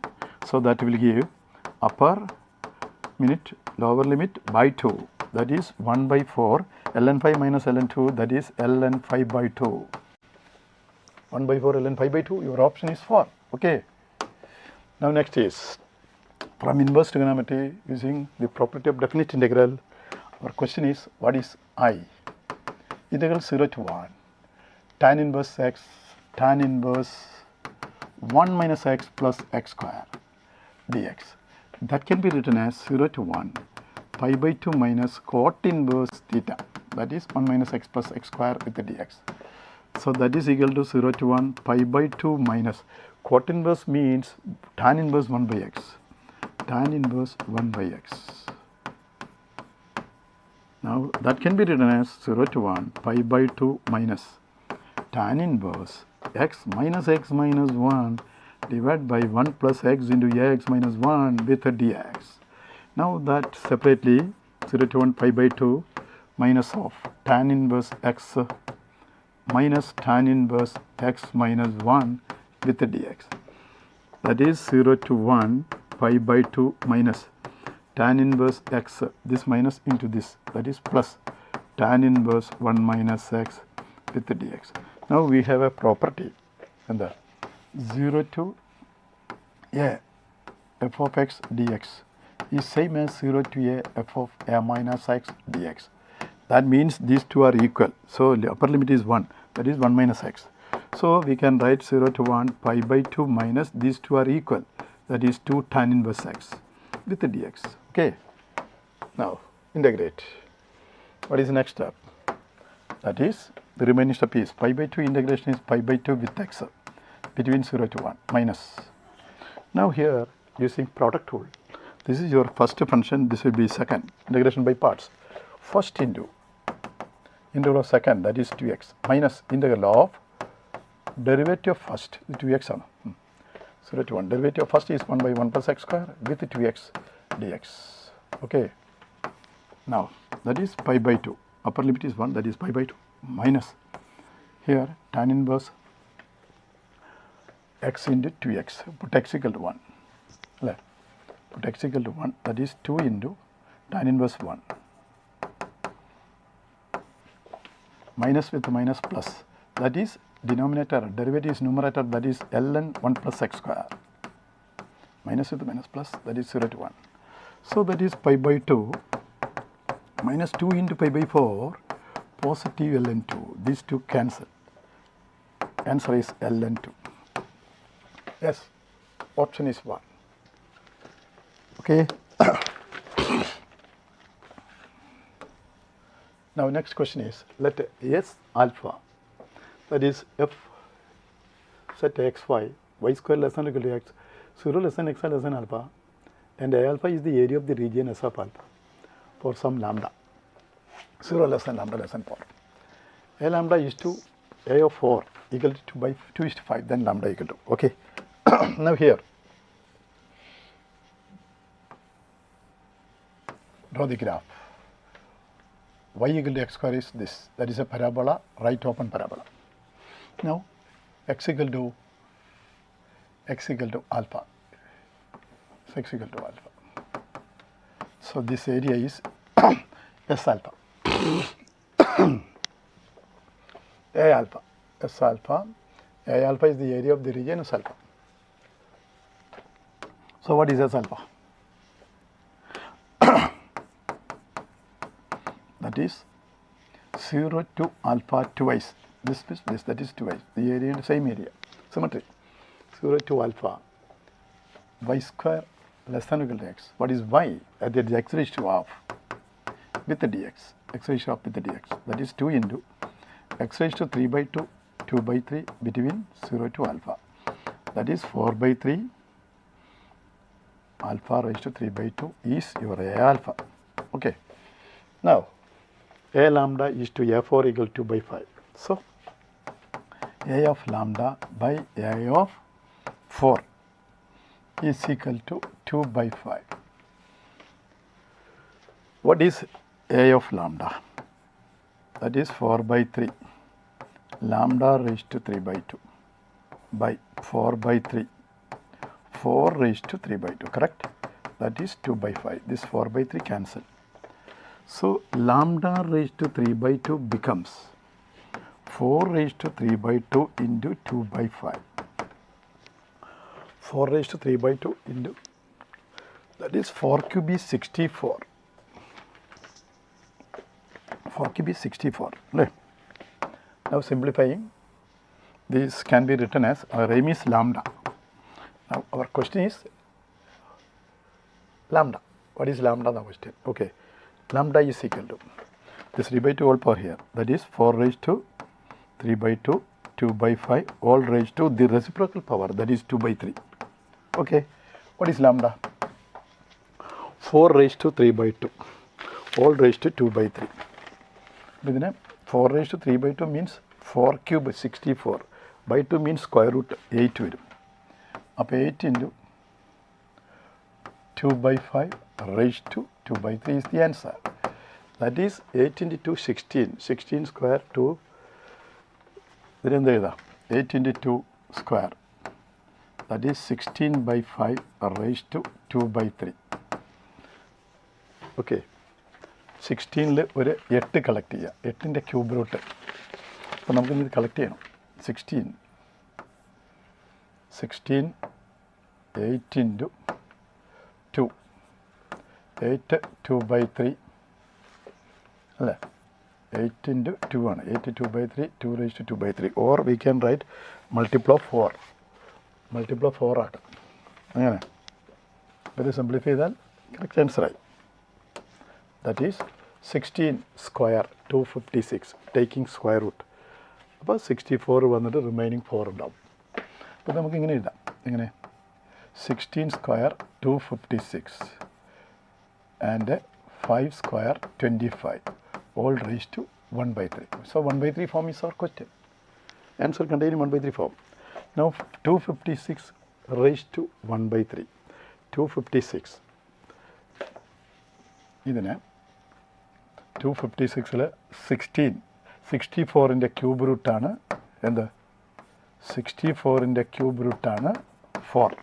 So can be written as, that can be written as, that is 4 into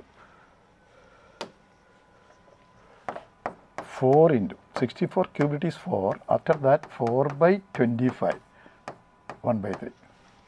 This is the correct answer. So yeah, numerical. Okay. Now next one, that is simple. That is also area. The area, square units of the region bounded by the curves y equal 2 raised to x and y equal to mod of x plus 1. One is here. So first of all, draw the graph. What is the graph of 2 raised to x? That is 2 raised to graph is this, 2 raised to x. Y equal to 2 raised to x. No. Now, mod of x plus 1 in the first quadrant. Y is equal to mod of x plus 1 in the first quadrant. When x equal to 0, y becomes 1. This is also 1. Now these two solving. What is 2 raised to x? In first quadrant, that is x plus 1. So x equal to 1, both are equal. X equal to 1, that is 2 raised to 1 equal to 1 plus 1, that is 2. So these two graphs meet at x equal to 1. So this point is x equal to 1. This is x equal to 0 in y-axis. This area is find out. That required area A is equal to integral 0 to 1. The upper curve is straight line, that is x plus 1. The lower curve is 2 raised to x. Now integrate, that is x square by 2 plus x minus 2 raised to x by ln 2 between 0 to 1. So when you substitute 1 by 2 plus 1 minus 2 by ln 2, that is 3 by 2 minus 2 by ln 2 is the answer. 2 raised to 1 and its lower limit is 0, this to 0. Here lower limit is 1 by ln 2, okay, minus 1 by ln 2. So that is 3 by 2 minus 1 by ln 2 is the final answer. Yes, option 1. That is 2 raised to x, this is x plus 1. In right hand side x plus 1, left hand side minus of x plus 1. So this area is find out. Direct integration. Now next is 76. Now here that is a circle and straight line. That is simple. This is a circle of radius, radius 2, radius 2, and draw the x and y axis. Now a straight line. What is straight line? 2x plus 2y becomes 4 dividing, that is x by 2 plus y by 2 equal to 1. So this straight line is that. So this area is find out. That is the quarter area of circle minus triangular area. What is the quarter area? Quarter area of circle is, but required area is, quarter area of circle is 1 by 4 pi r square minus area of triangle, that is 1 by 2 into 2 into 2, that is pi minus 2 is the answer. Simple question. Okay, previous examination choice type ആണ് ശ്രദ്ധിക്കുക കേട്ടോ. Now here there is a differential equation, dy by dx plus y by x sin x is equal to sin x by ln x. Now there is a linear differential equation. So first of all you find out integrating factor, that is e raised to integral p dx. P stands for 1 by x ln x dx. The derivative of ln is 1 by x, that is e raised to ln of ln x. Now e raised to ln cancel, the integrating factor is ln x. So solution is y into integrating factor is equal to sin x by ln x into integrating factor with dx. These two cancel. Integral of sin x is minus cos x. That is y into ln x is equal to minus cos x plus c. The final answer is y ln x plus cos x equal to c. That option is 4. Correct option is 4. Question number 77. Yes, option 4 is correct. Okay. Now next is 78. Now here, which of the following differential equation have the same order and same degree? Now here, this is fourth order, but degree is 1. Here also, third order degree is 1. Here, you go to square ചെയ്യുമ്പോൾ that is first order second degree വരും. Now what about the fourth one? Now listen, fourth one, cubing both sides, that is 1 plus dy by dx, the whole cube, whole power 2 by 3, whole power 3 is equal to 4 d cube y by dx cube, whole cube, 4 cube these two cancel. So 1 plus dy by dx cube whole power 2 is equal to 64 into d cube y by dx cube, the whole power. Now here order is 3, degree is 3, option is correct. That is fourth option is correct. Again, that is also differential equation that is homogeneous. Put y dash is equal to x minus y, x plus y, then this its solution is put y is equal to dx. Then what? Y dash is dy by dx is equal to v plus x dv by dx. Now you substitute in the question. That is v plus x dv by dx equal to x minus vx by x plus vx. Now one of the x is cancelled, that is 1 minus v by 1 plus v. Now v goes to right hand side, that is x dv by dx, variable separable. 1 minus v by 1 plus v minus v. Now take LCM, that is 1 minus v minus v square all by 1 plus v. Now dv goes to here and taking reciprocal, that is dx by x is equal to 1 plus v dv divided by, this 1 plus v dv divided by 1 minus 2v minus b square in the denominator. Now integrate, solution. So solution is integral of 1 by x dx equal to integral of 1 by 1 minus 2v minus 2 minus v square dv. Here 1 plus v. Okay. Now its derivative is minus 2v. Minus 2v derivative is minus 2. So multiplying by minus 2 both sides. Okay. Now derivative is correct. That is minus 2 ln x is equal to the right hand side minus 2. Multiply minus 2 on both sides. Here minus 2, here minus 2. Minus 2 ln is equal to minus 2. Here that minus 2 stands for derivative. That is ln. Minus 2. That is ln only. ln 1 minus 2v minus v square plus ln c. Now this goes to that side. Here. ln c is equal to ln x square. The square to right. ln 1 minus 2y by x minus y square by x square. Now ln c is equal to, taking product, ln into x square into 1 minus 2y by x minus y square by x square, or ln cancel, or c equal to x square minus 2xy minus y square, or taking additive inverse, that is x square, y square positive 2xy minus x square equal to c is the answer. Y square plus 2xy minus x square equal to c. That option is third. Okay, simple question. That is homogeneous. Now here, that is also linear differentiation. First you dividing by cos x. After that, the equation becomes dy by dx dividing by cos x first minus sin x by cos x with y equal to 6x by cos x. Now integrating factor, that is e raised to minus sin x by cos x dx. That is cos x derivative is in the numerator, that is minus sin x. So integration is e raised to log cos x. That is cos x is the integrating factor. So solution, y into integrating factor is equal to integral of 6x by cos x into cos x dx. This cos x and cos x cancel.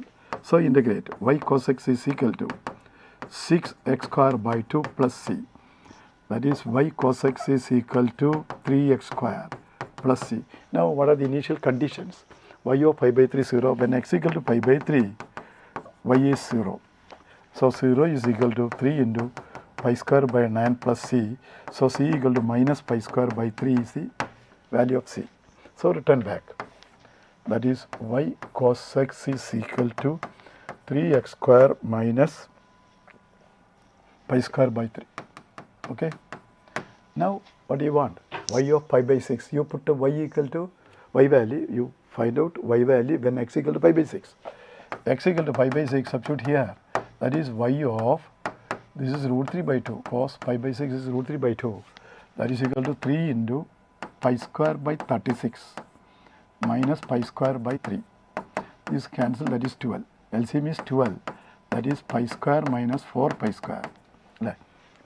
12 4 times. That will give y into root 3 by 2 is equal to minus 3 pi square by 12.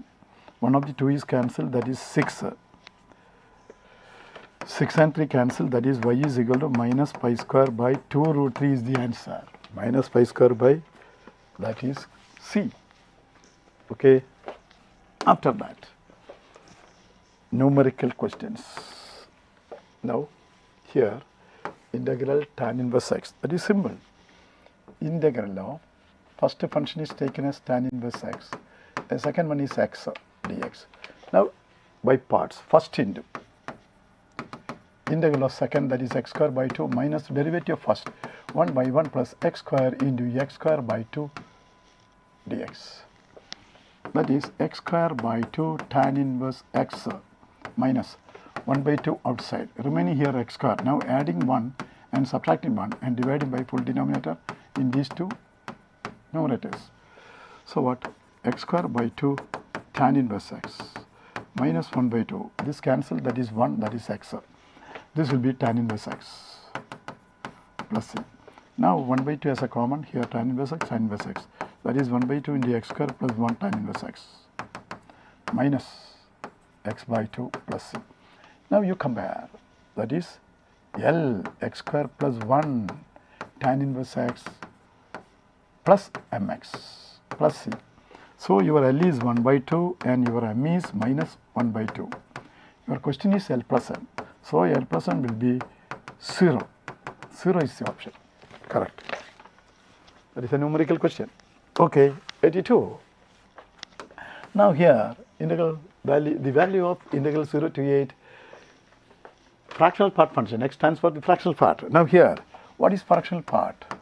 The fractional part x can be written as integral 0 to 8 x minus GIV x dx. What is integral x? That is x square by 2 between 0 to 8.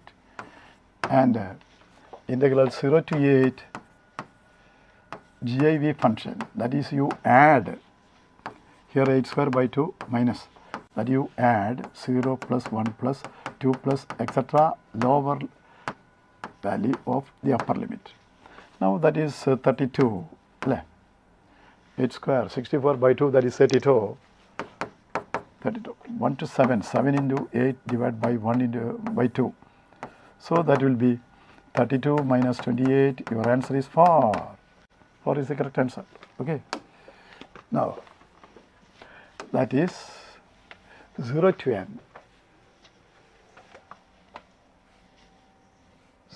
0 to n least integer function. Now here we can write that 0 to n least integer, that is 0 to 1 least dx plus x on 1 to 2 least dx etc.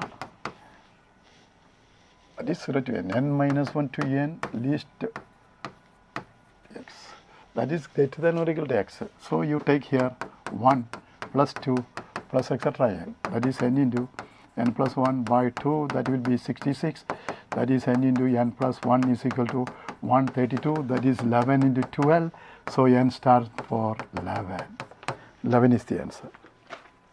Okay. Now next is, if the solution of the differential equation 2x plus 2y minus 1 into dx plus x plus y minus 1 into dy equals 0, y of 0 equal to 1 by 2 is ln 2x plus 2y equal to x plus by plus c, then modulus of ABC. This is a simple question. First you take a substitution. Put 2x plus 2y minus 2 is taken as t. Differentiate 2 plus 2 dy by dx equal to dt by dx. dt by dx. So what is dy by dx? That is dt by dx minus 2 by 2. After that, you substitute what is this? From the question, what is dy by dx? dy by dx is, this goes to right hand side first, that is minus of 2x plus 2y minus 1 by x plus y minus 1. Okay, that is, you substitute here, that is dt by dx minus 2 by 2 equal to minus of, that is minus 2 here minus 1, that is t plus 1 by, this will be half of this, that is t by 2. Okay, 2t, this is t by 2, t plus 1 by t by 2. Now this 2 goes to here, that is dt by dx minus 2 equal to this minus 2 with this, that is minus 4 t by t plus 1 by t, that is minus 4 into t plus 1 by t, same. Now variable separable, dt divided by t plus 1 by t is equal to this, take a left hand side. Now for one of the step here also, now here this hand, that is dt by dx minus 2 equal to minus 4 into this 2 here, that is t plus 1 by t, that is dt by dx is equal to minus 4. T by t is what? 1. 1 plus 1 by t. Now this minus 2 goes to right hand side, okay, plus 2. That is dt by dx, that is a lengthy question. dt by dx equal to minus 4 1 by t plus 2. Further simplifying, that is minus 2 minus 4 by t. Okay. After a LCM, that is minus of to minus 2 into t plus 2 by t, correct? Minus 2 outside, that is t plus 2 by t. Now variable separable form, dt by dx is this. Now after this, variable separable, that t goes to numerator, that is t dt divided by t plus 2 is equal to minus 2 dx, correct? Now separate it, that is adding 2 and subtracting 2, that is t plus 2 by t plus 2 equal to minus 2 dx, here dt. Now integrate, integral 1 minus 2 by t plus 2 dt is equal to minus 2 dx, that is t minus 2 ln t plus 2, correct, equal to minus 2x plus c. What is t? 2x, 2y minus 2. Minus 2 ln t plus 2 means 2x plus 2y, that 2 cancel. Here also minus 2x plus c. Now that ln term is positive from the given, that and also given the initial condition y of 0 is half. So x equal to 0, first we are adding this, this goes to the side, that is 4x plus 2y minus 2 equal to positive 2 ln 2x plus 2y plus c. Now dividing by 2. So what? Dividing by 2 means 2x y minus 1 equal to 2 ln 2 illa, ln 2x plus 2y plus c means c by 2. Another c. Now we substitute the given condition x equal to 0 and y equal to half. Y equal to half. So what? 0 half minus 1. X equal to 0. Y equal to log 1 0, that is c. So c will be minus half. Now what is the resultant? Substitute, that is 4x plus 2y, that is 2x. 2x plus 2y, that is y. അല്ലേ ഇതിലല്ലേ substitute ചെയ്യേണ്ടത്? ഇതിൽ നമ്മൾ substitute ചെയ്യാൻ പോവാം. Here that is 2x plus y minus 1 equal to ln 2x plus 2y minus half. Now goes to this side, that is ln 2x plus 2y is equal to 2x plus y minus half. Now what is the question? A, B, C. No. A, this will be A. This one will be B and C will be minus half. So ABC equal to 2 into 1 into minus half under modulus, that is 1. So 1 is the answer. Okay. Now integral 0 to pi 5 raised to sin x. Question number 85. If for a real number y, g of y is a great integer less than or equal to y, and the value of the integral pi by 2 to pi. Now here that is a GAV function, so you split into 2, that is pi by 2 to 5 pi by 6, that is 150 degree GIV 2 sin x, that is very important, plus pi by 6 to pi 2 sin x with the dx, that is in 2 sin x pi by 2 to pi by 6 is the integer value is 1, that is very important, that is 5 pi by 6, that will be 1, and the second one becomes 0, that is 0 dx. So integration is x pi by 6 5 pi by 2 5 pi by 6, okay, that is 5 pi by 6 minus pi by 2, that is LCM is 3, 6, LCM is 6, that is 5 pi minus 3 pi, that is 2 pi by 6, that is pi by 3. Now that is given as mod pi by 3. Okay, so 3 stands for k. What is the value of mod of pi by k is equal to mod of, this is k, this is k, that is k. What is value?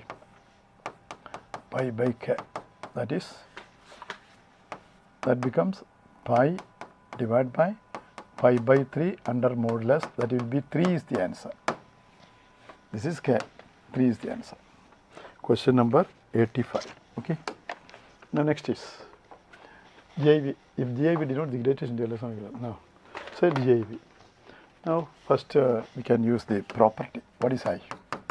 That is 0 to 5, 5 raised to sin x cos cube x dx divided by 3 mod GIV sin x. Okay, equation number 1.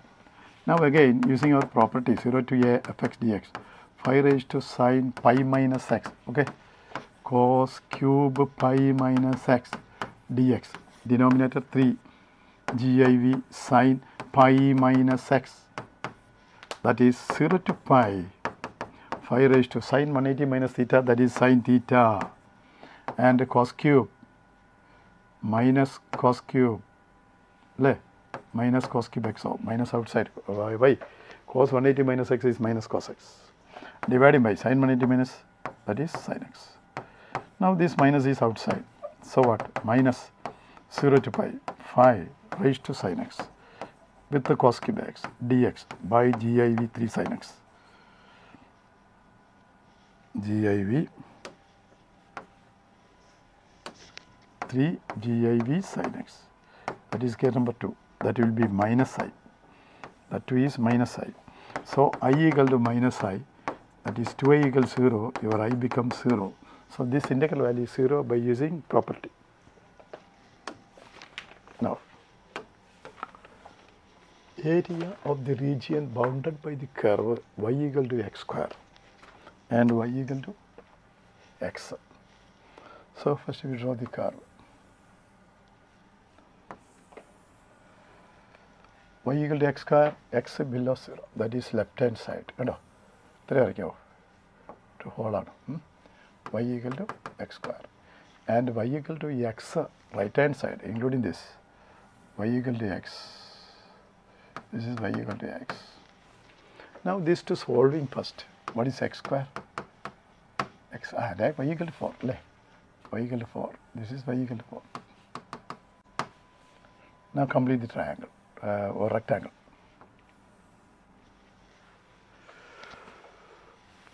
Y equal to x square. Now y equal to 4.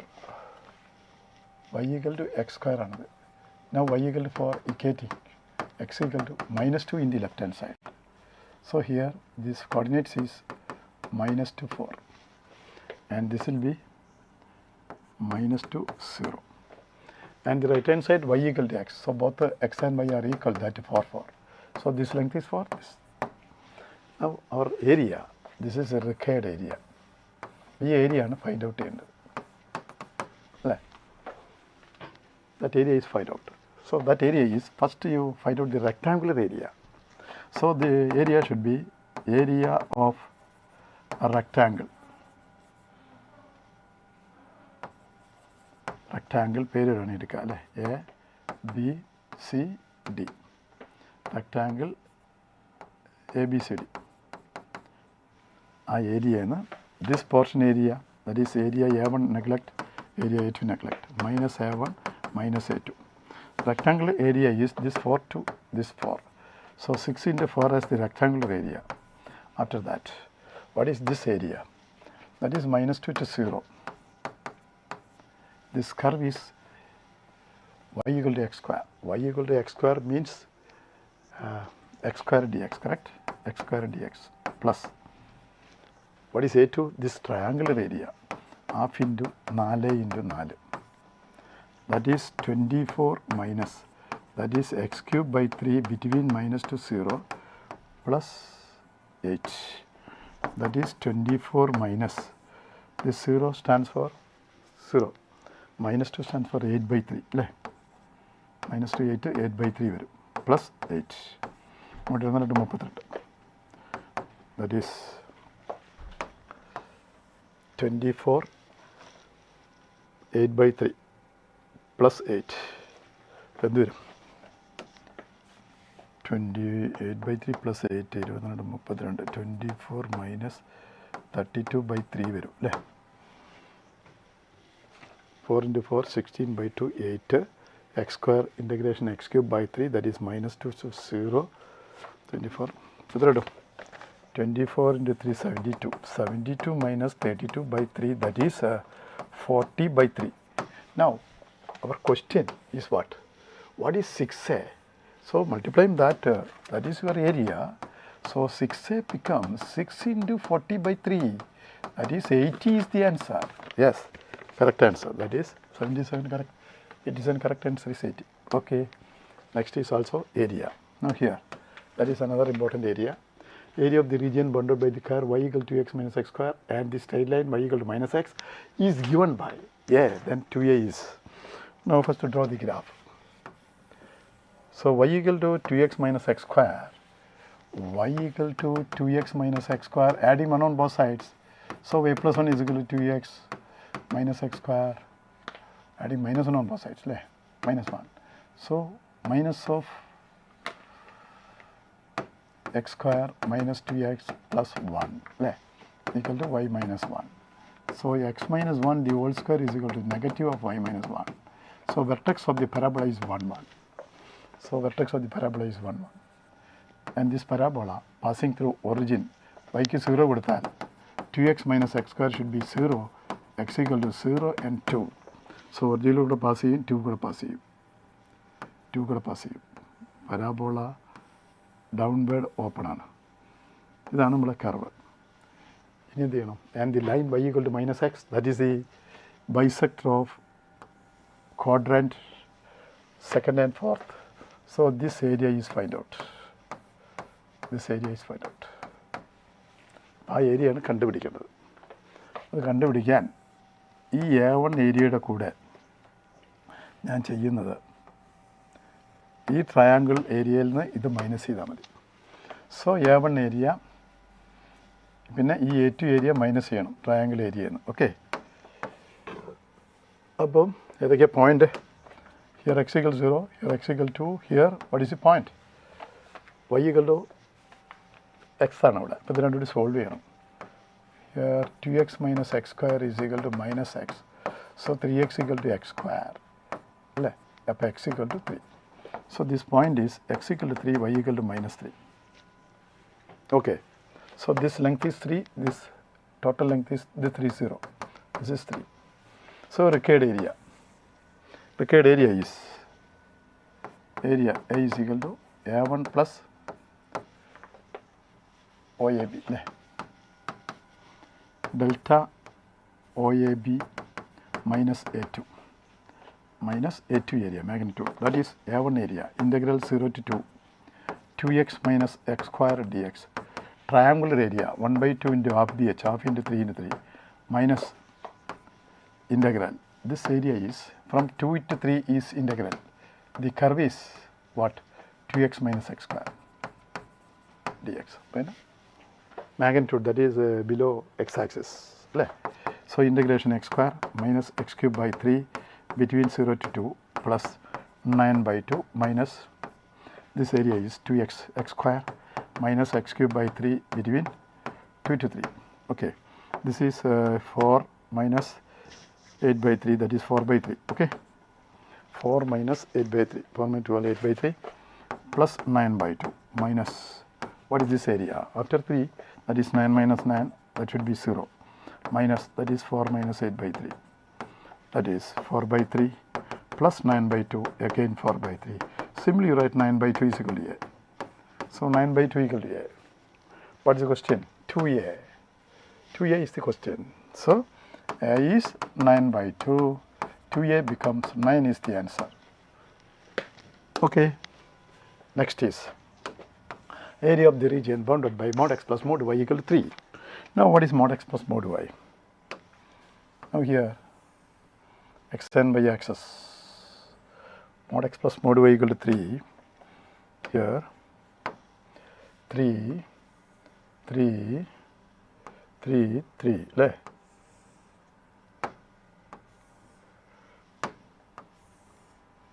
Yes. Now this is x plus y equal to 3. That is 3, 0. Here 0, 3. Here minus x plus y equal to 3. Here minus x minus y equal to 3. Here x minus y equal to 3. So find out this triangular area. That is 3, 3 and 4 times. So required area equal to 4 times 1 by 2 into 3 into 3. That is 2 into 3 square. That is called 2A. So A equal to 3 square, root A should be 3. Generally, now remember, generally, the area of the region bounded by mod x plus mod y equal to A, its area is 4 times, then 2A square. 2A square is the area. Now here, mod x plus mod y equal to 3. Area should be 2 into 3 square. That is, even that is 2A. So A equal to 3 square here, root A equal to 3. So 4 triangle വരുന്നുണ്ട് 4 into. Okay. Now our last question, that is question number 90. Now here, that is also a simple question. The curve represented by the differential equation x dy minus y dx equal to y dy. So first you take minus right hand side, that is y dx minus x dy equal to minus y dy. Now dividing by y square, y dx minus x dy by y square equal to minus 1 by y dy. That we call d of x by y. That is minus of d of ln y. Now integrating both sides. That is x by y is equal to minus ln y plus c. Now what is initial condition? The curve passing through A 0, 1. So x equal to 0, y equal to 1 are substitute. That is 0 is equal to ln 1, that is c. C is 0. So the curve becomes x by y is equal to ln y. Okay. Now after that, when y equal to e, what is x? Y equal to e, what is x? Y equal to e at x, then the value of, so first to find out, that is x by e is equal to ln e. ln e is 1, so x equal to e. Minus. minus ln e. F x equal to minus e. X equal to minus e. ln e equal to 1 ആണ് അപ്പോൾ -1. So x equal to minus e. Now here one of the negative. Okay. Now our question is GIV x with modulus ആണ്. അപ്പോൾ ആദ്യം ചെയ്യേണ്ടത് എന്താ? Modulus minus e GIV value is -3. That is -3 modulus, simply write 3. So 3 is the final answer. അപ്പോൾ നമ്മൾ വളരെ സ്പീഡിലാണ് ചെയ്തത്. ഇങ്ങനെയാണ് ചെയ്യേണ്ടത്. എൻട്രൻസിനൊക്കെ ഇങ്ങനെ സ്പീഡ് ഉണ്ടെങ്കിൽ നമുക്ക് എത്തപ്പെടുള്ളൂ. അപ്പോൾ ഞാൻ കൂടുതലൊന്നും പറയില്ല. നമുക്ക് വീണ്ടും കാണാം. ഓൾ ദി ബെസ്റ്റ് കേട്ടോ. ബൈ.